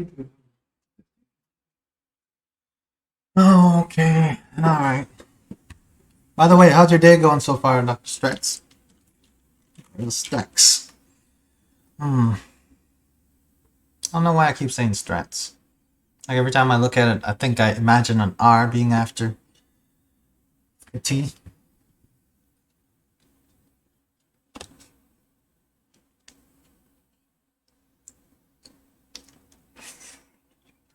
By the way, from us playing yesterday, have you played your deck anymore since then? Okay, 45 seconds. I guess we'll take time to take a break.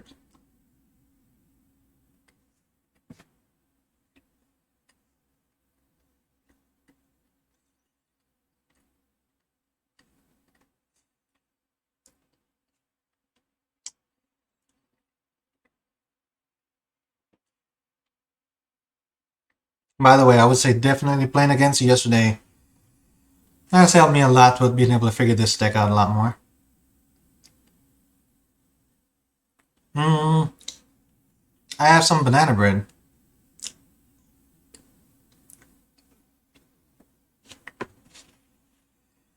Like at this point, I've been streaming for going on 5 hours. Alright, should automatically start this game for me.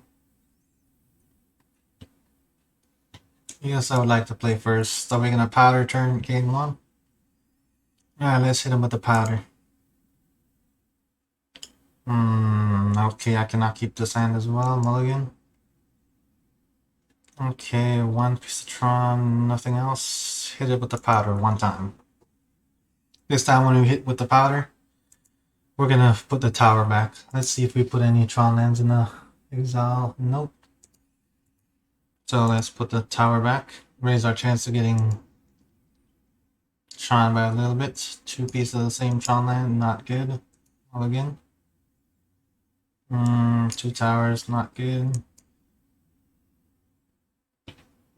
Let's see, tower, power plant, no expedition map, not good. Mulligan. Definitely not a good hand. Okay. I'll keep the two cards since they're two pieces of Tron. Unfortunate, but ended back up in the same position again. Just unlucky with the draws. Only difference is this time we're on the play versus the draw.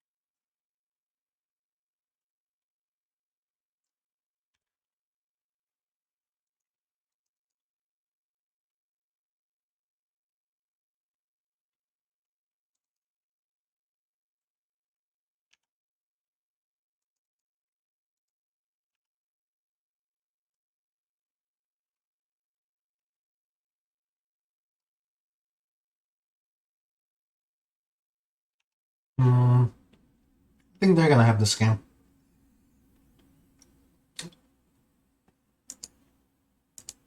They're just off to a way better start than me at this point.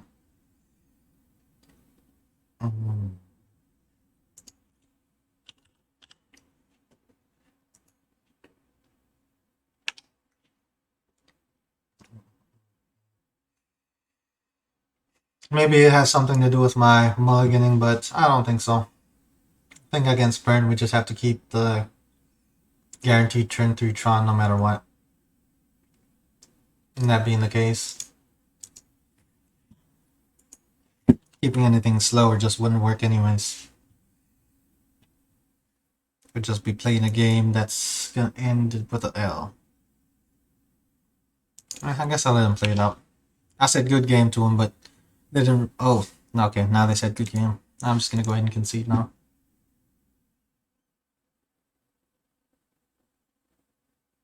Since they already went to their turn, let's just let them attack.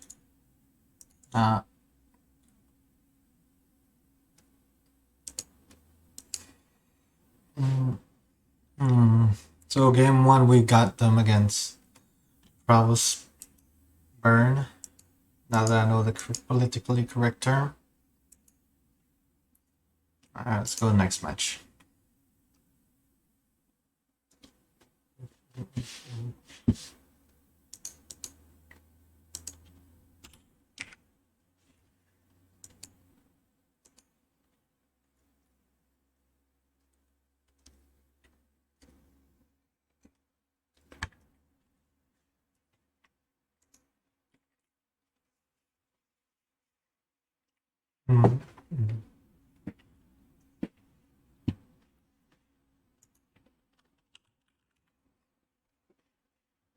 Alright, this looks like a powder right off the bat.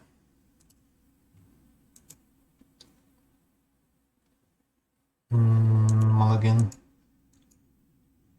Okay, 2 pieces of Tron, Expedition map. Gonna go ahead and keep this. Don't need Jace at all here. Also, we are on the draw. Okay, I'm seeing this. I'm thinking Titan. Yeah. Titan. Hopefully not Amulet Titan. I think Amulet Titans are just ridiculously OP. If it's not Amulet Titan though, we should be sitting... Oh, no, it's Amulet Titan. Okay, game 1 they probably kept a slower hand because they figured they're faster than everything else. Little did they know turn 3 Tron is waiting here to start exiling things. Oh my gosh, you see the Concrete Creator? What? Field of the Dead. Well, I got my Concrete Creator here, we could play games. Let's go get a tower.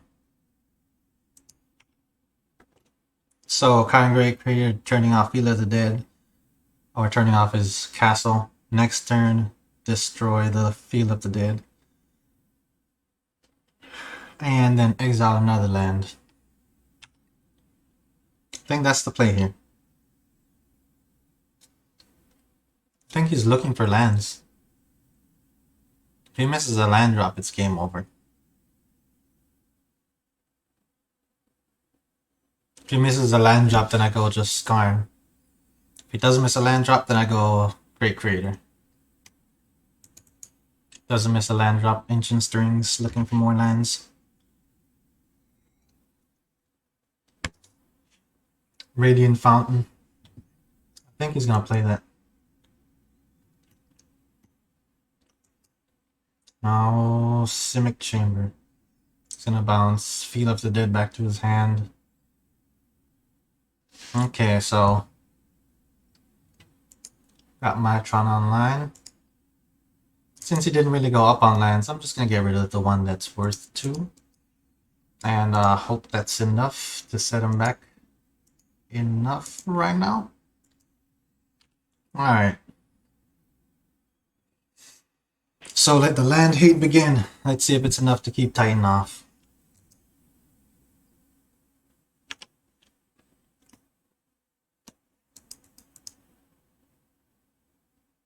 Dryad of Elysian Grove.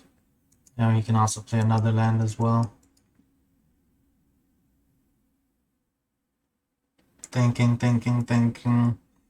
Best choice is to go get my guy to destroy all lands. So, I think the best choice is to keep this guy alive.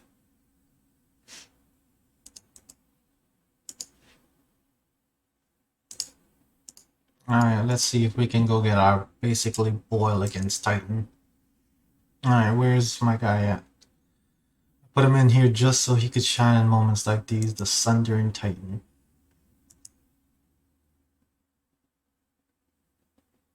Then now I have to exile something.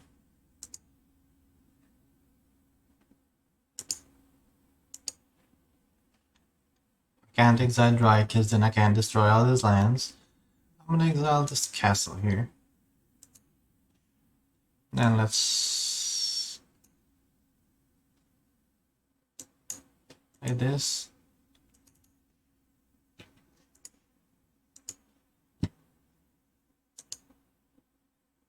Another tower. That's pretty good. Let's go play an Oath.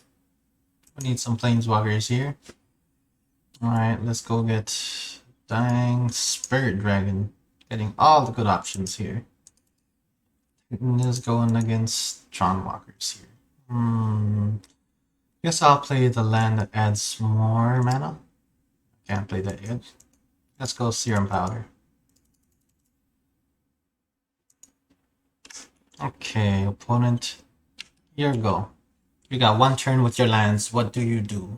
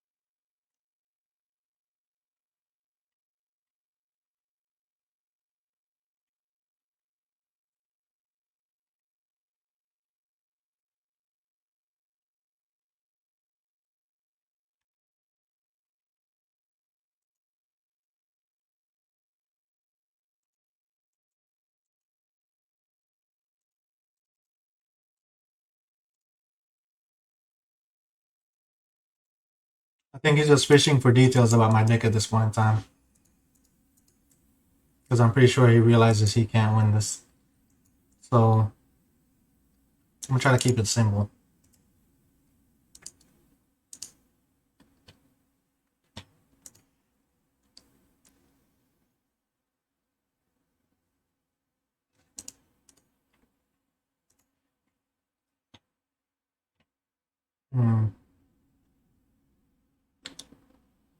Yeah, I'm just going to destroy him with what's on board.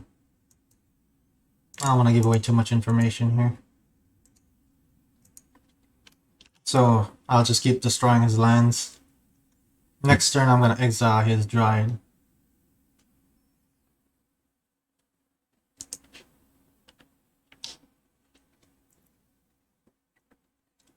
But yeah, I think we both know he's only playing... Okay, I guess he can play 2 lands per turn.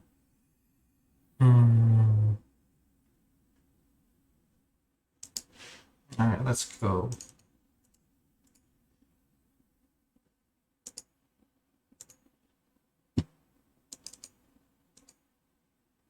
This deck is kind of Brazilian, though.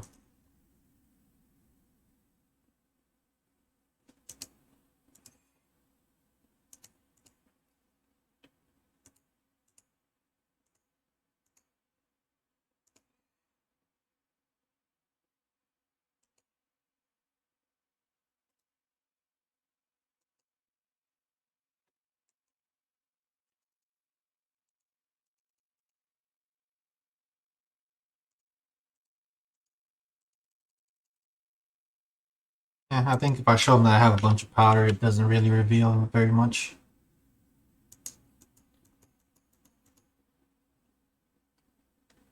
Okay, nice. Okay, so 1-1 against Amulet Titan. But knowing that it's Amulet Titan, there's absolutely nothing that we could do against it except try to be faster than it. So, combo pieces are staying in. Like, the card that stands out the most against Amulet Titan is Opter Orb and Liquid Metal Coating, and then also Ensnaring Bridge. Everything else is like irrelevant. Also, you know, of course, the man Myth himself, or the man, the myth, the legend, Sundering Titan. Definitely made an entrance there. Opponent will probably never forget it.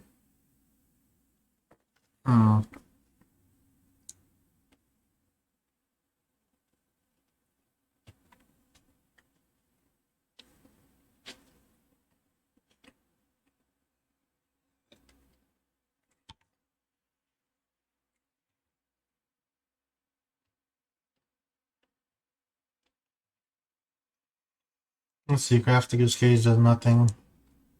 Serious Spyless does nothing. Trinosphere does nothing. Gateways, maybe. This, he only attacks with like one creature each time. Bridge can be good. Spine is good. Platinum Angel, good. Chromatic Warrior can always be used. Titan is definitely in. Weapon Ballista. Sideboard card.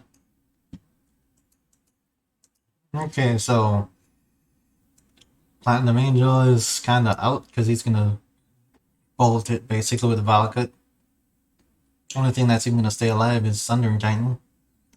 And then he might just not kill it because it kills all his lands. And everything else I think is out. Golos is cool, but not going to work.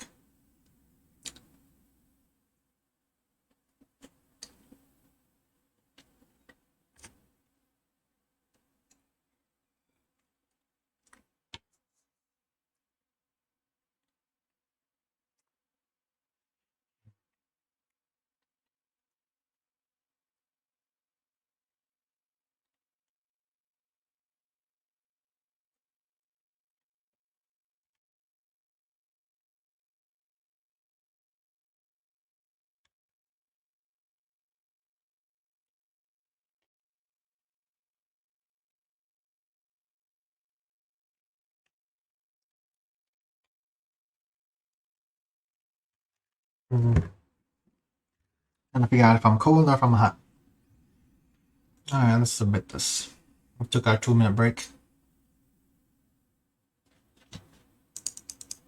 Alright, game 2 versus Amulet Titan. Let's see how we do.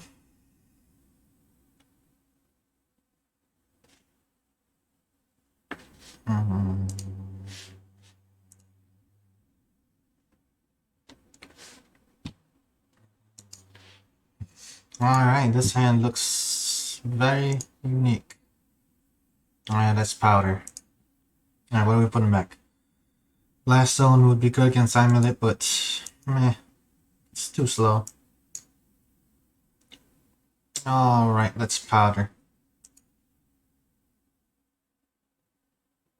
Alrighty then, let's powder.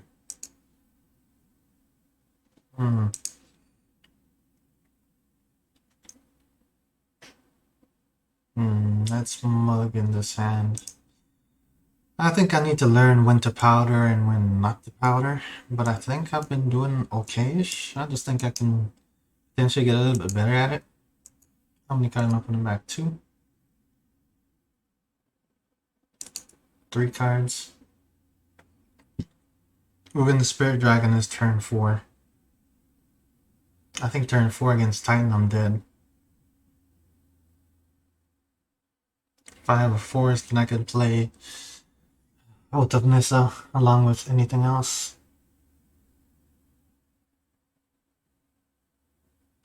But like I said, I think my opponent going into turn 4, I'm dead anyways, so might as well not even entertain that idea. Turn 1 Amulet, there we go. Opponent starting off strong this time.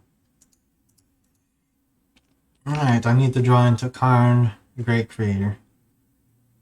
That way I can get Ensnaring Bridge. That's the goal right now.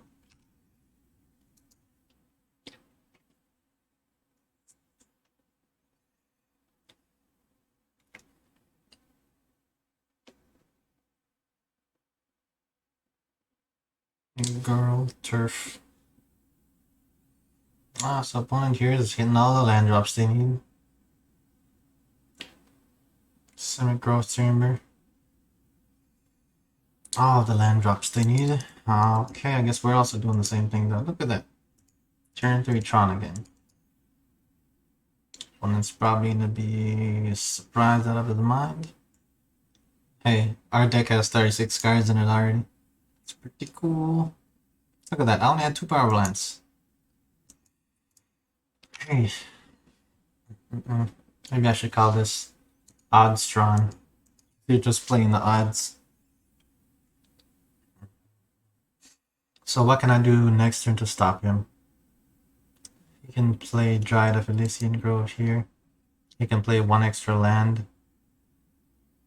Put something back in his hand. Play 2 additional lands. He's gonna put 1 land back. Then he's gonna have 2 mana available.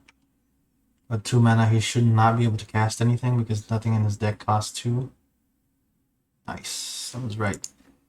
Alright, well, let's enlighten him about the turn 3 Tron. And let's start exiling some things. Some Tron things around here. Okay, moving forward, what do I need? I need Oath in order to play Tamio here. Need Doubling Season in order to ultimate it. Oh my gosh, another one. Another one, ladies and gentlemen, another one. Good thing is he only has 2 4 mana available. Or 2 3 mana available. Oh no, he played it twice. So he's gonna be able to use 4 for that. Then he can use that 4 to add 6, which then he can use to play Primeval Titan. Then he can go fetch the land to make the Titan faster. Sweet me, and I think I'm dead. But hey, we got turn 3 card liberated out, and we went ahead and exiled the Dryad of Elysian Grove. That's a win.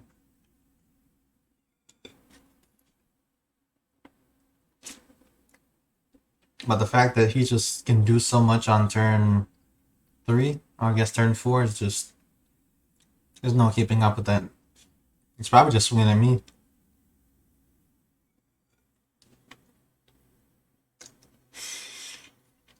I think if he swung at Karn, then I'm alive still. Let's see, 3, 6, 9, 12, 15, 18...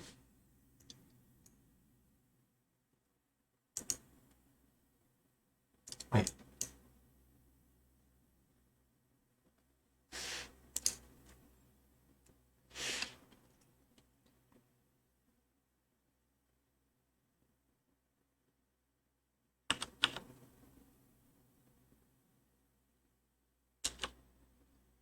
Two life. Look at that. -4 damage right off the bat. Yeah, that's Titan doing Titan things though. That was him on the play with, I won't say a god hand, because I did disrupt him a little bit. The only thing that could have stopped him there would be a Thopter Orb. And I did not draw into Karn Great Creator. Alright, let's just run it back.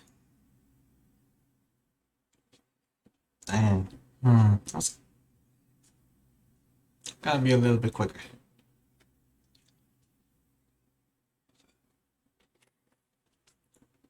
Alright, let's see how these mulls treat us this time. Alright, not keeping this hand. Alright, this hand looks like a keeper. Has everything we need to make things happen. Hopefully opponent doesn't play Gold Square. Alright.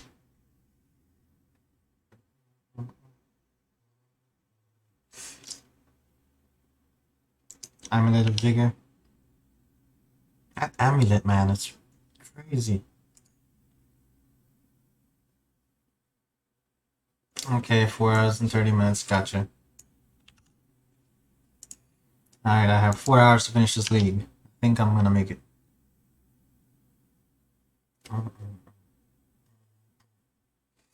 By the way, is anyone in chat hyped for the new set release? And it getting put on MTGO? I know I am. I can't wait to play that new Kaya in my deck. Opponent's playing Explorer there.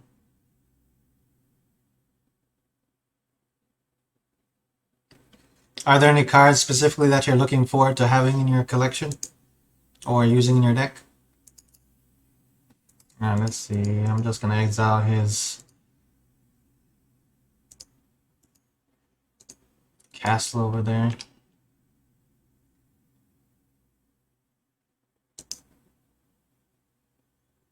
Alright, come on, my guy.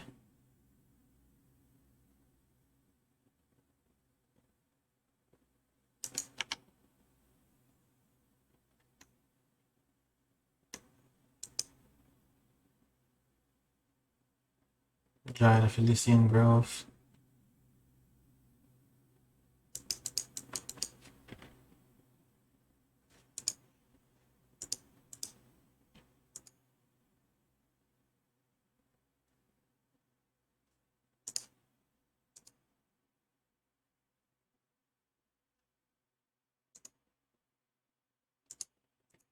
Okay, so I have 8 mana now.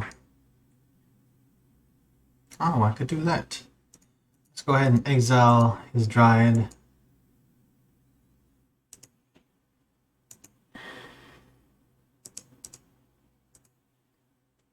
Dryad gone. Let's exile a land. This land, because I hate Feel of the Dead. Or I don't hate it, I just very highly dislike it.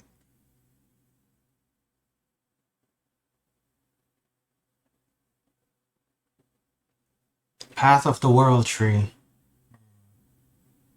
I have to look that card up as soon as this game is done. So at this point in time, I'm just going straight to land destruction here. I did not exile any cards at the start of this game, so does he play another Dryad here? He does. He knows it's going to be exiled. Changes his mind. I guess he's trying to keep this off of being able to hit Titan right off the bat. But he might only have one Dryad in hand. I'm going to do a 1000 IQ play next turn if I'm still alive.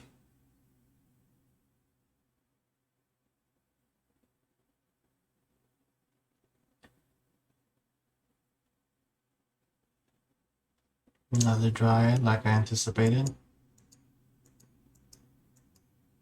Yeah, he's just trying to keep me off of having enough counters to exile his Primeval Titan.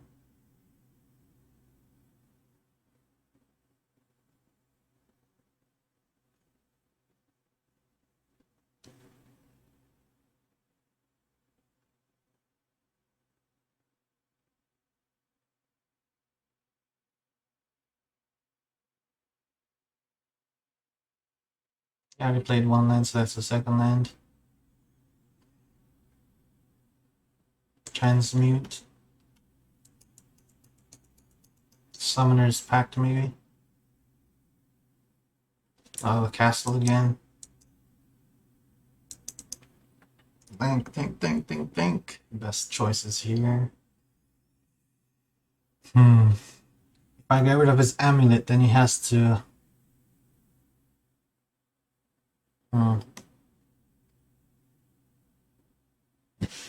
Let's do this first. I know I have to play Karn Great Creator no matter what.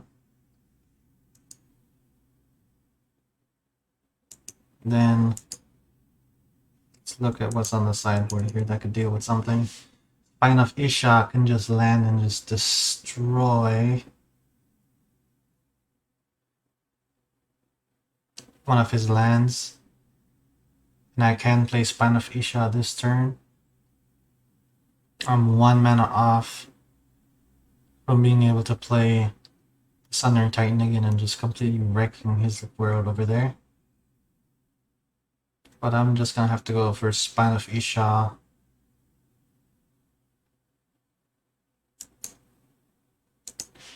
So okay, let's go ahead and play that. So Spine of Isha. And then I'm gonna destroy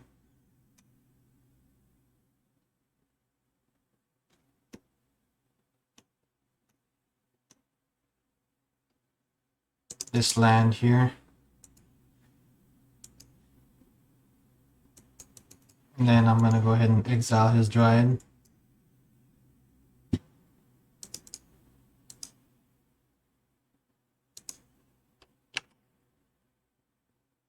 Next turn I will just play the Sundering Titan and finish destroying his lands.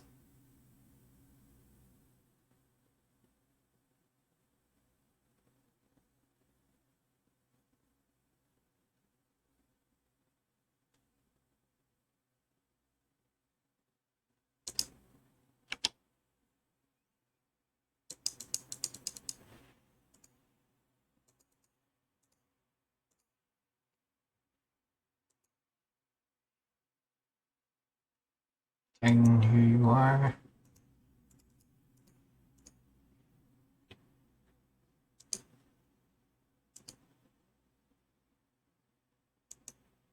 I can only destroy one land. Still a land destroyed is a win in my book. Then let's see, just deal some damage to him. And let's keep going up on land, shall we? Only one I need is a power plant.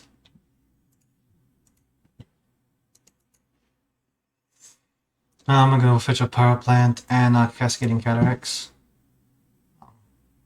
Oh, never mind. I'll go get a blast on.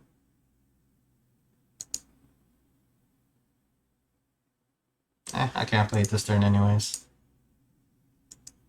Maybe I could have if I had thought about that before, but... And let's see, get a power plant. So in case he destroys the Tron land, I'm still good to bounce back.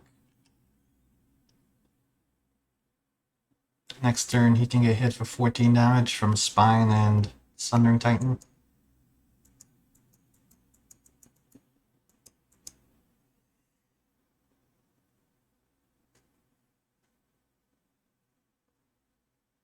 I'm at 13 minutes, he's at 15. Okay, so I'm getting better at playing this deck.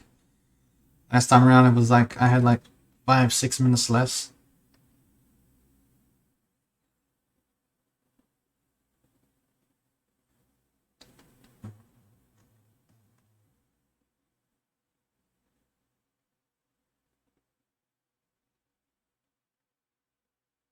Arboreal Grazer. I guess he's trying to block to prevent damage at this point.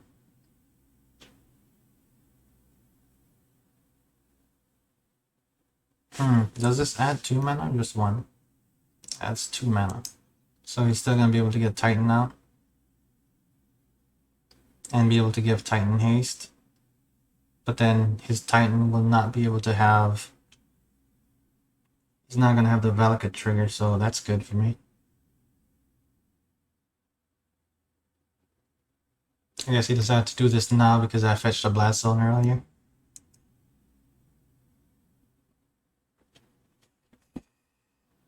So the game can still be turned around here.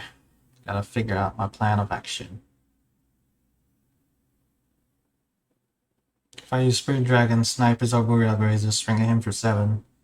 He'll go to 10 life, so next turn, no matter what, he has to attack.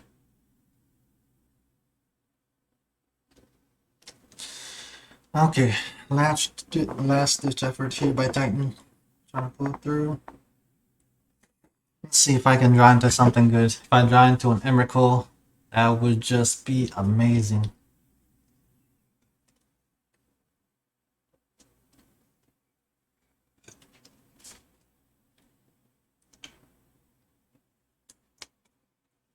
So Emrakul off the top. That's what we're hoping for. Emrakul off the top. Transmute. Summoner's Pact.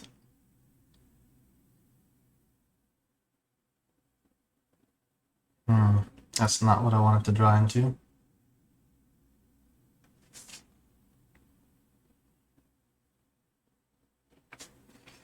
Alright, let's do this.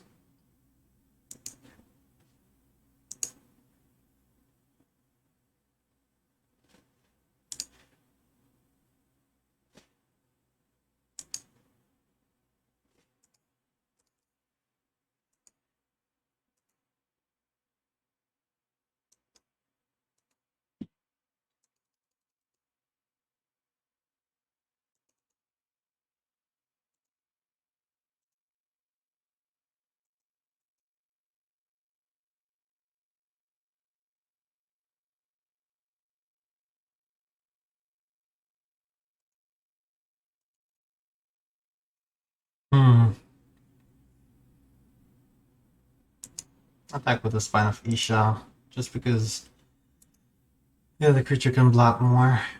Are you gonna block? Nope. Let's see, he could play another Titan. Then he cannot give it haste because he has no amulet in play.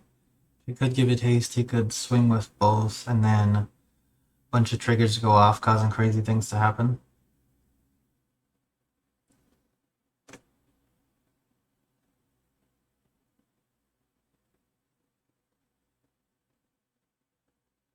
explore.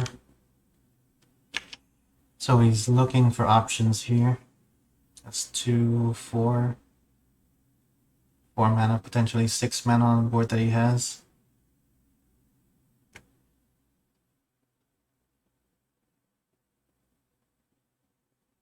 Some strings. I think he's looking for an amulet again.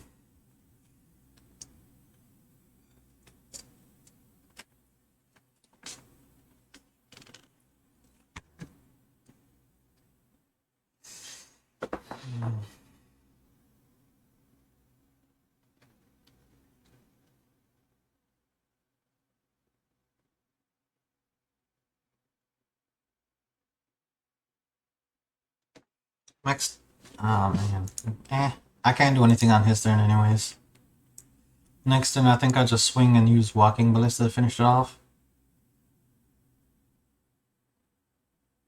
But yeah, there's nothing I can do on his turn, so Walking Ballista and finishing the game off to me seems like the best option, because he should be down to like 3 life.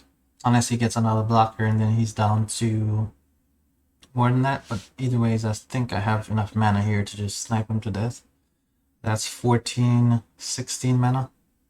So Walking Ballista's at 8/8 right now. And then I can use Oaken to deal the other 2 damage, or 3 damage.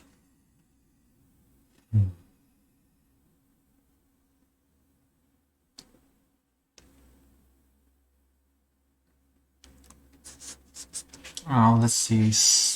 Alright, let's look at that card.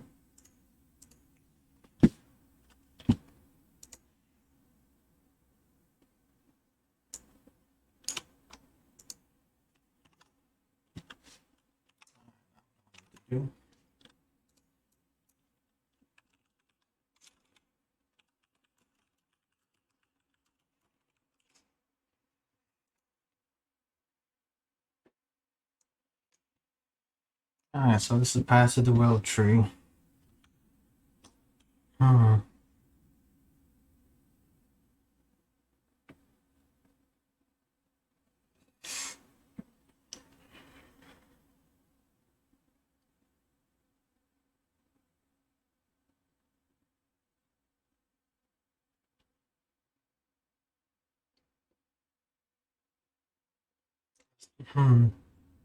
I think Path to the World Tree might be good for standard.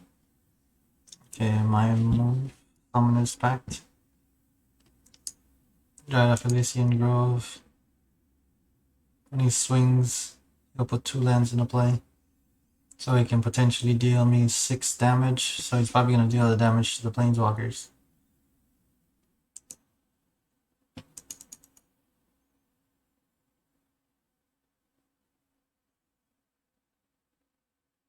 The good thing is here, he can't deal enough damage to completely kill me.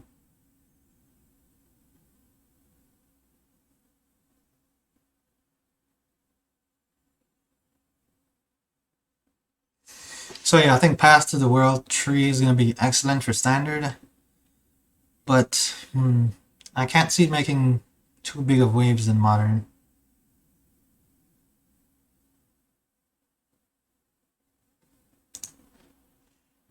Yo, what's up, Crypt? Good morning, man. Thanks for stopping by and showing your support. I'm here in a game against Amulet Titan, and I think this is game number 3. I won the first game, they won the second game, and this is game 3. And so far, I'm in pretty good position. Also, I think one of the games I mulliganed down to 2 Tron lands, and then I came back and gave them a run for their money, so that was pretty awesome. Or maybe that was the game before. I don't know. But the mulliganing down, thanks to Serum Powder, has been absolutely ridiculous. Like, I'm pretty much getting Tron on turn 3 so consistently. Opponents are having to just try to be faster than me in order to win. This time around, I have Southern Titan out. So my opponent can deal 9 points of damage all directly to me.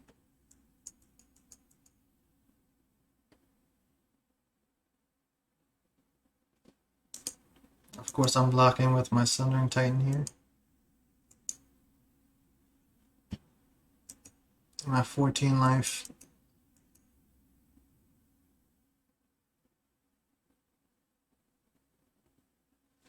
Is he gonna kill it?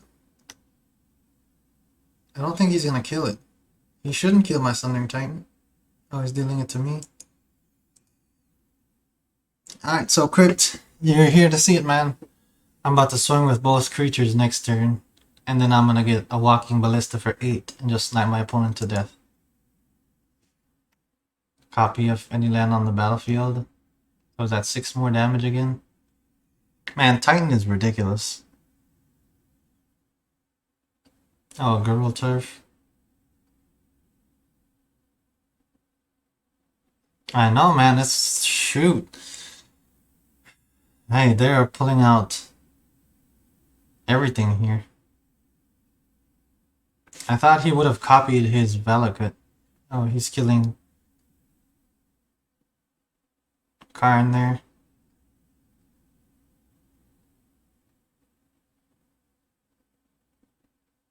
Pithing Needle.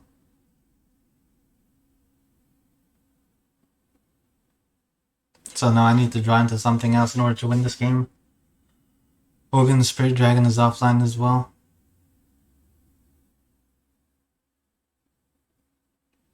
Dang, bro. Titan is ridiculous.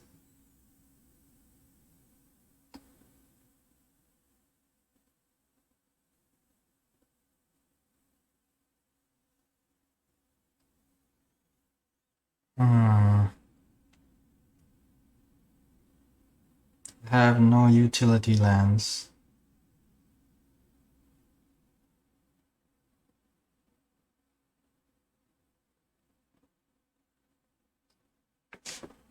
Dang. Wow.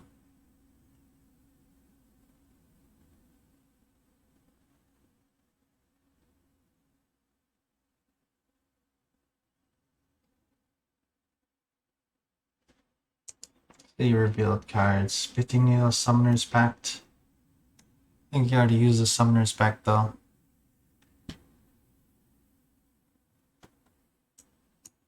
Dang, man. I can't believe he came back.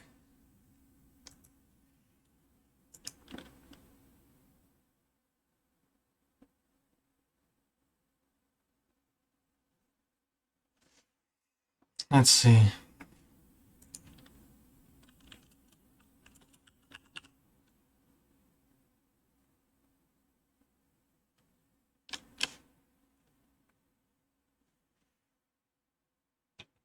Let's see. My goodness, man.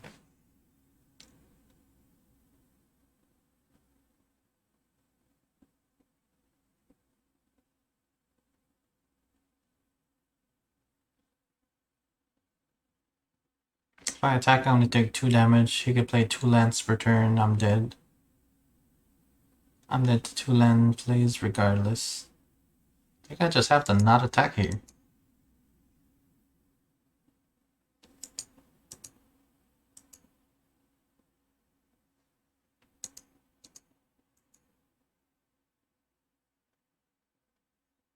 Yeah, I think I just have to not attack.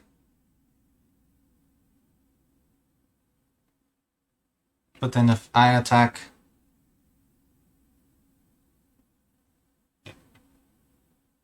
Let's see, if I attack next turn, or this turn, he doesn't block, he goes to 3. Gets 1 land play, that's 3 damage. Eh.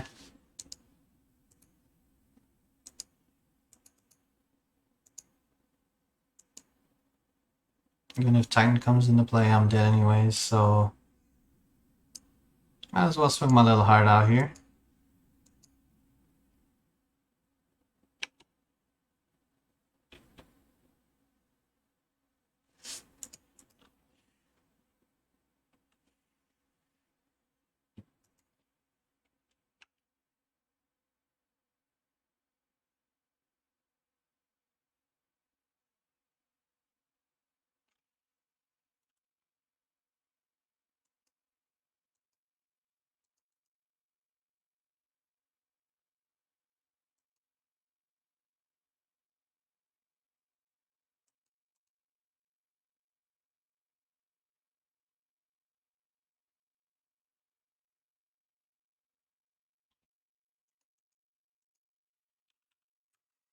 Oh my gosh.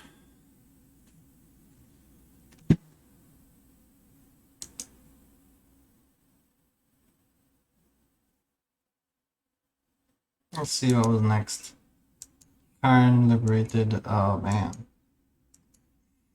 Okay, alright. Give Amulet Titan a run for their money there. Well, it'd be like that sometimes. Oh, still pretty close match though.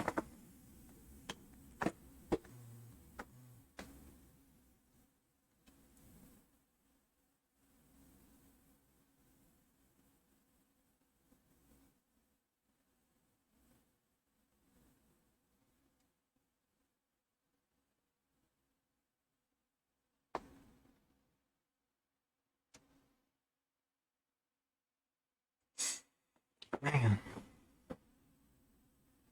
Yo, good morning, Chuck. How's your day starting out so far? I think disassembler on the sideboard for me just really wouldn't.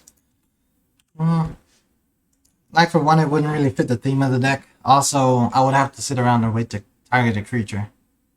Like here in the matchup that I just played, I was giving my opponent a pretty good run for their money from turn 3 forward. And you saw how many lands were on the battlefield, so the game was back and forth for a while. I got you, man. Job hunting can be definitely a challenge, especially with coronavirus and everything out these days.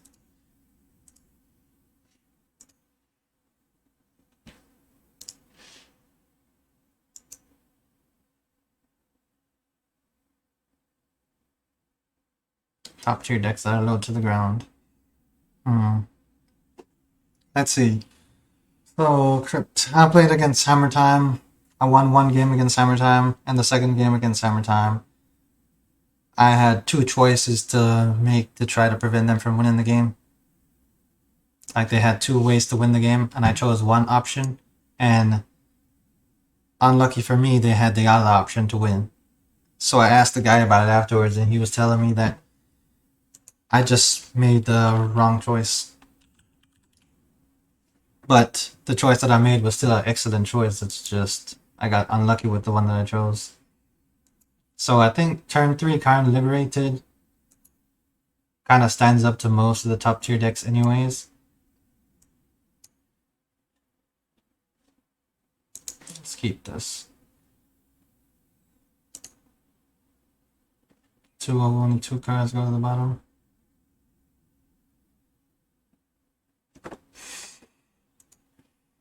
But yeah, I am right now. I'm pretty much riding on the fact that I can turn 3 Tron and then go from there and see what happens.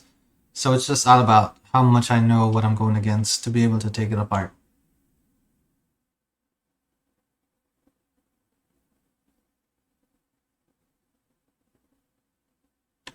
City of Brass, so ad nauseum.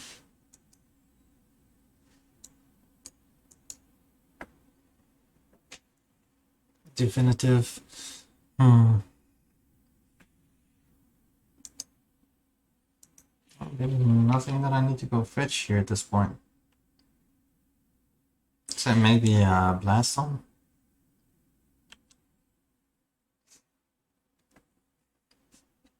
I don't know, Crypt. Ah, man. I get what you're saying, and you're absolutely right. But I think, as far as how my deck goes and is played right now, it's just a lot more fun to not play like other typical decks out there.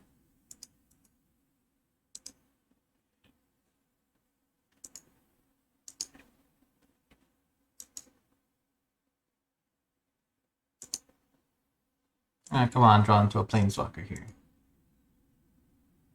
Alright, those are Planeswalkers.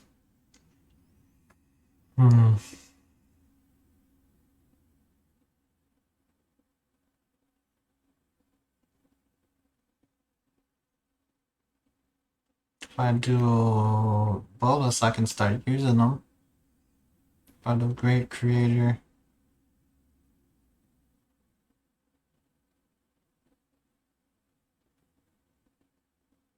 I was gonna do Great Creator here.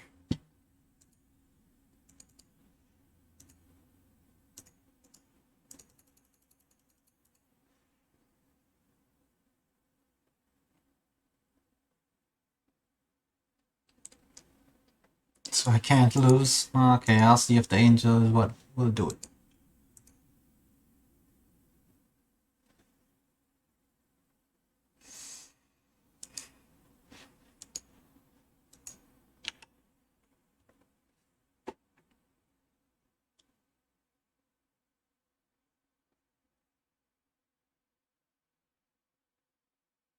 Gemstone mine.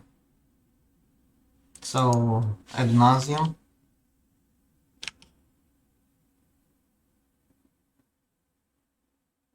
Phyrexian Unlife.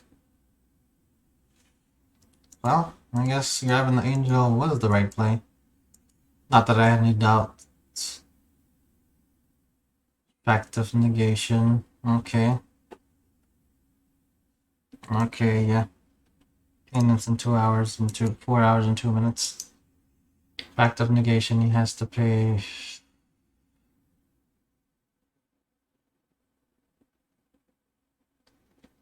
Hmm.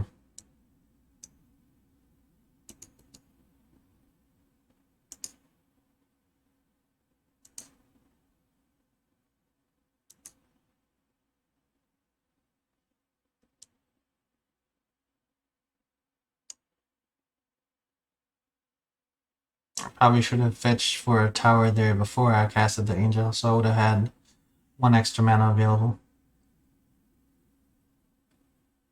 Hmm. Let's see.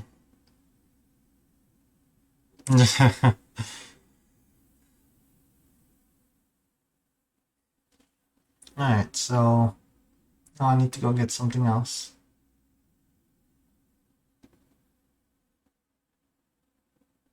Spine of Isha will destroy their Phyrexian Unlife. But they could have another card in hand that handles that anyways. Trinisphere.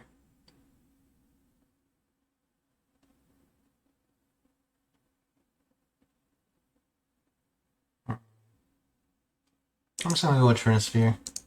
Make him have to pay mana to use stuff.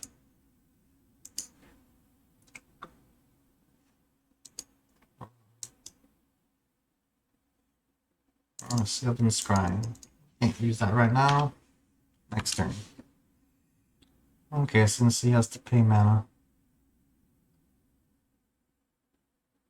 Angel's Grace. I think this turn they win the game. Another gemstone mine. Spoils of the vault. Now let's see if their cards are sequenced right. If they are, then they win. If they're not, then they lose.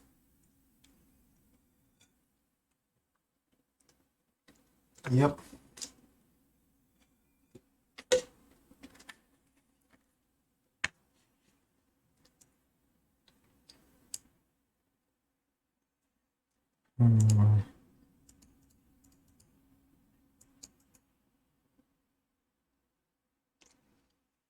Okay, how else go against this opponent?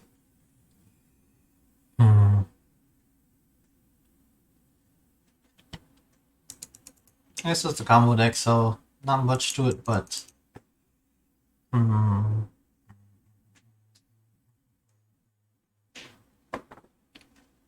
I'll just run it back. Sure, my opponent had absolutely nothing to sideboard there. Yep, I'll power to this hand. And I'll power to this hand. And I'll mulligan. Tower mine. No way to get the power plant though. I'll mulligan. And I'll mulligan. Let's powder this. Keep the mine. Great Creator. What else do I want to keep?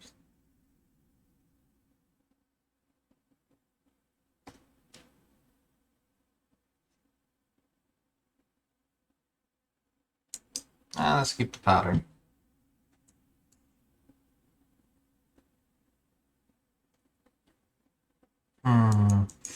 Not far from Tron here. Let's see, how many power plants did I exile?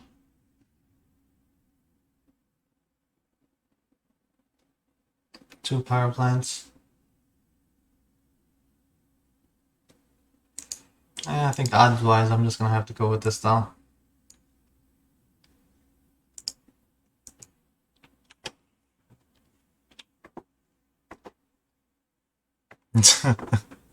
Hey man, you only live once. Like, if I can't get turn 3 Tron and get something going, I'm dead regardless. Thought sees he's gonna be taking away my oath. Oh, that's crazy though. Thought sees in the stick. It's a trip. Got another one just like that.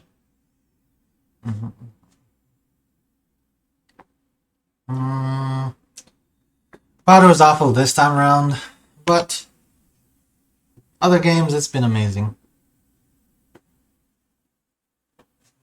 Pentad Prism.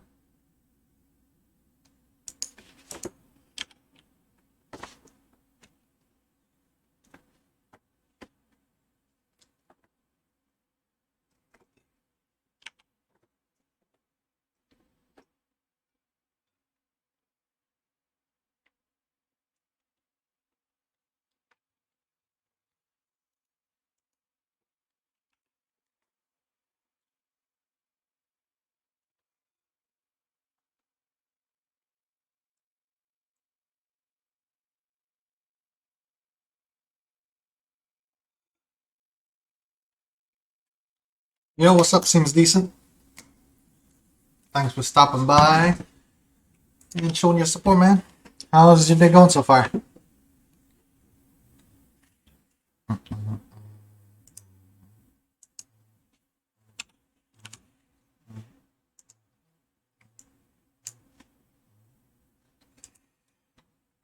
This is Oracle. Oh, they get to sequence their deck when they do spoils for the vault or whatever.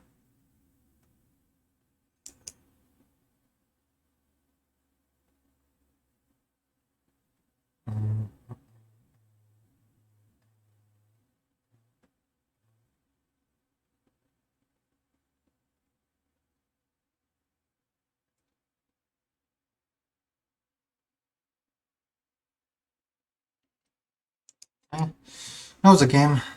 Losing to ad nauseum, not a surprise. Alright, let's go to game 4.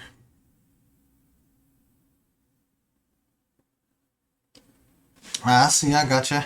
I've just been busy here catching L's with a deck that I came up with. That I call Tron Walkers. It's pretty much just playing a bunch of Planeswalkers.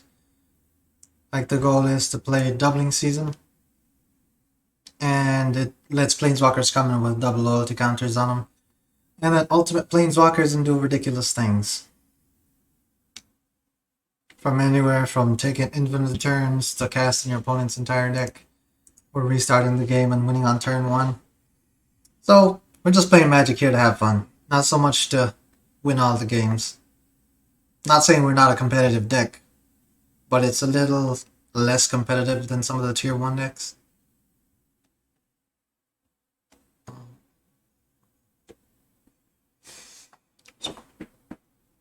But yeah, it's been a pretty amazing stream.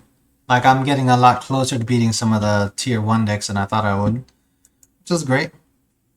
If you want to check out some amazing YouTube content, you can have over my YouTube channel. Check out some of my videos playing against some of the top tier decks, or just playing games and having fun. I think my league is also on there or my prelim is on there where I went 3-1. Played against some of the bigger names in Magic and won a couple games. It was pretty amazing though.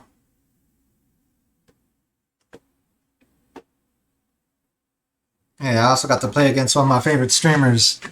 I won a game against him, so that was phenomenal.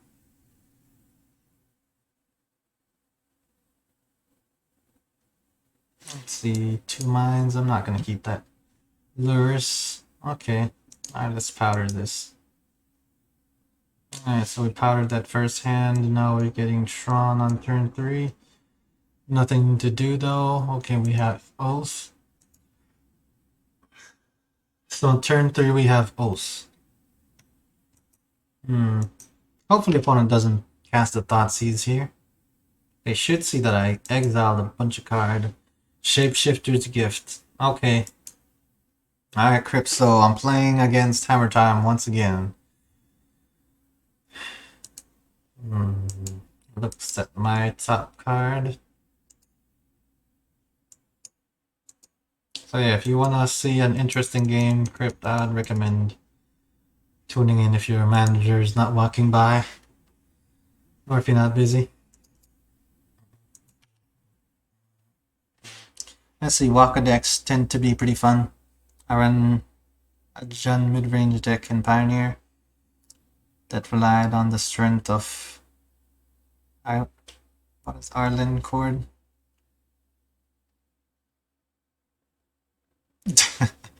You see me dead on turn 3? Hey, if I'm dead on turn 3, what can I do? I don't even have time to assemble Tron yet.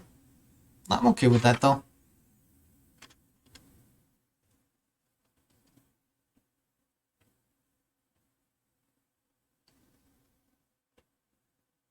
Dredged bed. Yeah, no tears will be shed, man. Hey, this is not just a Tron deck losing, though. It's a Tron Walker's deck losing. Ireland Lord. Let's see. Do I have it in my collection yet?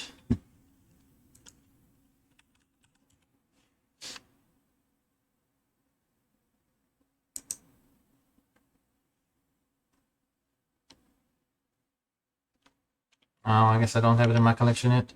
I probably just don't have it because she doesn't have an ultimate ability. I think she's the one that does damage and then flips.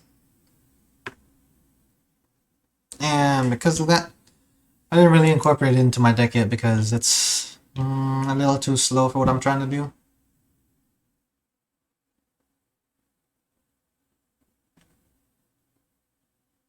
A warping wall split. I don't know. I will experiment with that idea, Crypt.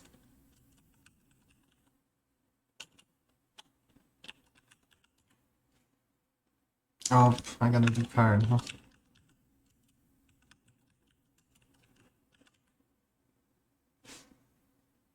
Yeah. So what's the one that flips? Oh, what's my opponent doing here?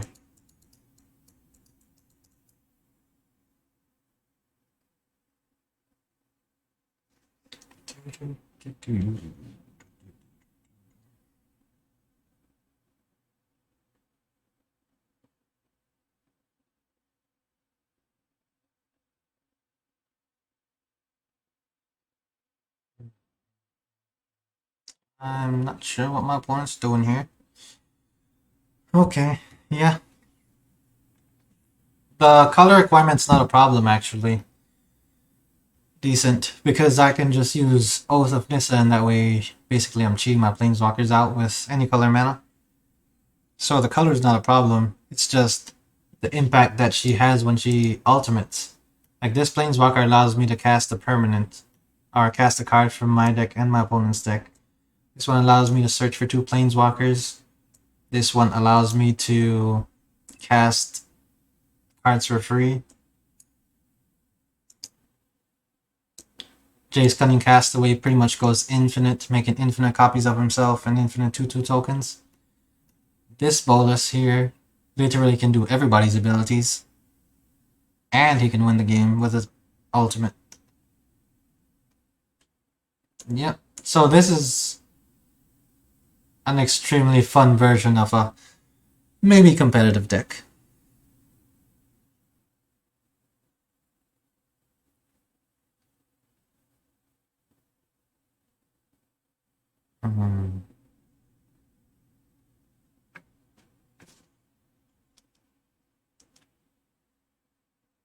Oh, by the way, can you guys hear my computer? I do have a copy of Torpor Ore for Amulet Titan decks. Okay, it's my turn to play.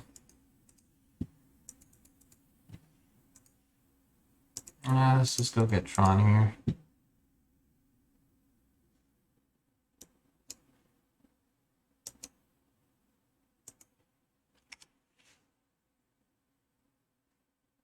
Oh no, I'm not sideboarding. Let's see. He has Colossus Hammer, Luris, and Shadow Spear. And Inkmoth Nixus on the battlefield. Pure Steel Paladin. Alright, here go the artifacts. Colossus Hammer. Okay. I'm taking 10 damage so far. I guess I'll just pass priority here.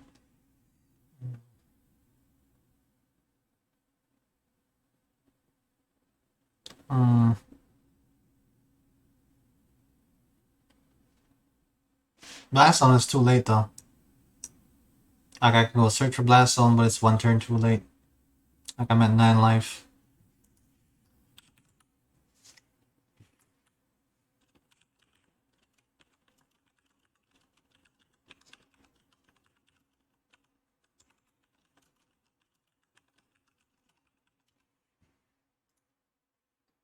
But yeah, that's game.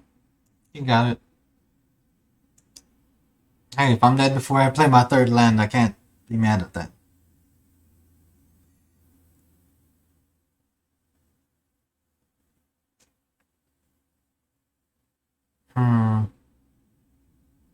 So against this opponent, normally I just sideboard out all my combo pieces.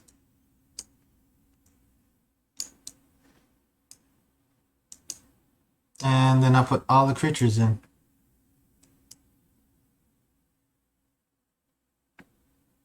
Nah, even if we dug for something else, there's nothing that I could have found that would have kept me alive. Because I don't play any creatures main board except for Emrakul. And in this matchup, we're so far off from casting Emrakul, I might as well take it out. So yeah, now it's pretty much going to turn into a chump blocking fest, unless I get Karns or Ugins and start exiling things. Also, Ensnaring Bridge is definitely here, so I can use that to stop him from attacking. Unless he gets the 8 on the battlefield. Okay, Trinosphere. Not good. Okay, so all those things are out. I guess I'll put some Planeswalkers back in. Thinking Nicol Bolas can be in. Crypt, you were saying to put Torpor Orphan.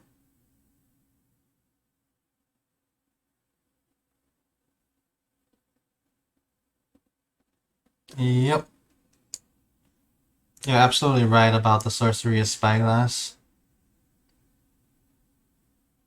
The bridge, I normally leave the bridge on the side because I have 4 copies of Karn.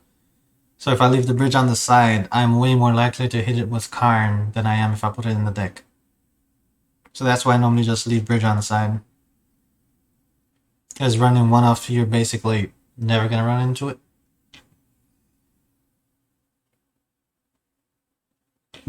Okay. So I'm going to be getting bridge with Karn along with liquid metal coating. I think Orb might be too slow, but I can see where its usefulness comes in.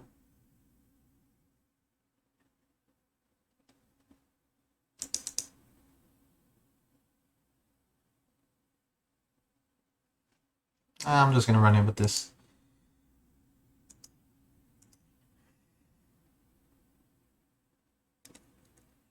Pure Steel does change the equip to 0, but you still have to pay for the cost. So you still have to use the equipment's ability. Yep. Alright, this hand is Keeper.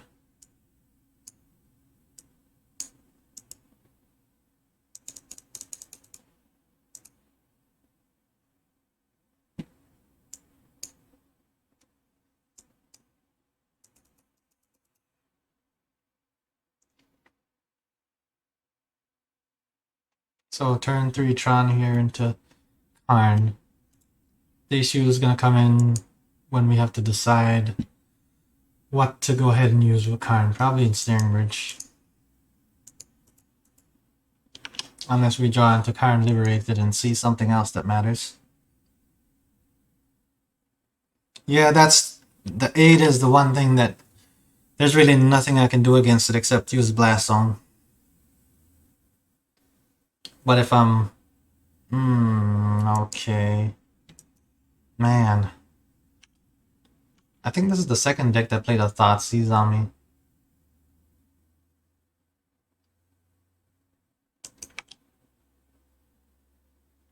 Okay, let's just use this.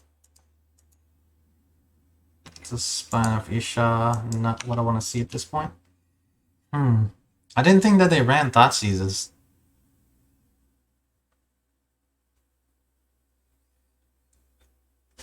But learned something new today.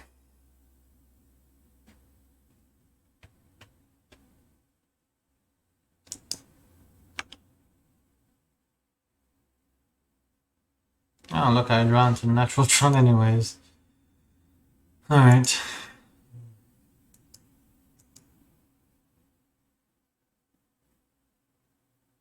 Alright, I guess let's go ahead and start killing their stuff.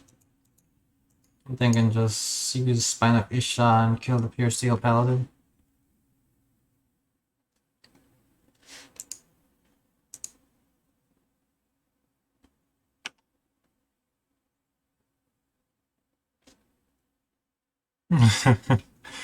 Oh man, I put the Serum powders in here just to get Natural Tron more often.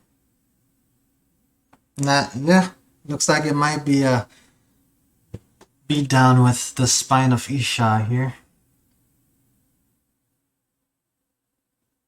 Stoneforge.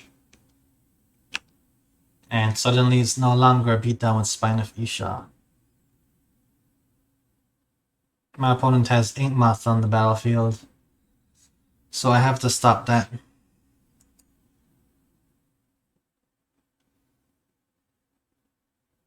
I have to turn the Inkmoth Nixus off.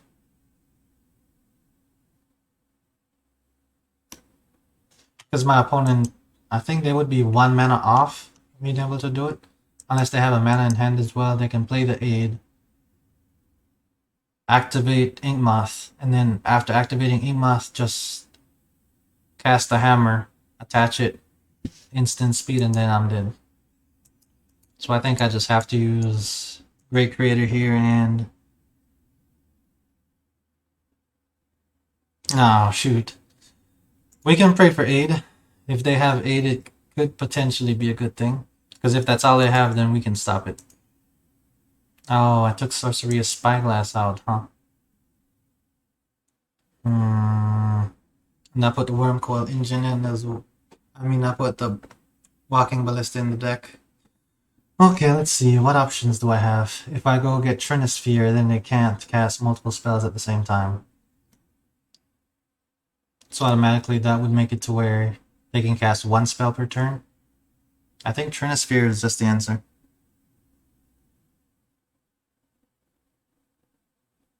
Yeah, I think Trinisphere is the better answer here. Because if I just use the Liquid Metal Coating, he still has 2 mana available to cast 2 spells. So Trinisphere it is.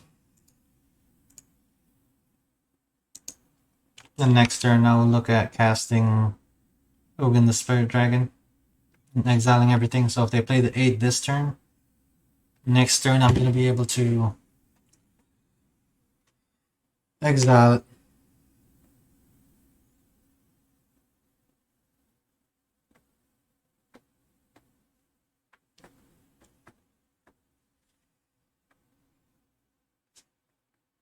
See, they had to pay 3 mana just to play the Mishra's Bauble. So yeah, this definitely bought me an extra turn. Alright, let's see if I can draw into something else that matters.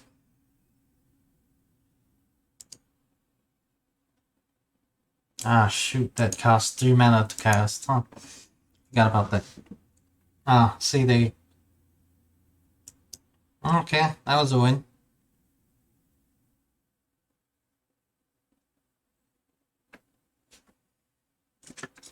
Okay, so that's a win right there, Crypt. So you see what I'm saying? Right now, the deck is as fun as it can be, and it's still moderately competitive. Hey man, I would not expect somebody from the crypt to be understanding what it's like to not be inside the crypt. Uh,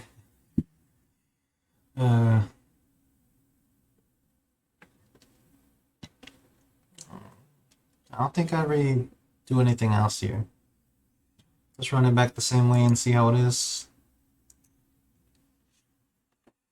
Ah,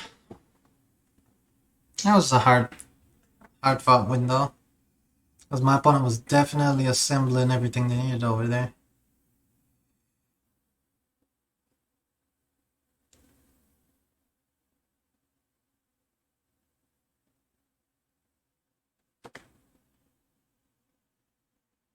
I think your words are, Crypt, it would be better to be lucky than good.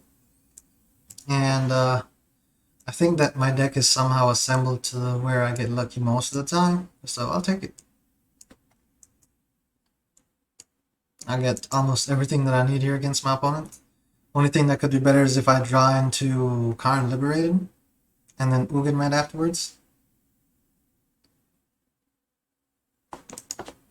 Unless my opponent plays a dang Thoughtseize again. Are they checking the top card of my library? Yep, they checked the top card of my library. Nice.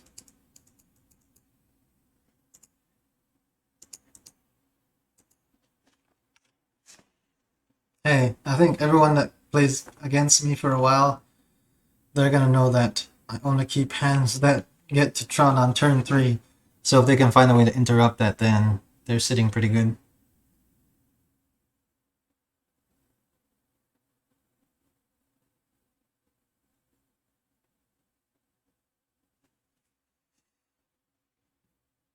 Karn's Bastion, I have not considered him in this deck.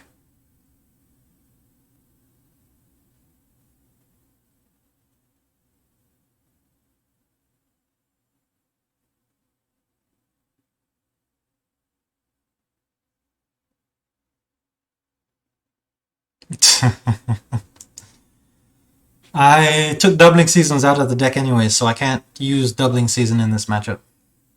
Pure Steel Paladin.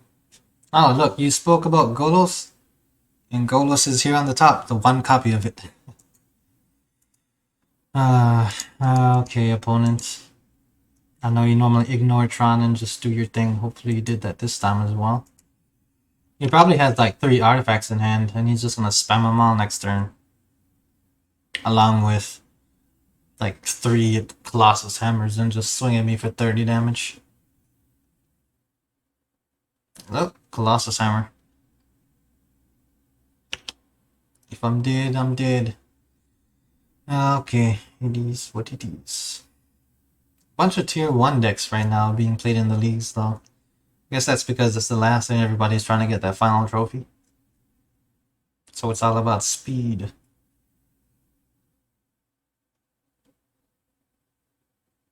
Just swing at me for 2 damage one time, please. Just one time? It's too much to ask for, ain't it? Please don't choose Karn Great Creator. Do Karn Liberated. You can do that one. Karn the Great Creator. Okay. So I'm down to 8 life. Alright. Options here. The only options available. Play Golos. Actually, let me look at my sideboard. Okay. What am I doing? Blast Zone. I can't play Blast Zone this turn. I am on turn 3. What I can do though is I can play Karn Great Creator and go get an Ensnaring Bridge. I think Ensnaring Bridge is just hands down the absolute best play.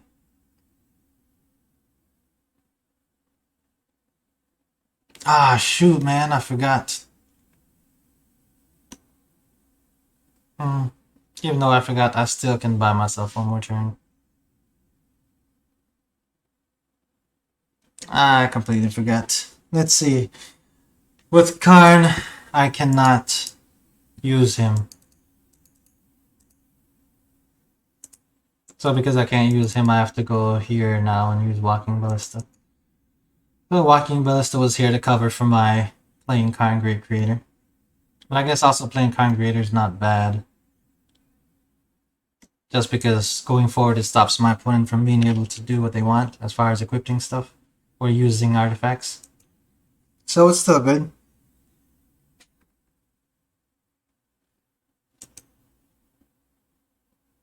We did the path now. Hey, if we did the path, we did the path. Thoughtseize. Okay, Golos is gone. He showed up, made an entrance, and now he's gone.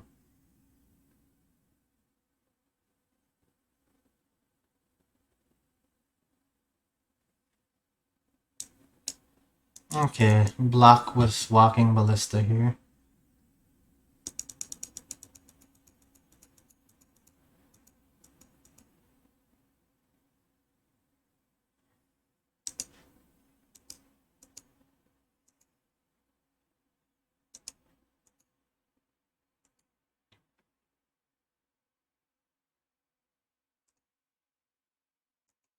Alright, let's just go ahead and snipe him for one here.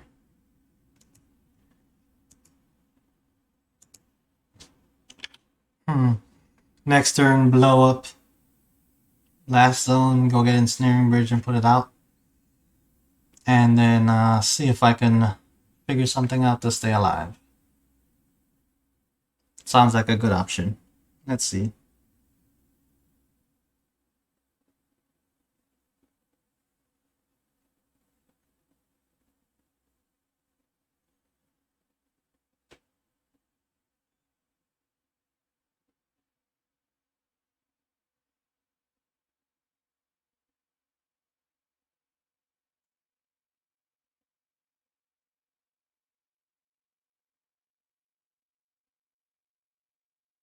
What's in my wish board currently? The only thing in my wish board currently that matters is Ensnaring Bridge and Trinosphere.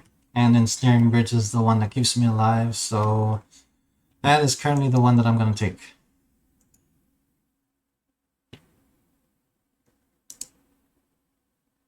Unless you see something else. They won't have hammer. If they had a hammer, they would have casted the other one to kill me.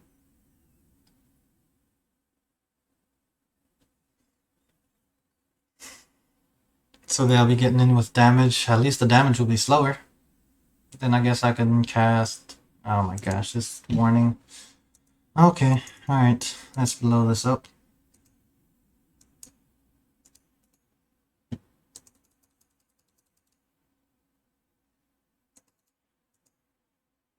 Alright, let's go get a bridge.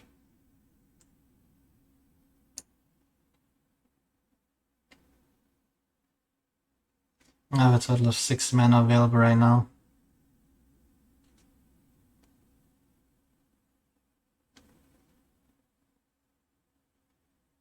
Yeah, getting a bridge is just the best option.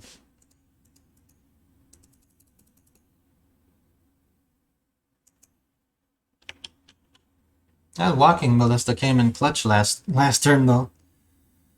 Planar Bridge. Planar Bridge is a good blocker and all, but I feel like it might be too slow. I'm just trying to go for speed in this matchup. Next turn though, the bridge is definitely on the table. My opponent put Colossus Hammer in hand.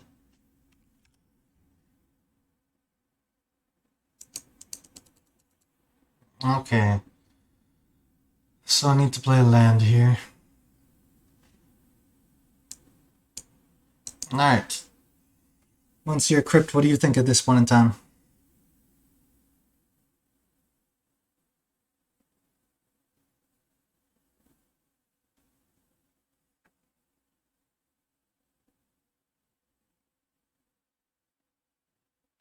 Yeah. It's turn 5.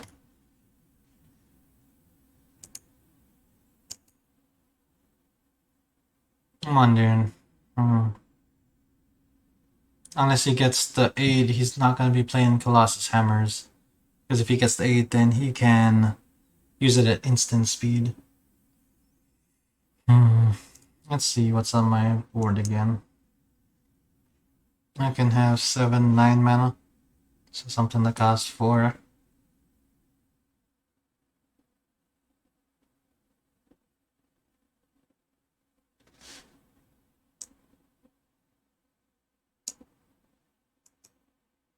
Let's see.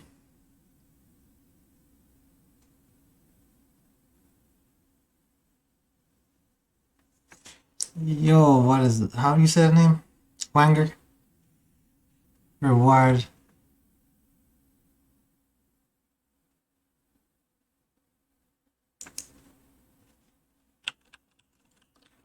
My opponent's kind of being a little bit salty here.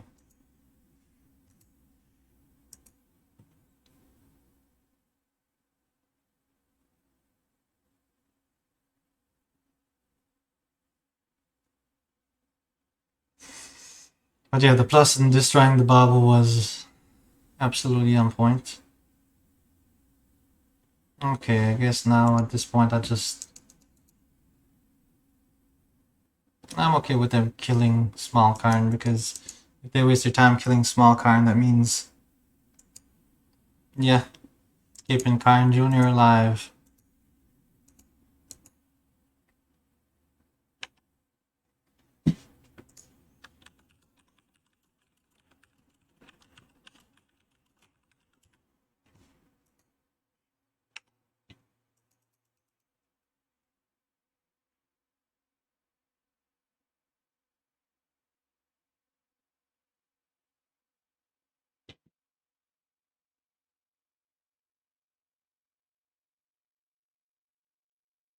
He's keeping all his hammers in hand, so he's waiting for aid at this point. And if he gets aid, it's gonna be game. Swinging at what? Karn Jr.? So since he's swinging at Karn Jr., let's go ahead and play a mine. I think at this point in time, the best thing to do is exile his land, play a Trinisphere. That way I can only spell 1 spell per turn. Plus on the 0 drop, it's already a creature, so I can't plus on it anymore. My opponent's being super salty here. Okay, well. Do I have Spanish Isha on the sideboard? No.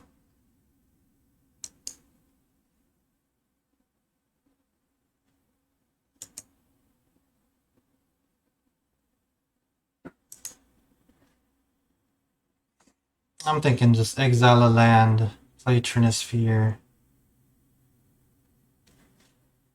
cancel. What do y'all think? A few hammers out the way. Exiling from hand seems like it's also not a bad call. I think my opponent's just trying to distract me at this point.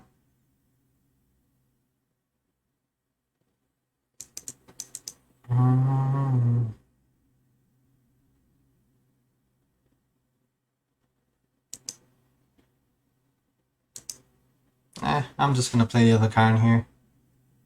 As if I play him, then I can go get Trinisphere. So he can cast 1 spell. And then he can swing at me for 2 damage. Correction, 3 damage. So Khan is dead next turn no matter what.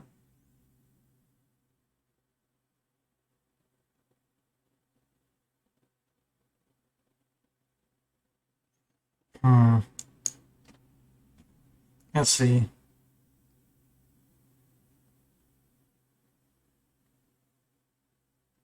Wait, just in case. Plus on bridge.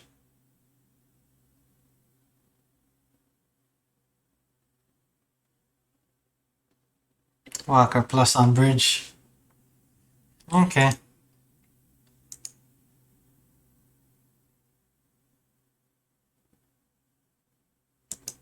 I think plussing on bridge plus casting Karn to go get Trinisphere would be pretty good.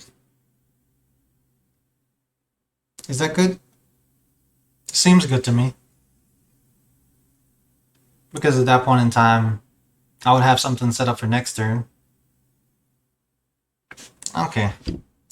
I'm happy you like that, man. Seemed like the best play in my book. That way next turn they can only play one spell. So even if they do get the aid, they can only play one spell.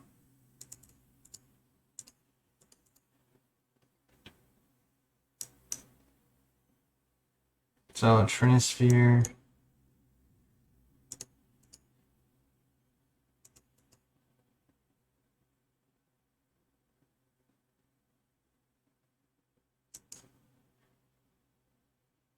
He had Path. But even if he has Path, I'm okay with that. Or maybe he was just taunting a Path.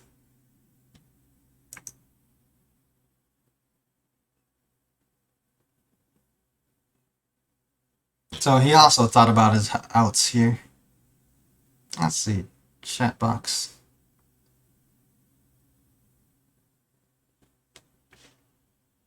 He said Path, bum bum. But he didn't have Path, so he's just being salty at this point in time.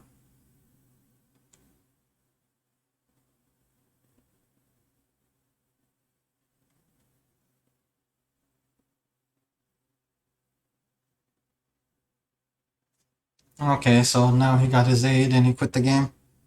Okay, alright.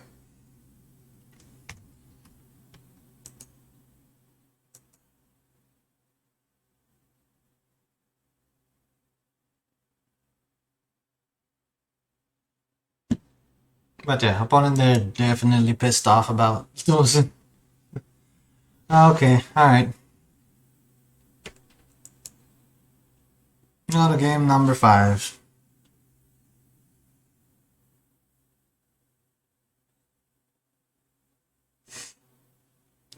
At the end, the 8 didn't matter.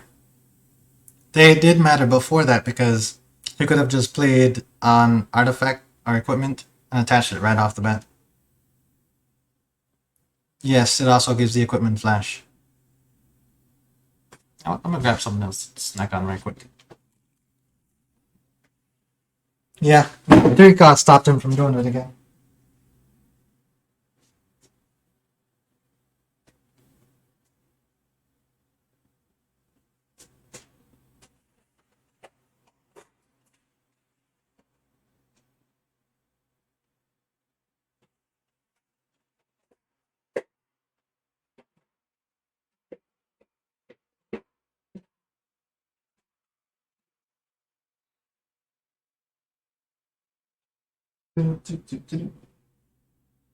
Oh, that light wasn't on the whole time.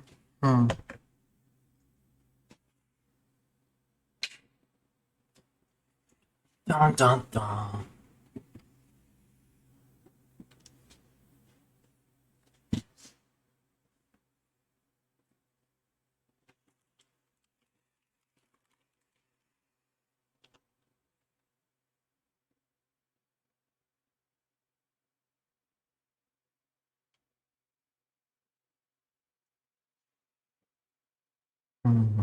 Well, let me use the bathroom first. There's no reason to rush here. Got 2 hours.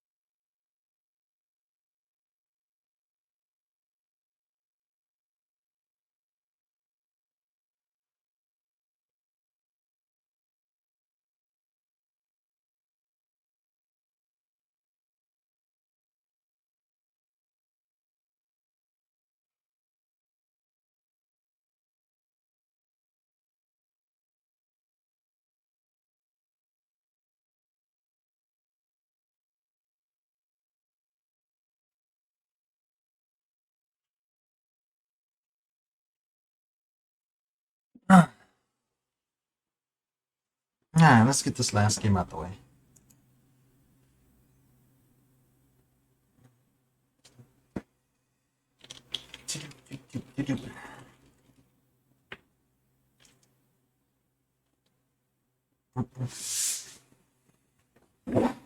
Okay, 932 people left in the league.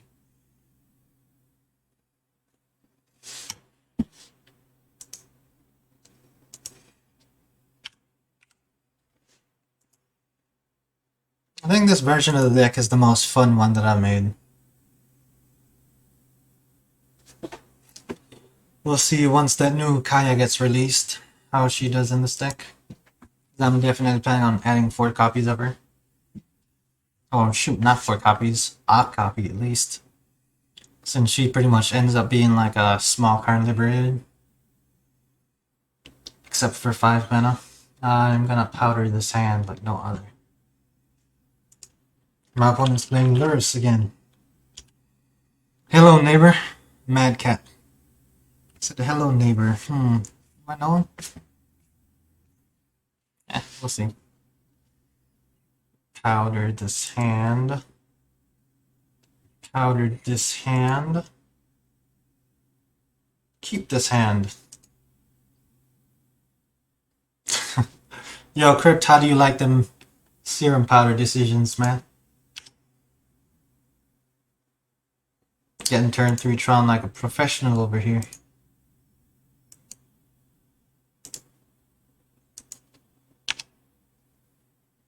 You don't like those cards in exile? They're in exile, but think about it. With small Karn Great Creator, every artifact in my exile zone can be brought back to my hand once I use his ability. So, in reality, all the artifacts I'm not losing. I'm only losing the non-artifact cards.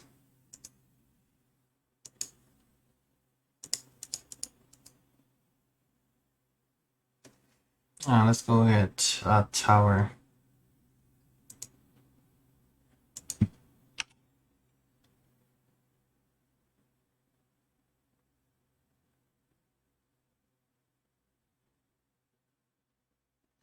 None of my planeswalkers coming back is a good thing. I can reset the game and get them back if I really want them that much.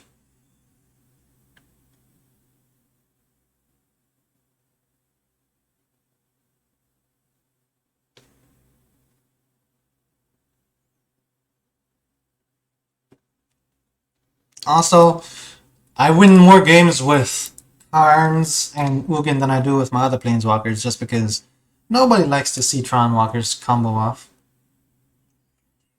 Unfortunately. Like if I comboed off with somebody that didn't need to win, I wouldn't mind losing. But nobody plays like that.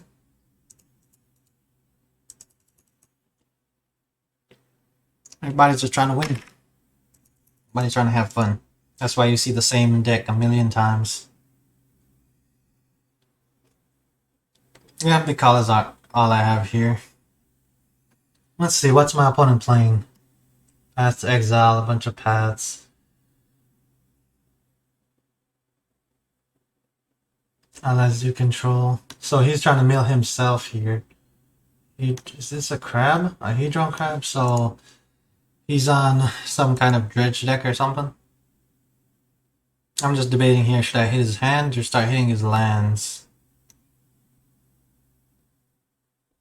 Yeah, green or black source.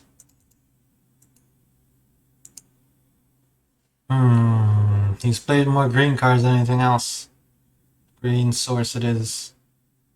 Black and white. Blue and white. Green source it is. No more Satyr Finders, my guy.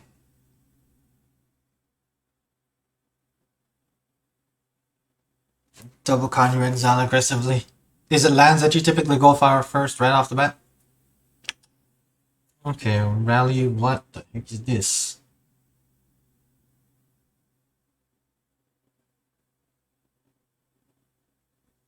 Okay, so this is an allies deck. Can't say I've seen one of these before. It's kind of that one. Let's go see what else I draw into here. If I end up drawing into Ugin, that would just be perfect.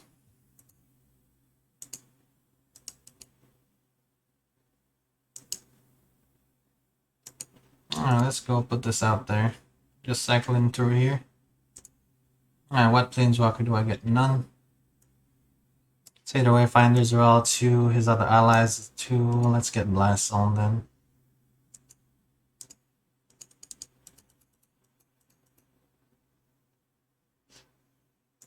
Let's get the mine out there, and let's exile a card from hand. I'm trying to figure out at this point, do I want to go ahead and play the other Karn or not? Because I could just leave Karn out because Karn is still on 5. And he can't kill it with the small creatures.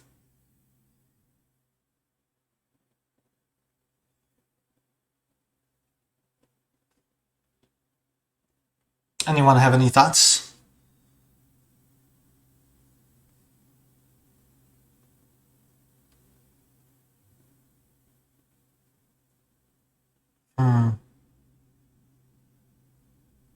So what do you think? Karn all exiling a land again, or just if I use Karn and exile a land, then Karn's dead? I think just leaving the one Karn out there is the best option. And I could start going up on mana pretty much. Get ready for next turn. Since I do plan to destroy his creatures using Blast Zone. Let's see. If I have to go get a land, I have another mine in hand already. I'll just get a Cascading Cataracts.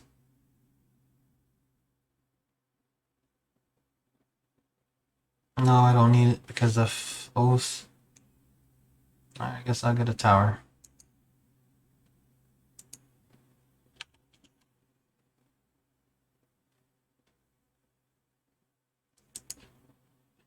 So, opponent played the land again.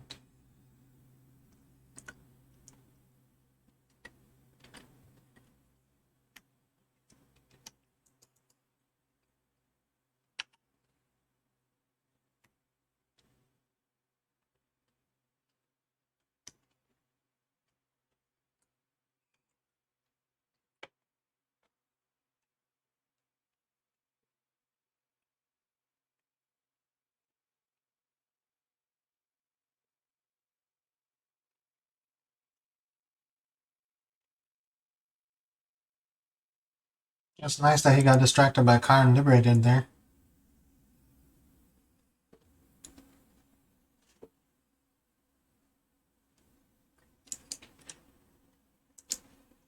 Let's get this up to 2 since all of his creatures are at 2.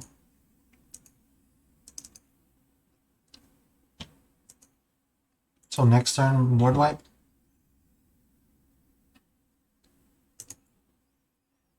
Guess I should probably just keep the same.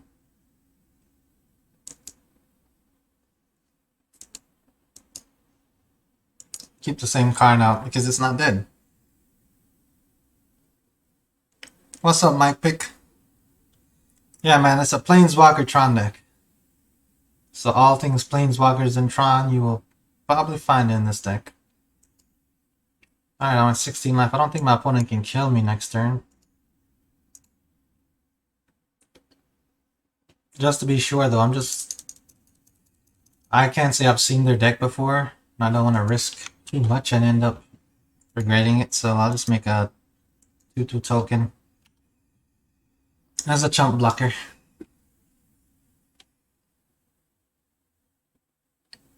Yo, what's up, Pikachu? Yeah, man, I've been streaming now. I've been live for over 6 hours. I had only planned on doing one league because guy I met on here who gave me the idea about the Serum powder. He wanted to compare the decks that me and him ended up making, or our final outcomes. So I decided to do a league, and enough people were here that wanted to see me do another one, so doing another league. Though this is the last game, though.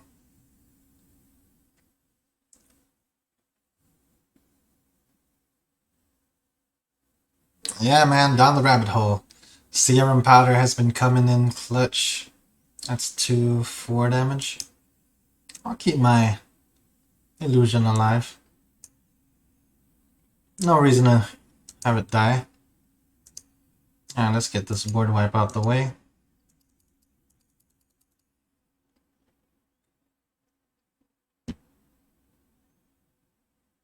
Dang, look at it.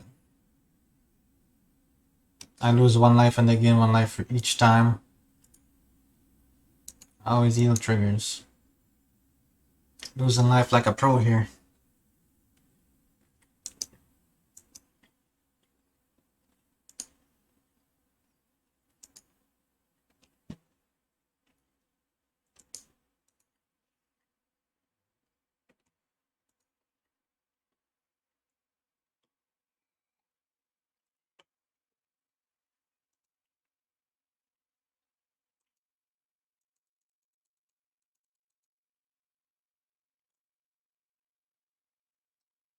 Let's see. I guess Kind Creator is the one to get here.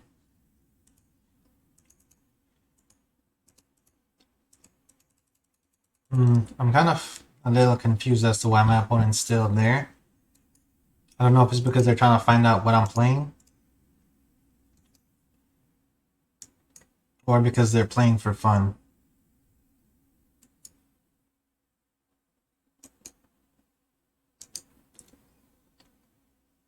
I'm hoping it's because they're playing for fun. If that's the case, 22 minutes, 17 minutes. Maybe they're just trying to get me to, I don't know.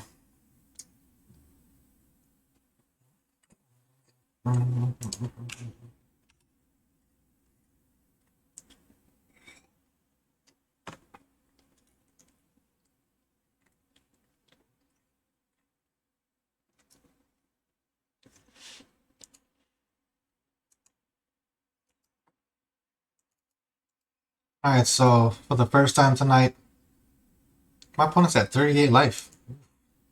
Just noticed that. For the first time since I've been streaming, I think my opponent will be relaxed enough where I can ultimate some planeswalkers. Let's see, here's a planar bridge. So next turn we do it.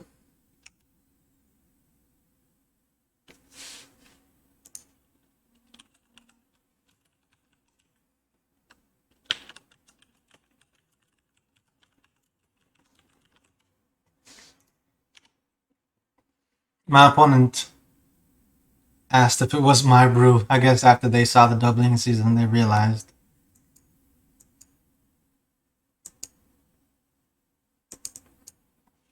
Okay, so for all the people here that have been watching all 6 hours, the long overdue ultimating of planeswalkers is happening.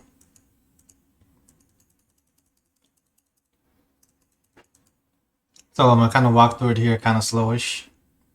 Alright, so typically I want to go get Sam with the Tested first. And after getting Sam with the Tested, I ultimate her to go find 2 planeswalkers. At that point in time, I normally go get Nicol Bolas Dragon God and Jace Architect of Thought. But since I already have small Jace out here, this point I'm just gonna make some copies of Bolas because he has all the abilities of all planeswalkers in play. Let's see. Kind of have to scroll through the abilities there because of the long list. I just want to see if I can go get Jace. Let's see. I don't know if I took Jace Architect of Thought out of the deck. Oh, he's in exile. Well,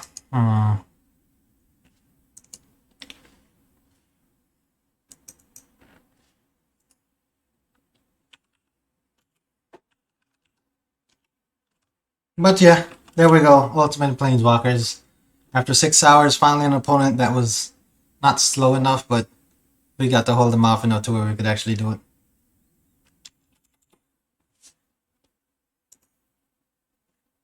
Alright, let's just end this game.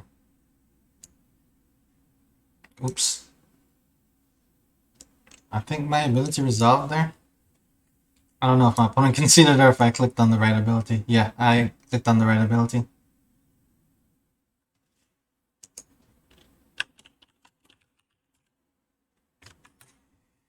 Okay, my opponent's gonna invite me to their Discord, so that's pretty cool. Let's see. Oh man, since Return to Ravnica, I think it's been like 6 years or something.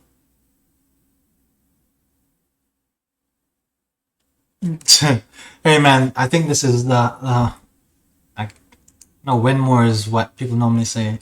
It would definitely be like a win most deck because you can do anything from take infinite turns, cast your opponent's entire deck, make infinite creatures, infinite planeswalkers.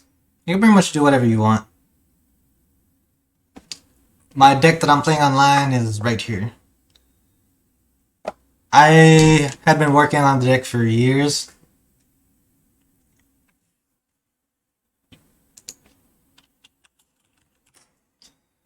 But yeah, I had been playing this deck for years to get to the point to where I'm at now. So yeah, I have a lot of experience catching L's trying to play Planeswalkers with Tron. And now I'm to the point to where I hand out L's sometimes.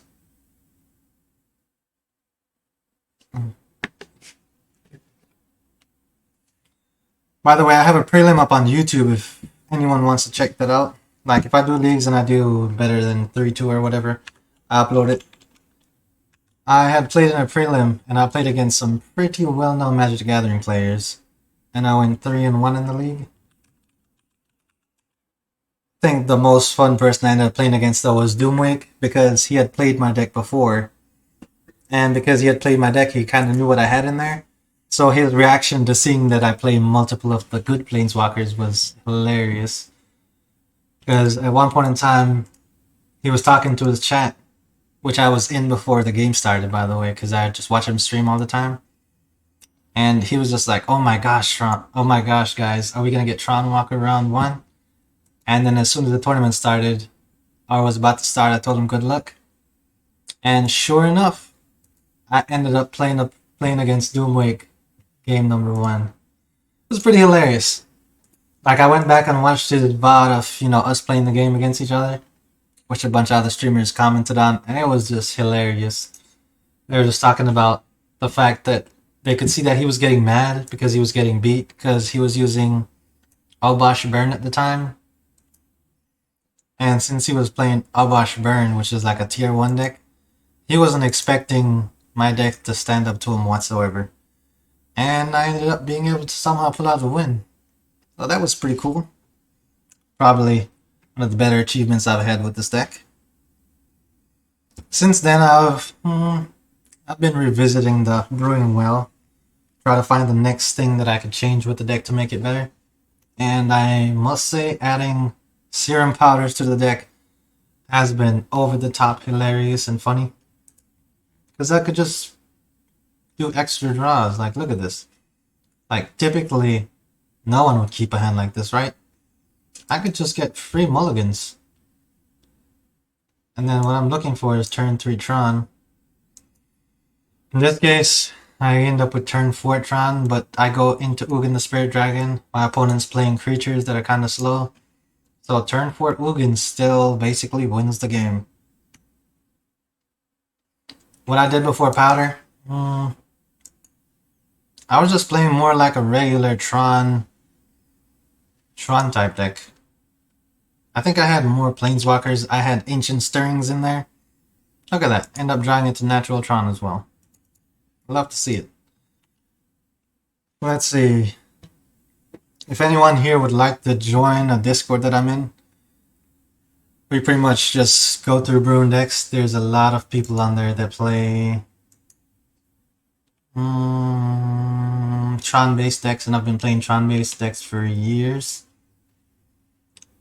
One of them is someone that's literally from the crypt. I hope I didn't exile my Blast Zone. I guess when I search, I'll find out. And this is the only option I have anyways. Yep, I am a Blast Zone in the deck still. So let's get Blast Zone. So once again, get Blast Zone to 2. next turn, and then the turn after that, use it, which still hits a bunch of his creatures anyway, so still puts me in a pretty decent position. So turn 5 Ugin now. I think once Ugin hits and starts board wiping, it's gonna be pretty much game.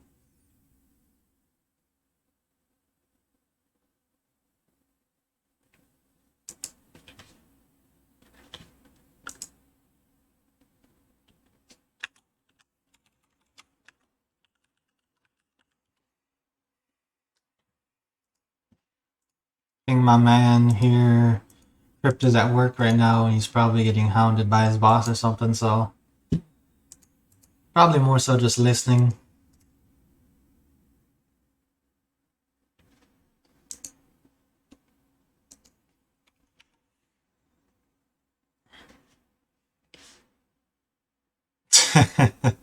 I know you're always lurking, Crypt.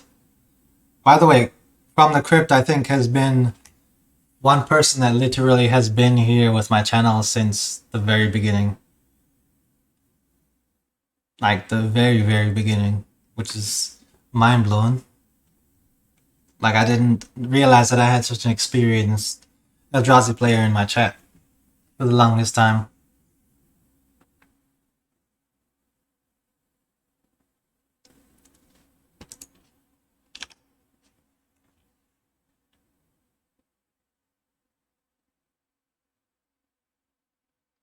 Okay, why do you consider yourself Crypt? Hey, not just the people, but I would also like to know. Let's see, playing another Tron land. Yep, I guess I'll wait till his turn to blow it up. I'm a Tron player. Oh my gosh, you Tron player. Do you play creatures of the Eldrazi subtype?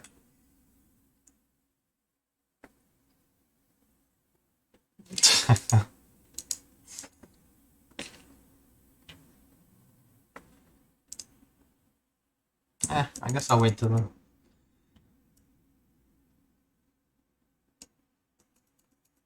I don't care about taking 2 damage here. I'm just gonna take it and wait till the end of his turn. I don't wanna blow up the damping sphere and then he casts another one in his second main phase.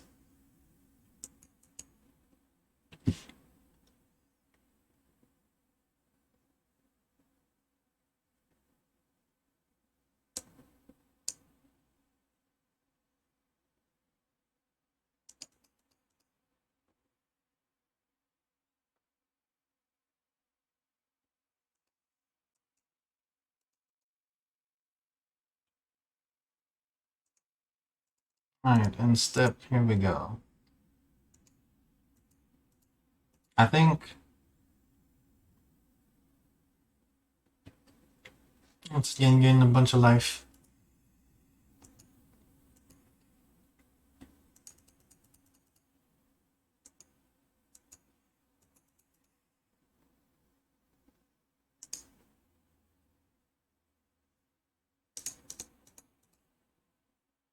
If he runs a counter spell here, I'll be a little impressed. No counter spells. Well, if Ugin ults, we'll get to see all the Planeswalkers ult again. Who knows, maybe we'll have a turn 1 win this game.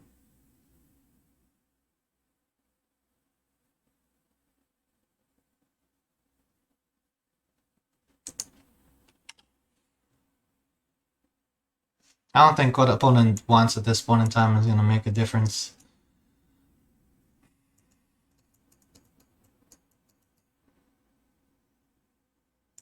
Let's go ahead and kill this creature. So next turn we get to see Planeswalker's ultimate for the second time.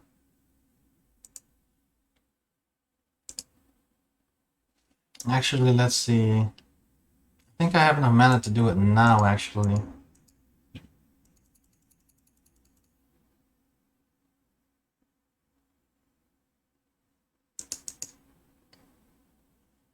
Completely missed the fact that I was missing. Let's just play the Oath. I realized that I was missing Oath of Nissa there. Okay. Let's go ahead and play Karn. Or choose Karn here so we can play him. Now for the second time in the stream, we're gonna get to see Planeswalker's ultimate. Pretty cool.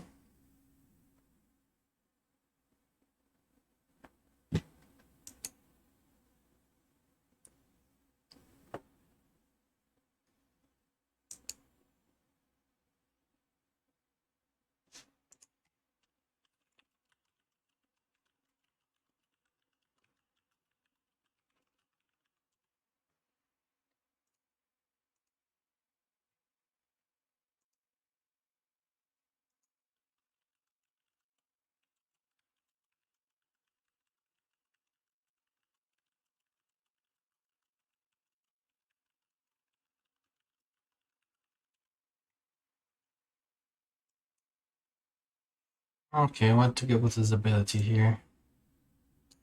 I'll just get Golos. Not that it really matters because the game is over.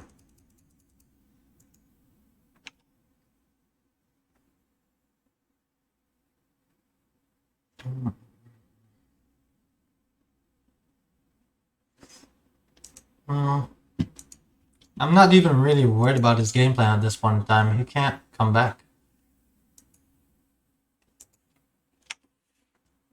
Like, even if all his creatures rush back next turn, unless he can do 14 points of damage, I'm just gonna ultimate the Planeswalkers and win the next turn. Or I could use Ugin the Spirit Dragon to do it, but... Okay, so he had a Nature's Claim in order to kill Golos.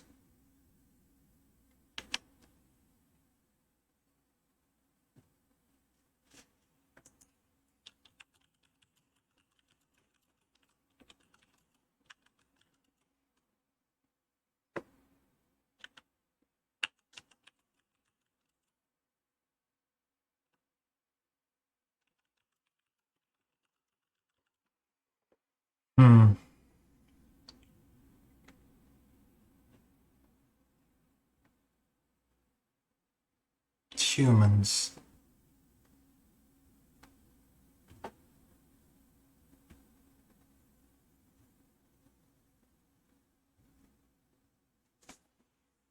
Okay.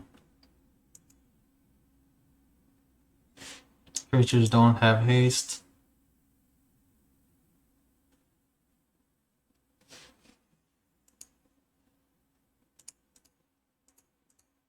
Do without the Ugin ability here.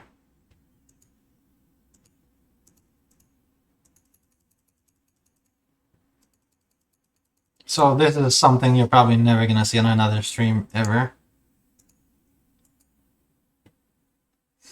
So I can pull this turn 1 win off for y'all.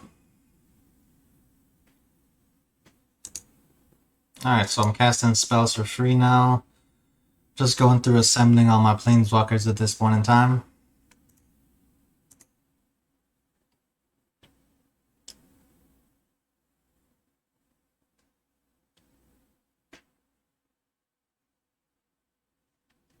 My opponent says, man, this is silly, I love it.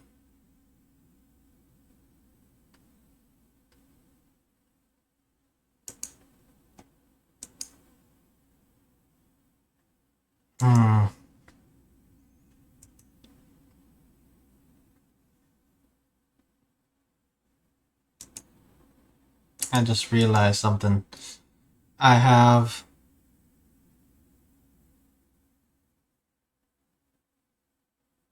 one of my crazy win conditions exiled. I have Nicol Bolas exiled. So since he's exiled, I can't take infinite turns. Unfortunate.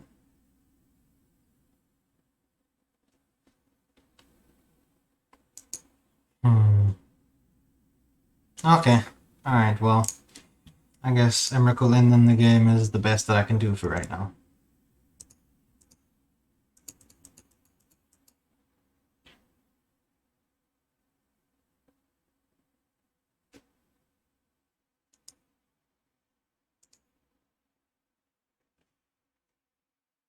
I guess I could just destroy all his lands.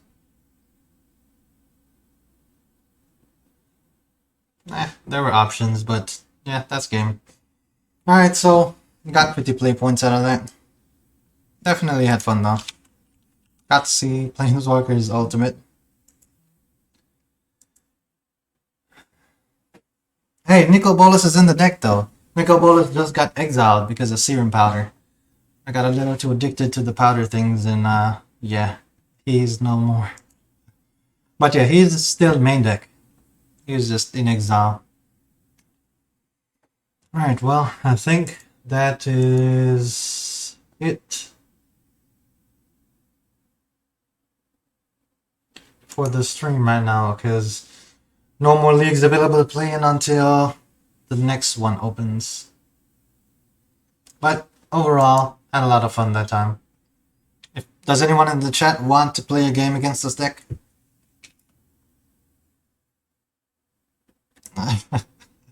Oh man, hey, the powder is amazing, bro.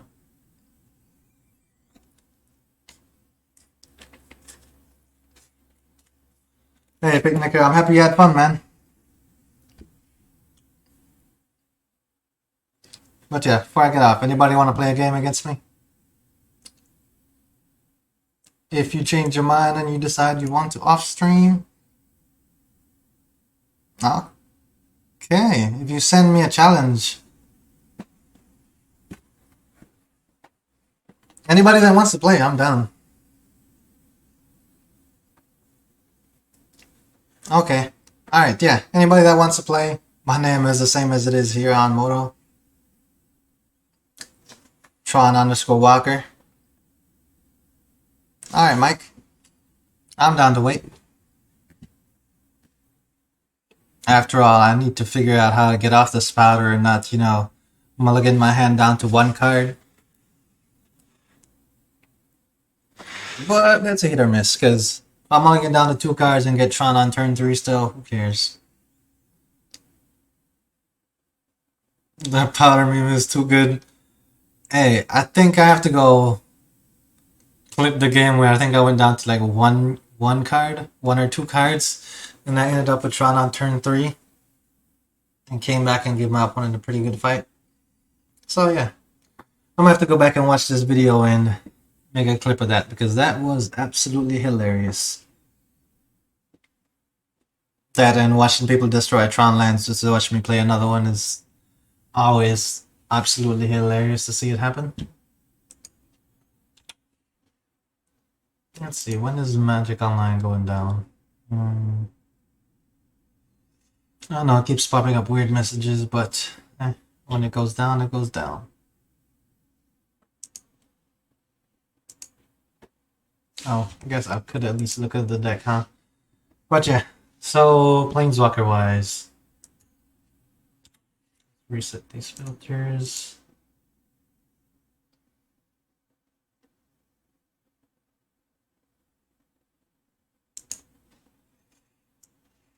Are there any Planeswalkers that you guys would like to see played in this deck?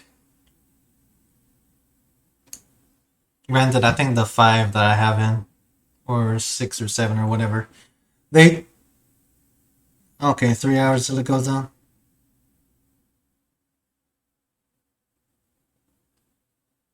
Oh, I have a question though. When it goes down, will they be incorporating the new set? Because if that is the case, I'm definitely going to be buying some more Planeswalkers today. The only sad part is I have to work tomorrow. Okay, the new set is incorporated? I hope that new hire is on like $60 or something ridiculous. But yeah, I'm going to buy a copy of her hands down for sure. Oh, my opponent. I told him I would message him. Okay, I need to get that Discord link.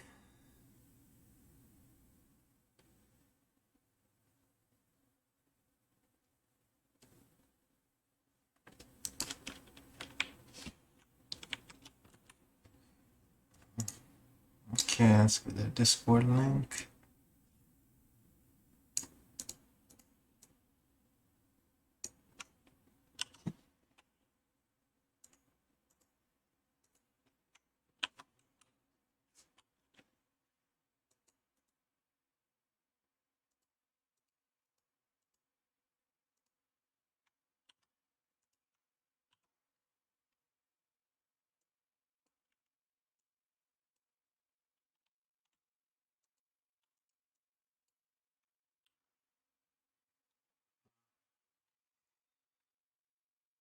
Probably only be in chest.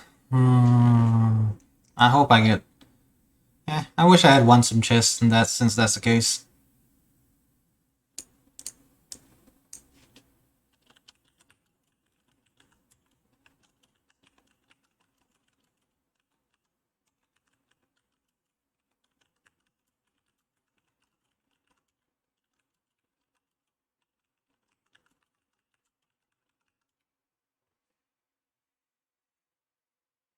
Let's see, did I get any challenges? Nope. Okay, so as far as planeswalkers go, with mine, Razorek is one of the few planeswalkers that the fact that he adds extra turns by flipping coins. I had him in the deck at one point in time, and the use of him was to just flip coins and take basically infinite turns. But then I realized that I don't need him in the deck to take infinite turns. Like, what I end up doing is to take infinite turns, of course make infinite copies of Nicol Bolas, and then once Jace Architect of Thought is out as well, I can go cast Emrakul. And after I cast Emrakul, I'll use Bolas to kill Emrakul, and then just recast Emrakul and just do that to take infinite turns. The only difference is if I take infinite turns with Razorek, it carries over to the next game if I restart the game, because I'm trying to win on turn 1.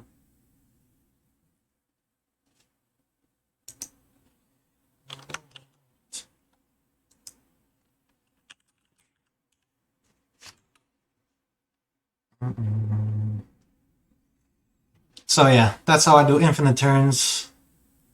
But yeah, if you restart the game with Karn Liberated, and you had a whole bunch of extra turns stacked up, you will actually get all those extra turns again. Okay, man, I'll send you... Invite, just 1 second, notepad. Okay, that's not it.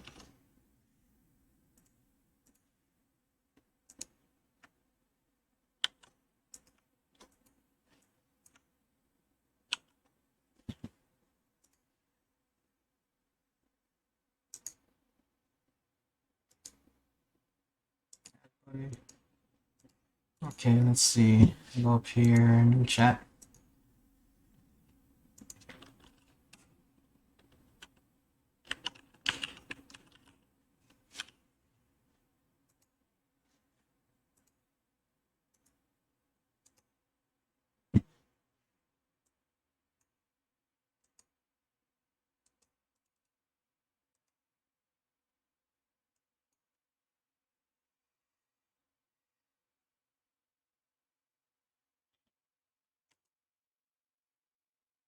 Yeah, really, it actually does carry over. I had to do that on MTGO just to make sure. Let's see.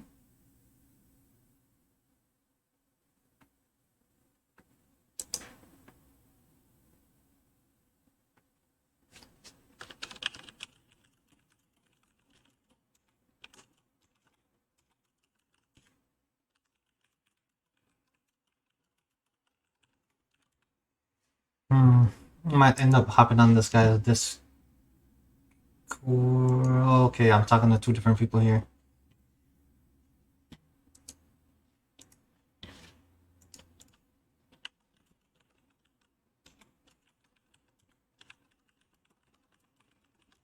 Okay, so I'm gonna keep this hand. Turn 3 Tron is in it. Let's see where we go from here.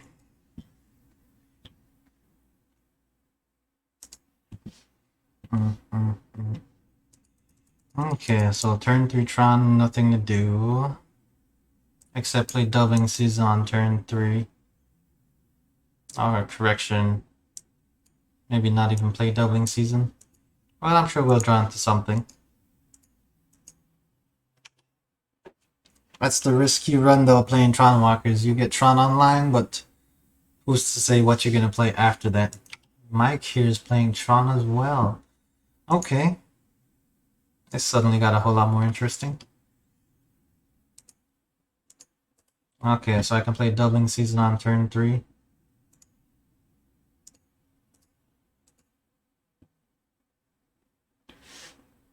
Go get a mine. So it will all come down to turn 3. Good thing is here he missed a land drop. Since he missed a land drop, let's go ahead and capitalize on that.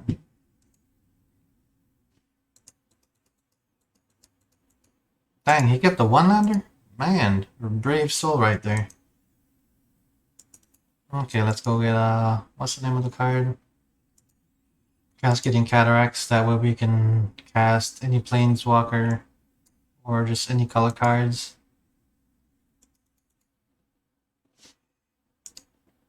Quite honestly though, maybe next turn what's gonna happen is Blast Zone. Because Blast Zone will keep him away from being able to get Tron online. Unless he draws into the Tron line now and then there's nothing we could do about it.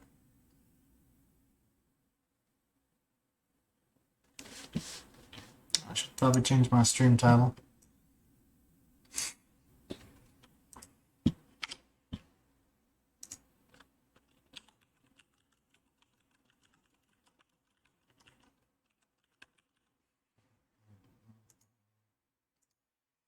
Okay.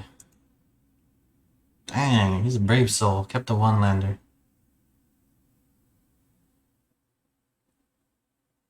So if we play towards ultimating Planeswalkers here, since there's not much that he can do on his end.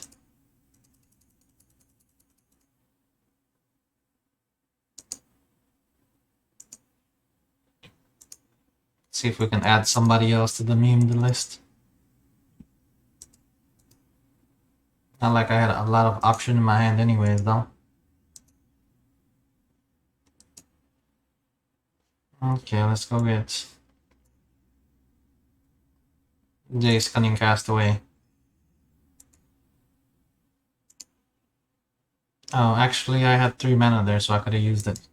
I was too focused on the powder, man. I'm addicted. I can't help it.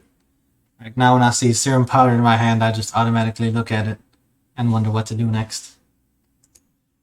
So opponent used that opening there, getting Tron online, so they can't play Ugin next turn because they don't even have Tron online yet. So I think I should still be able to run away with this game regardless. Well, let's see. It's a Tron deck, so anything can happen. But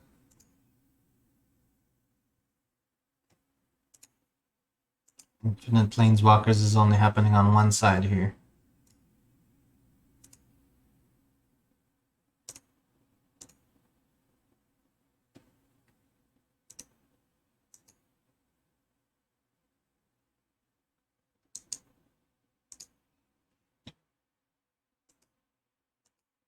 Okay, he had no answer. Alright.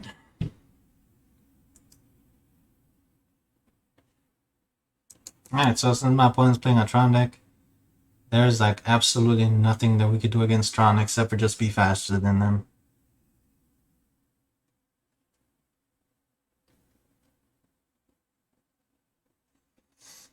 Hey man, what can I say?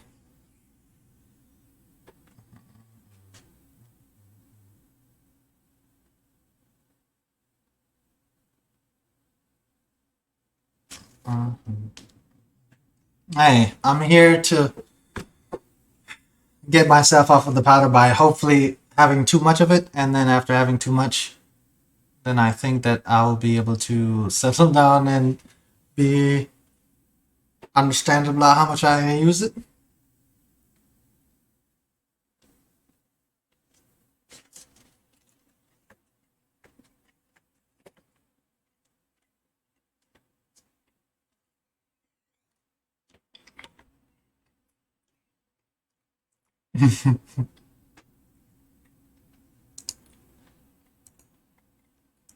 I can say for sure it would not translate to real life. I would highly not recommend it unless you're playing Magic the Gathering and you have a favorite card that you are wanting to not use so much. Like, look at this, man. Like, when I look at my hand, I just automatically look, do I have a powder? And I'm like, oh no, this hand is trash. And then I look at it again and I'm like, I have a powder, this hand is trash, and I just get rid of it. And then I look at my hand and I'm like, oh my gosh, this hand is trash. And only then do I have to look at my exile zone and think to myself, am I exiling all of my Tron lands? Oh my gosh, yeah, but yeah, that's pretty hilarious. I got 2 mines and 2 mines, and that's it. Alright, so I can almost guarantee you the Tron line that I'm going to be looking for here is a mine. I'm like, oh my gosh, look at this. Like, y'all can't tell me this is not hilarious. Like, on one hand, I want to keep this hand, but it has no turn 3 Tron in it. But something else I learned recently is I can mulligan first before I use the powder, which shows that I'm getting off the powder a little bit, because I can do mulligan. And see that? Just like that. But the thing is, it does not keep me off the powder, because I can go back to it when I want, except now I can choose what cards I put back.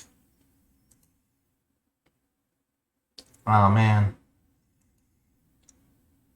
You see? Look at it. The powder comes back again. The only difference is now I have a hand that has Tron on turn 3. So I can just, I can just rock with that. Let's keep. That's what 3 cards at the bottom. I think maybe I'll keep doubling season. Nah, I'll keep the chromatic star. So you see, just like that, the powder is addictive, but the powder gets the job done, I keep telling everyone else that plays Tron from the Devo Nation, aka the Discord that I'm in, and they're all telling me that they had flashbacks of when they were on the powder and how they had to do math after using it and they didn't like it. So I'm just going through here, getting my share of the powder in, and hey, if it works, it works.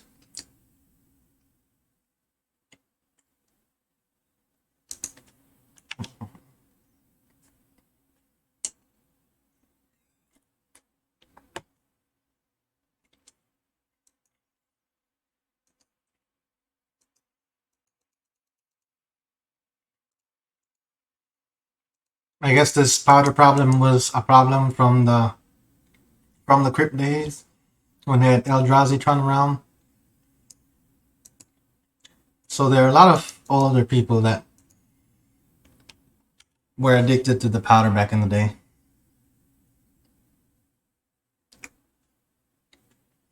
Yep. Look at this. Opponent turn 3 card.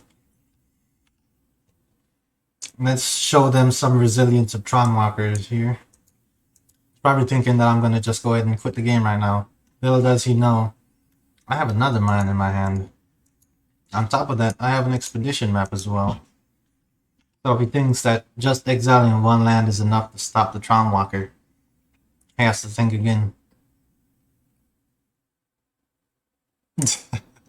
Hey man, let's not comment on the fact that we exiled 2 mines already. Okay, alright, he got the game. Okay. Okay.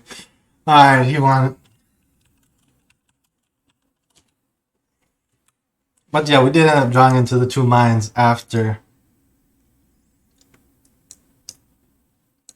we had 2 exiles.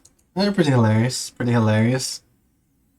But you can't... I can't answer Ulamog. It's just too much.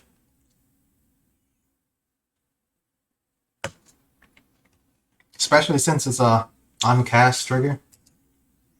Yeah, it is just too much to handle. Alright, let's go to the next game. Alright, he didn't sideboard as well. I think that's just because he's...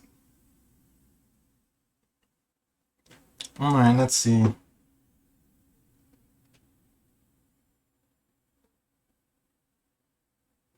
The powder... Hey, man. I spent so much time using the powder. An opponent playing Hammer Time who lost to me got mad and quit the game. Granted, that's not the only reason why he got mad, but yeah, he got mad and quit the game. Alright, yeah, I can't keep that hand. This hand is bad just the same, but you know what? We got the powder in here, so we are gonna be on it. Let's powder it up. Alright. Let's not exile both the mines again. That last time it was pretty risky. Tower, power plant, mine. Look at that. Tron, and we only had to get rid of one card. Let's keep. The issue now is that we have no Karn Liberateds in our hand. Or no Karn Great Creators, so we have 4 looks of cards or 3 looks of cards to get something. And if we don't get something, we might lose this game. But I'll take those odds, because there's not a 0% chance I don't draw into one of those walkers. Except, I think, I exiled 1 Karn. And that's it.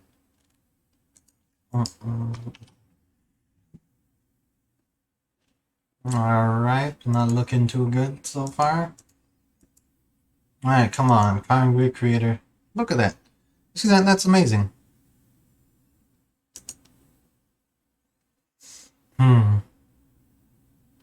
I'm just gonna go ahead and go fetch.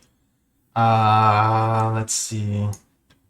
Cascading Cataracts, because I know without a doubt my opponent can't start destroying my lands before I get Karn Great Creator on the battlefield, so we're gonna be at a stalemate on destroying lands. If Karn Liberated is what he was gonna play, he won't be able to play it on turn number 3, because I will deactivate one of his Tron lands during his upkeep. Look at that. Natural Tron. That powder be doing some great things, man. That powder works.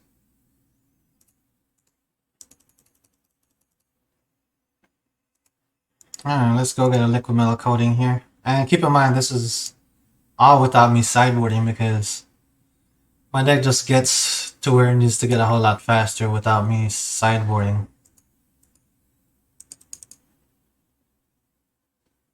Let's get this Chromatic Star out there.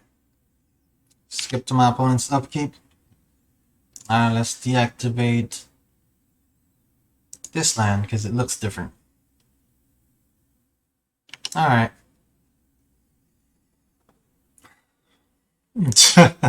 He was a Confather, man. That's pretty hilarious. Okay, so he can put a card of his own out. If he does that, the game plan completely changes. I'm just gonna have to go get a Sorcery Spyglass, look at his hand, see what he has, and try to figure out how to stop him.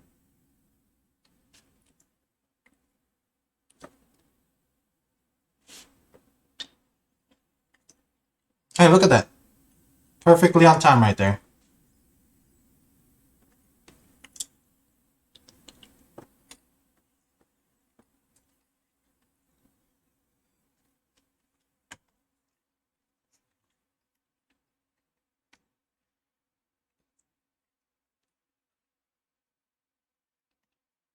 He chose Karn Great Creator.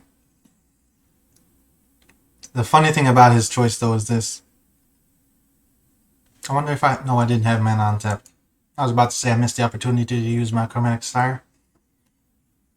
I have Planeswalker, Doubling Season.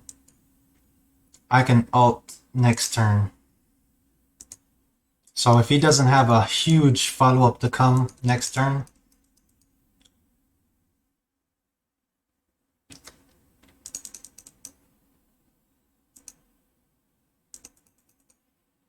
if he doesn't have a huge follow-up next turn, I'll be able to win the game. Most likely. Because I only get to see 3 cards. Alright, opponent, what do you have for me? If you got it, you got it.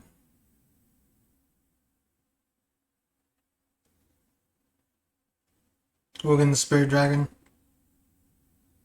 He should exile everything. Chose to exile. Good choice. This is such a weird matchup.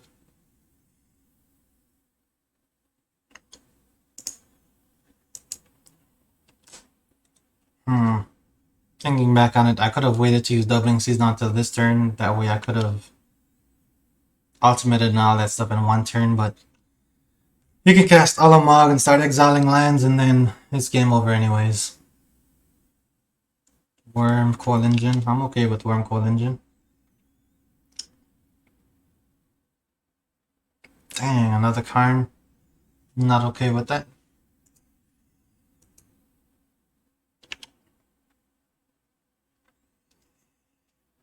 Hmm.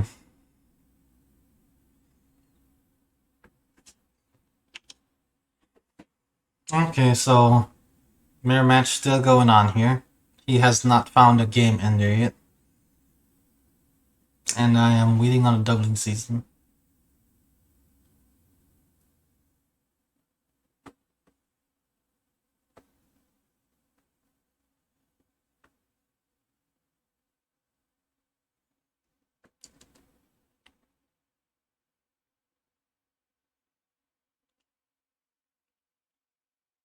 Hmm. I think he attacked me versus Karn, so he can't use O Stone yet.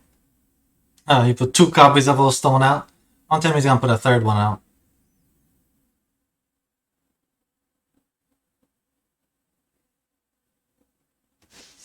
Okay, let's go.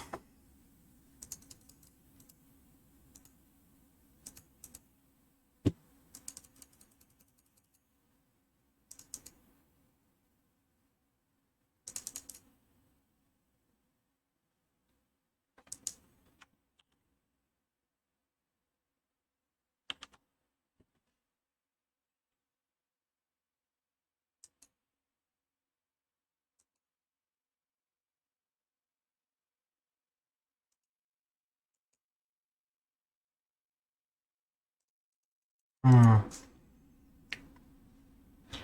I think in this mirror match, though, a lot of things don't matter after turn 3. Look at that. Tell me that's not an amazing hand right there. The downside is I think Emrakul might have to be what I pick.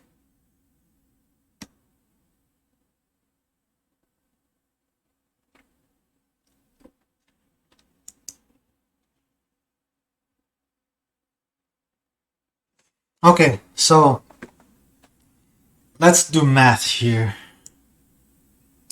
Now that we're over the power thing, I have 7, 10, 12, 13. I need to draw a Tron land in order to use Emrakul.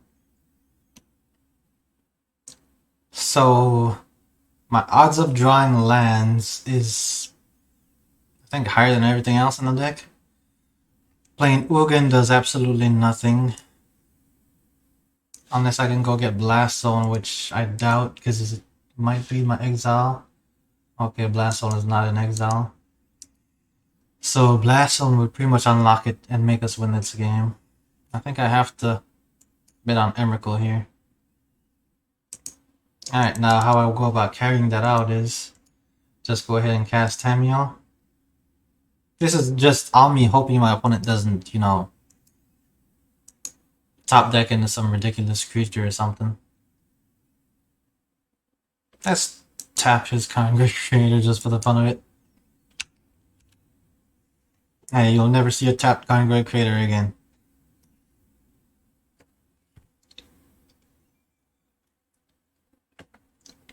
Next turn I get to draw a card, then I get to look at the top 3 cards.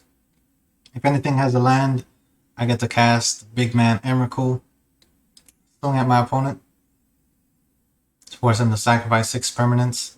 He takes 15 damage to the face, because I get an extra turn, and I also get an extra draw. And then if he sacrifices the needle, Karn is unlocked. And yeah.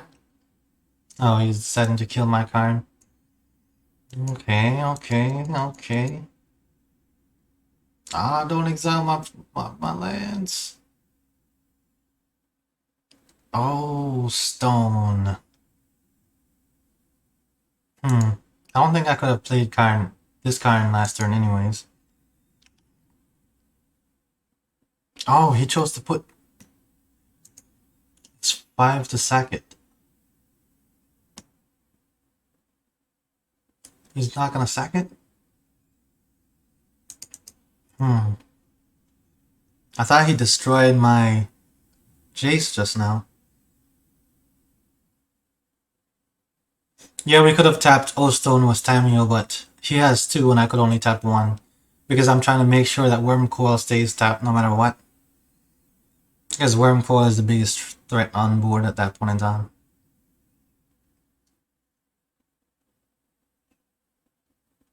He has 6 mana available right now. Oof. He's O-stoning. No. Look at it. Can't tell me that's not hilarious.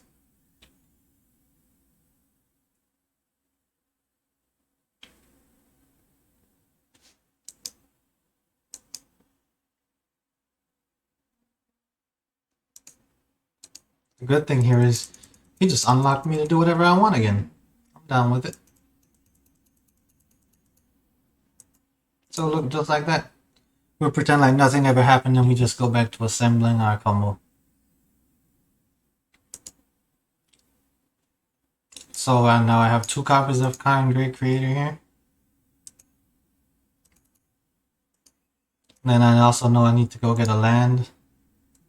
Best land to go get is a power plant. That way he can't take me off Tron unless he exiles 2 lands. So power plant is what I need. Just like that. Bunch of Tron lands out. Let's go ahead and cast Kind Great Creator here. Then go get something from the zone. I'm thinking Sorcery Spyglass is the best option. Or I can do, I have 7 mana. If I do Spine of Isha, I could take him off his Tron.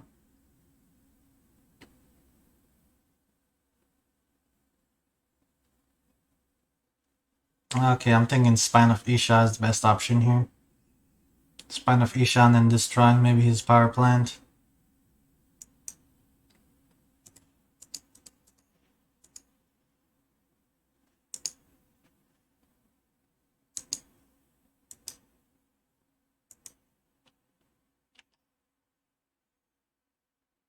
Nice, so he's off Tron. The goal here is to hope that he doesn't have another one. If he has another one and he does Tron things over there, I'm gonna be in trouble.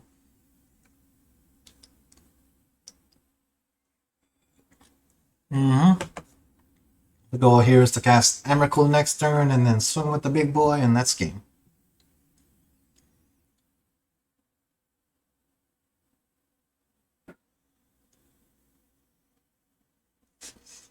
Okay, look at this. Just like that, we get the big boy out here to win this game.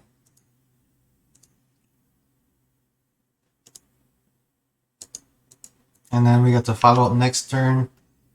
And we can go put whatever we want. Okay, he just skipped the next turn. Okay, watch this. Now we got Planeswalkers. We can ultimate Planeswalkers again. No, we love to see it. Ah, he quit the game. Okay, alright, well, we got to see Planeswalkers Ultimate for like the 4th time on the stream today. That was a pretty good draw. Pretty good draw.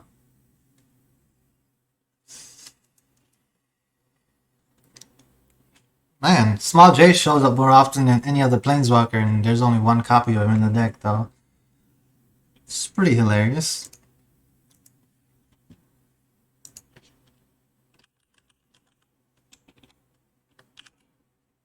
Does anyone else want to play some games? If not, then I'm gonna hop off of here. Good Jace pal. Jace Cunning Castaway is the emblem of this deck. Hey, you know what? It is the emblem of this deck. When I was playing against Doomwig on stream, it is what ended up coming up most often. And it's what literally won me a game. Like, I guess since everyone's here, does anyone want to actually see the video of me playing against Doomwig? I think I've watched the match from both ends at least like 2 or 3 times so far.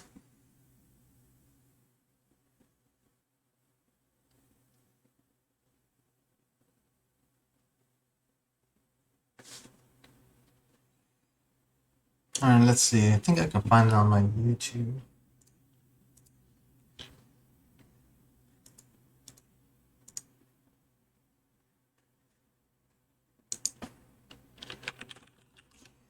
Okay, if anyone wants to play, I am down to play some games. I'll just look up the link to my YouTube video of me playing in the prelim. If anyone wants to check that out. Let's see, which one is it?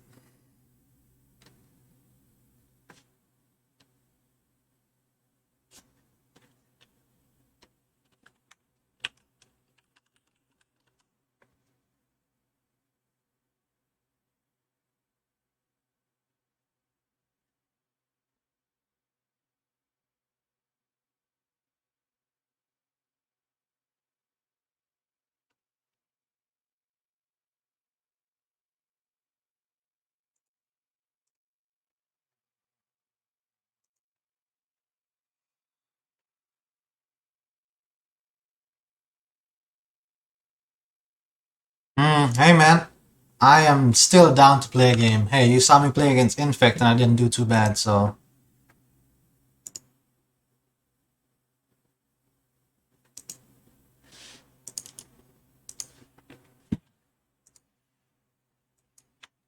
Alright, there's a link to the YouTube video of me playing against Doomwake. That's from my side. Wishing for Tron walkers.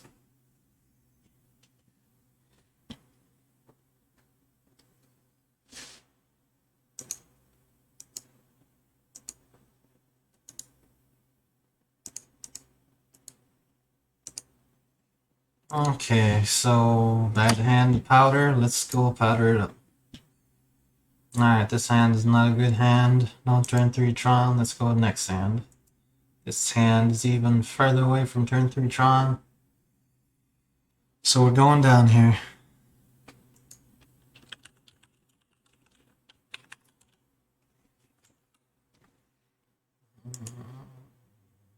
Alright, this hand looks like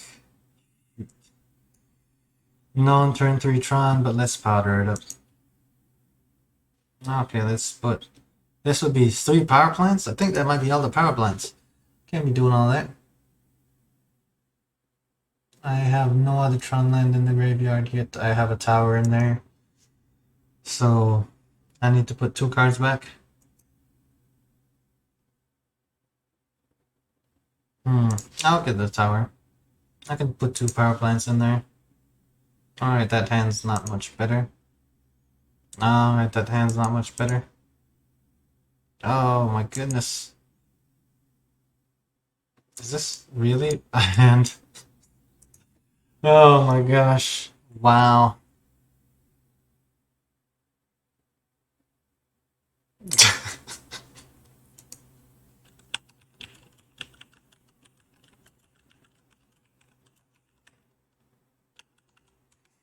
I was telling him here, addiction did not pay off in this case.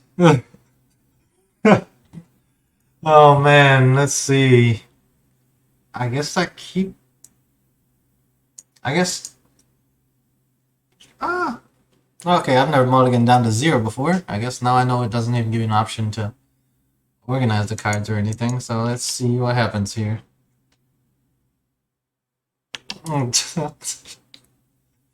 Oh my gosh.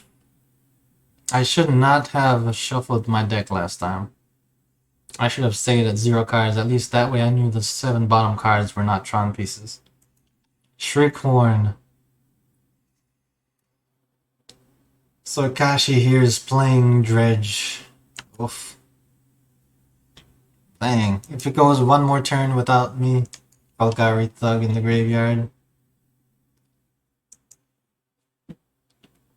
You know, yeah, let's watch what he does here, you know.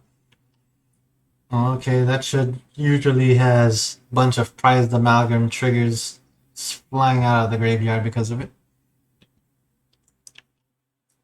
Cathartic Reunion. Creeping Chill, okay, okay. Oh my gosh. The damage here, people. If you have not seen a good Dredge player before, you're definitely seeing one right now.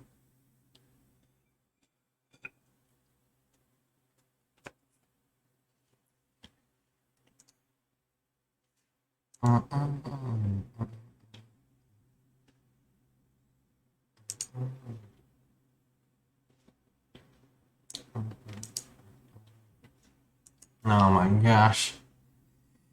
And by the way, Kakashi here was telling y'all that addiction to the powder is what makes what happened to me happen to people. So that's just a warning, people. Y'all should stay off the powder unless you can handle it. And even if you think you can handle it, just stay off the powder. It's not worth it.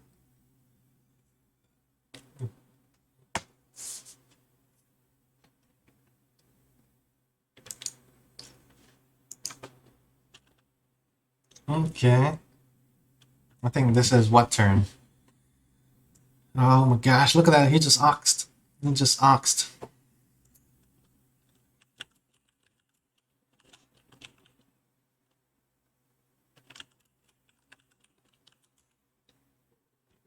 I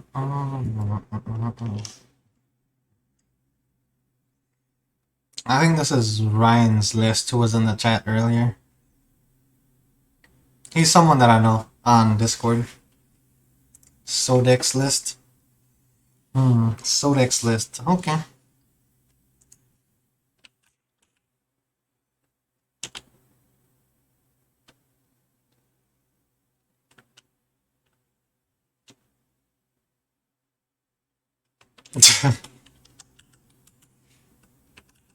Oh my gosh. I'm gonna just let him finish out the game here just to see how much damage it was.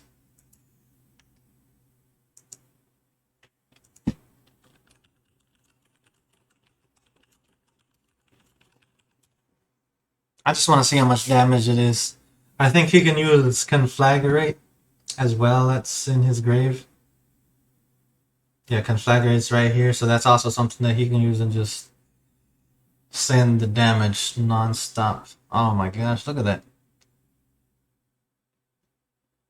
Dang. If y'all don't think that's impressive, I don't know what is. Alright, so negative 14 life from 9, so 23 points of damage. Okay. Knowing what my opponent's playing against here now. Graph Digger's Cage is going to be excellent, but it's better on the sideboard. Trinisphere, Silent Arbiters in. Ensnaring Bridge, better off on the sideboard. Let's see, Gateway, Platinum Angel, Platinum Angel.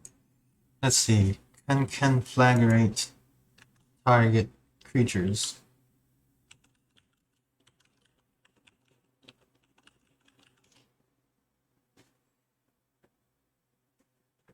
Okay, Conflagrate can target creatures, so my Platinum Angel here is not safe from it, and it's definitely going to hit the graveyard. Okay, 61 cards. Maybe I just run it back without sideboarding anything, honestly. Because all my options are going to be better off on the sideboard. Because he's not playing only one strategy here.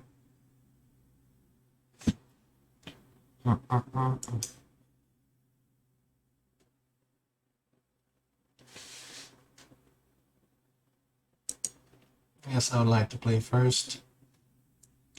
Staying off that powder.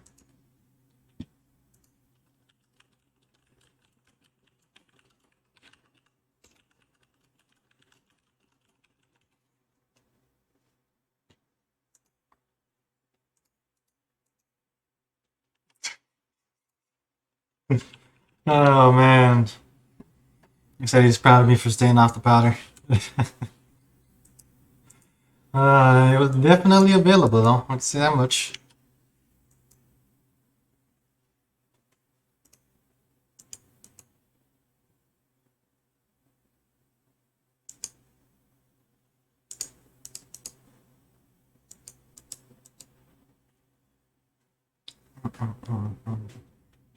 Let's see a mine power plant. Let's get a tower out here. Alright, opponent, you'll go. Okay, so we know we need Graph Digger's Cage in order to shut his deck down. Then he has Shenanigans to be able to basically destroy Graph Digger's Cage.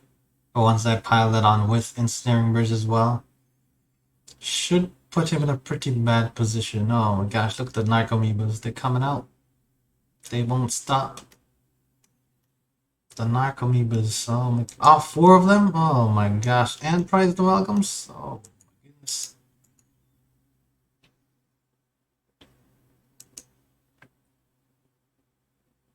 Oh my gosh. Look at all them creatures. Going crazy. So, I think I'm dead. Does he have conflagrate?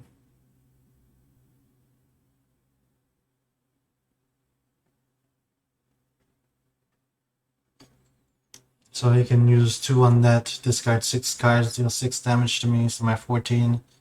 3, 6, 7, 8, 9, 10. I'm at 4 life, and then he can flashback that at any point in time. Oh, wow.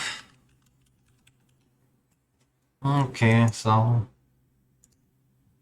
Karn stops his Shriekhorn from working, so that's good. Okay, let's go get a card here. Yes.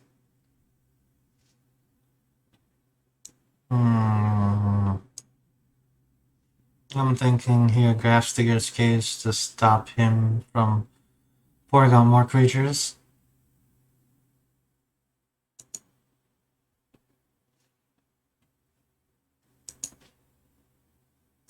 Let's show him that we had that powder available if we needed it. Okay. Serum powder cage. Bridge I have to get next turn. I'm trying to dump as many cards out of my hands as possible. That way bridge is most effective.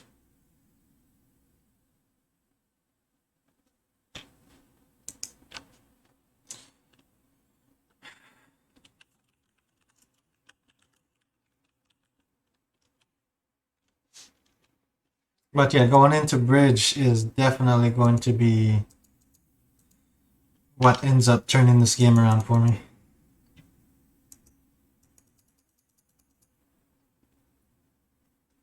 He's killing Karn and then swinging at me with everything else.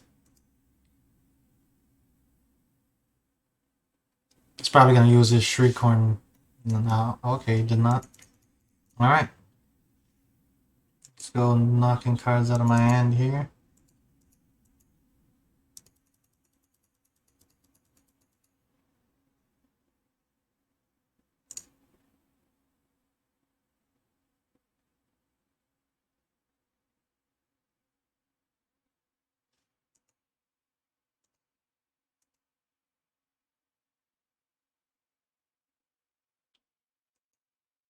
Okay, so I think even with the bridge, he is basically gonna kill me anyways because he has 7 cards in hand.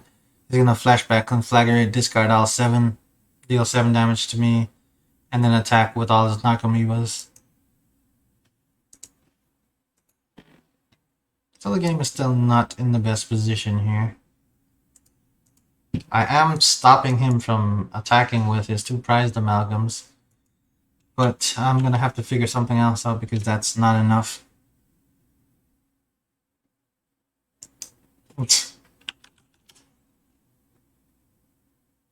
He can does conflagrate? I don't think conflagrate is a sorcery. Grafdigger's Cage only stops creatures. Oh, correct. Yep. Okay, you're right. Grafdigger's Cage does stop spells. I've never really used Grafdigger's Cage for that before. Just because I don't run into Dredge very often in the meta. The thing I run into the most often is Uro and all of his other, whatever they are, Elder Giants or whatever.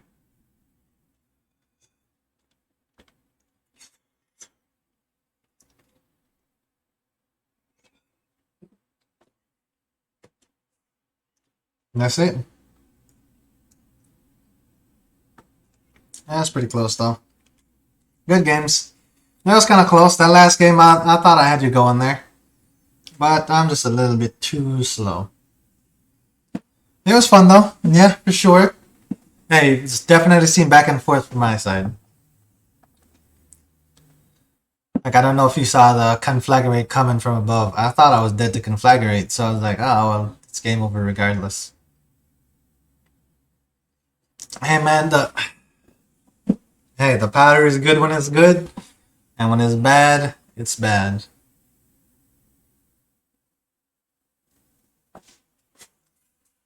So yeah, it's an addiction. If you feel like you like having fun, I'd recommend the powder. If you don't, I highly recommend you don't pick it up. Because it's not something you're going to be able to let go of pretty soon. Now, for me, it's hard not to imagine myself making any deck without the powder in it. Because the powder is just too good.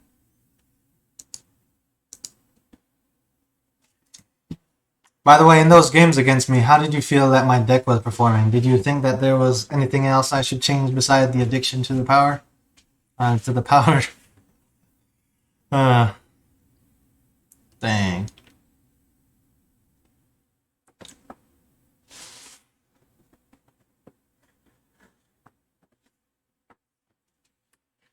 I'll look back at this. See, a lot of people have taken a break from Magic for today, just because the new update.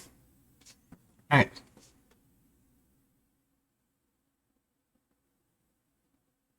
Yeah, game one was it was Tron doing the opposite of what Tron does. So yeah, that was.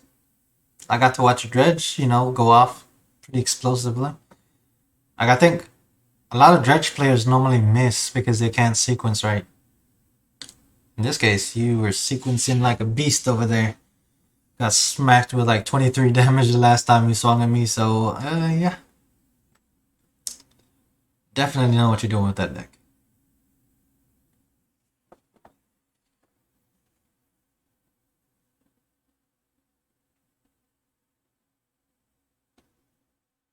Yeah.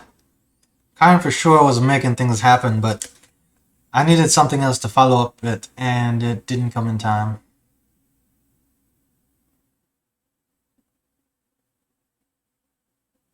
Oh, okay. So if game one had been different, then I would have been in a better position. That's nice to know.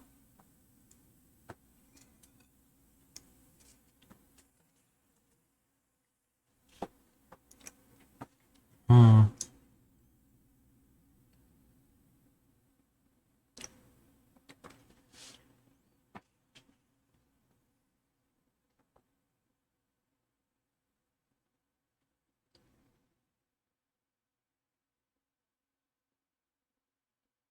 Hey, shoot. At this point in time, I would say you being a little slow is highly unexpected. Because your deck, it went off the same turn both times.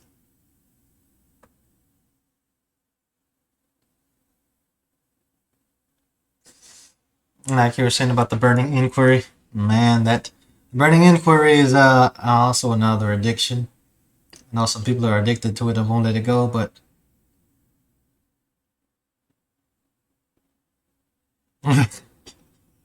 hey, Burning Inquiry to me is like worse than the powder, so I think I'm not doing too bad. I haven't gotten to Burning Inquiry level yet, so I think I'm doing okay with the powder.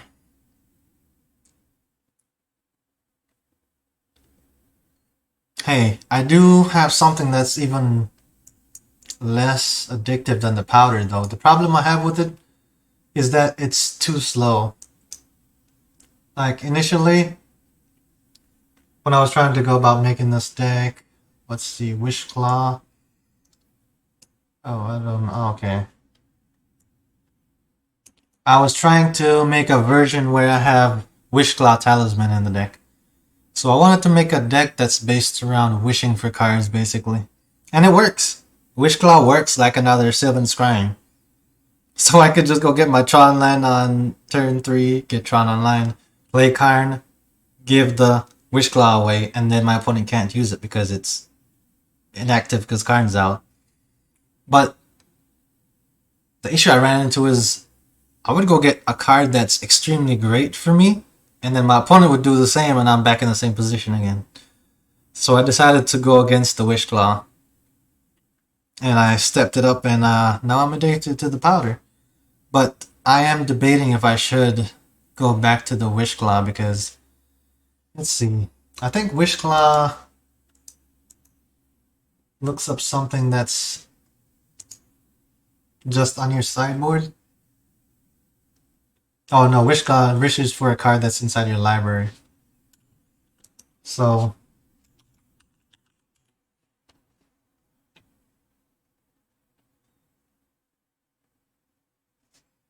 but with the Wish Claw, man, like I mean, I'm on point. I can wish and then give it away, and my opponent can't wish. So the wish is what I was addicted to. So yeah, I could search my library for a card. So basically, only thing I'm gonna search for is Tron lands, right? Or for exactly what Planeswalker I need to, get myself ahead in the game. But the wish is good for you and for your opponent. And I don't like that.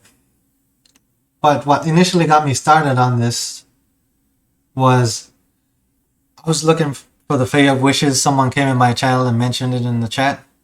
And I was thinking to myself, man, Fae of Wishes, I could just put Tron lands on my sideboard and go wish for them. But then I realized that it actually costs 4 mana, not 2 to do it. So when I realized that with Fae of Wishes, I was like, okay, let me try to run the deck with it. And I realized the deck performed pretty decently with the Wish Claw by itself, because I had 4 copies of Wish Claw in the deck. But then I had Fae of Wishes dead in my hand for a couple games, and I realized, okay, Fae of Wishes is a little too much of an adventure to go on. So I went ahead and settled for 4 Wish Claws. And then somebody else mentioned in the chat Serum Powder, and I was like, oh my gosh. 4 mana for 7 scrying, you're already dead in Modern. It's not gonna happen. I was thinking of it more along the effect though, if I could go get any card that really wins me the game. But like I said, 4 mana for 7 scrying is too much. But yeah, so for the Wish Claw, amazing with Kind Grade Creator. Not amazing without Kind Grade Creator. Highly don't recommend it.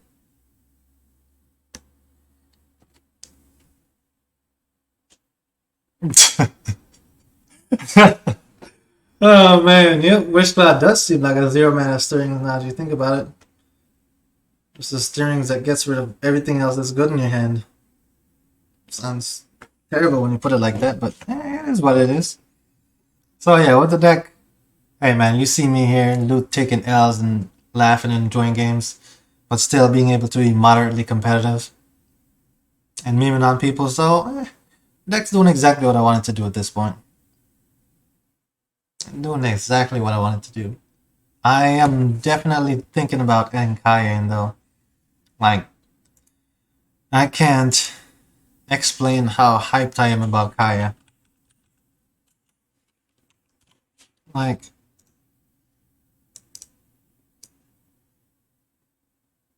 let's see. I want to look up a decent image of Kaya. Here it is. Oh my gosh, they don't have the... Okay, let's look at Mythic Spoiler. Alright, where's Kaya? Should be down here in this section at the bottom. Dang, there's a lot of cards in Kaldheim. I think I have not seen all of them yet. Alright, so this Kaya, I can play it. It costs 5 mana, and then I can do -3 to exile a non-land permanent. That's pretty much like current status right there. And then after having current status, I can ultimate it, and then at the beginning of my turn, I can cast Emrakul from anywhere. So literally, I can cast Emrakul from my exile zone, or do any crazy thing that I want, or I could just cast any Planeswalker and just do ridiculous things. The only thing that's limiting it is it has to be a legendary spell, which covers all Planeswalkers and everything else. Yep, I can cast cards that I've been addicted to with powder. Oh my gosh. Yep, this is a Splinter Twin situation.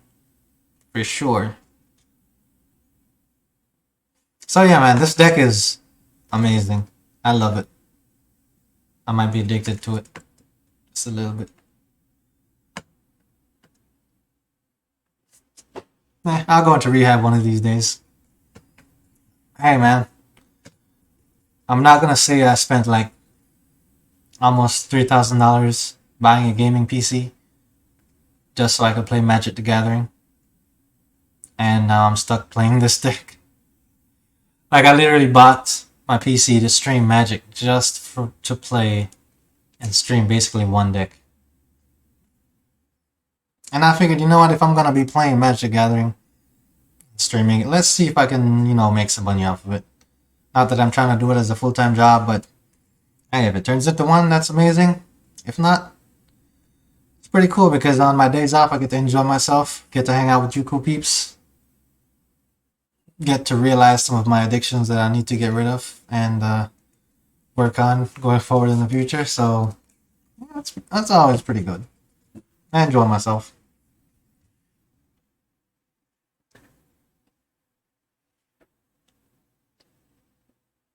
Hey man, I know. I think the problem with most decks is whenever you're playing it, there's really no option to move around. It's always play this and play this and play this. So me here playing a deck where you literally can do like a million different things. It's amazing to people because you have to kind of go through, make those connections in your brain and everything. It's just like with me. When I first started playing this deck today, I was like a noob. I didn't know how to handle the powder. I'm just being realistic here. It took me way too much time doing the odds of things.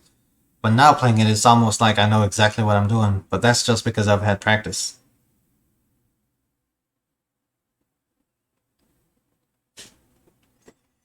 But yeah, man, I'm gonna keep playing the deck. Waiting for Kaya maintenance in an hour and 15 minutes. I don't know if I'm gonna wait for the Kaya or just buy it. I have to work the next 3 days, so even if I do buy it, I'm not gonna be able to completely take advantage of it. So I think I might wait. I don't know how the economy works on Magic Online too well with the new sets and everything.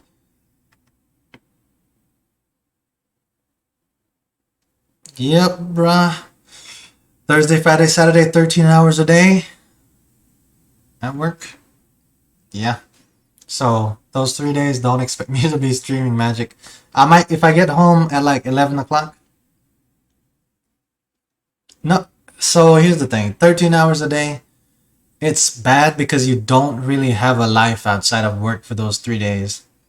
But after you get done with it, though, it's pretty nice. Hey, man, this case is about to be Kaya money too, because I don't know how long I'm gonna be able to wait. Kaya's rearing and ready to go. I think the biggest difference maker will be when the next league starts. Our next modern leagues start. Because I think at the beginning of the month and the end of the month, you have all the super grinders out there who are trying to get to the top of the list. They're all out there playing games. So, and also when a new set gets released, it typically shakes up the format pretty good. So when the format's shaken up, I'm hoping I'll be able to get in there with my powder and get some other people addicted, show them how good it is or how bad it is. Depends on the game, but we'll see.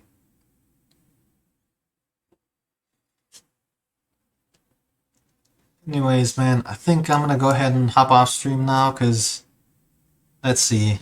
Right now, where I live at, it is actually 9 a.m. in the morning. I have been streaming now for 7 hours, so I woke up at 2 a.m. because of my man Picnicker. That's was in the chat, maybe still in the chat. I actually got on stream just for him, just because he texted me the other day asking, where I was at. So yeah, I got on stream to provide some long overdue entertainment. And he was entertained along with a lot of you other awesome folks that joined us tonight. Oh man, let's see. It's a long stream, but it was fun. Like, even though it's 7 hours, to me went by like that. Like, it's just, hey man, when you're addicted to the powder, you don't even realize the time going by, man.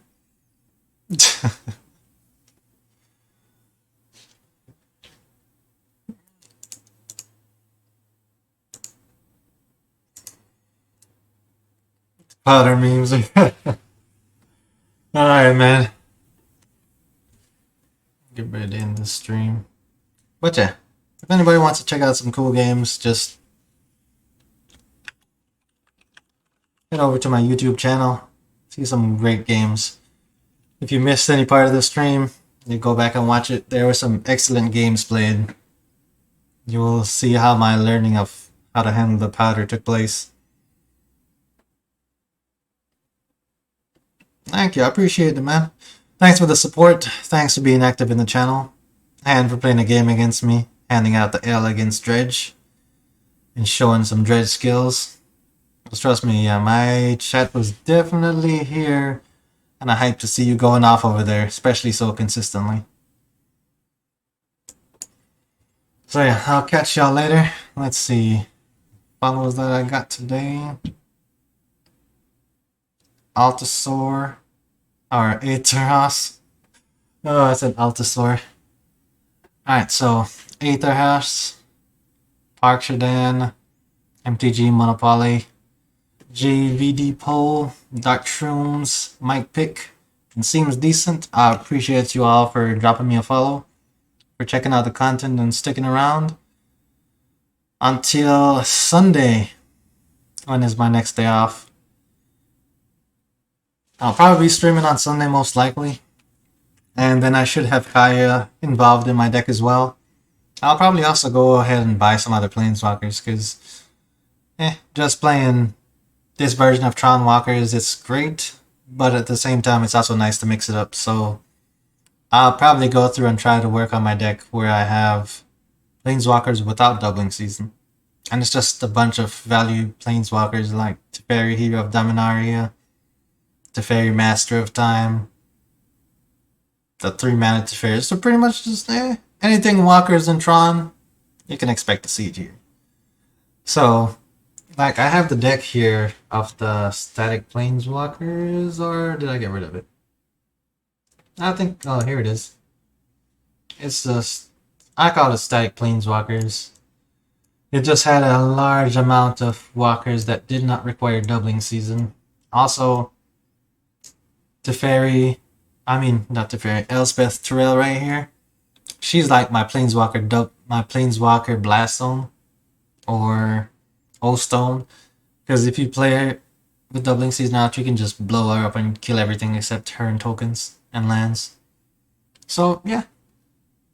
It's a pretty awesome card. But yeah, I had Teferi of Dominaria in here, Nahiri, Ajani. Just so you know, I can destroy lands and whatnot. Sandra, Torch of Defiance. Master of Time, especially since he's instant speed. I was bouncing creatures on my opponent's turn, drawing cards on my opponent's turn, you know, doing all those things Planeswalkers are not supposed to do.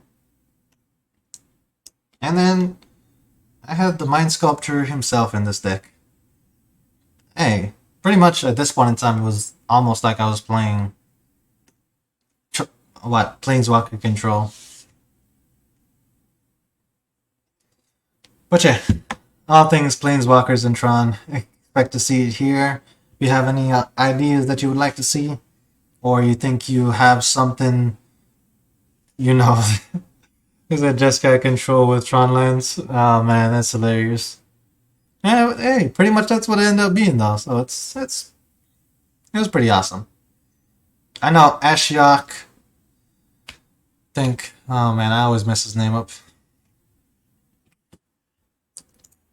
Guy who checked out my channel before in the past, Ashiok, the Dreamweaver on Twitch. He's checked out my content before, rated me and whatnot, came through and watched my videos and stuff.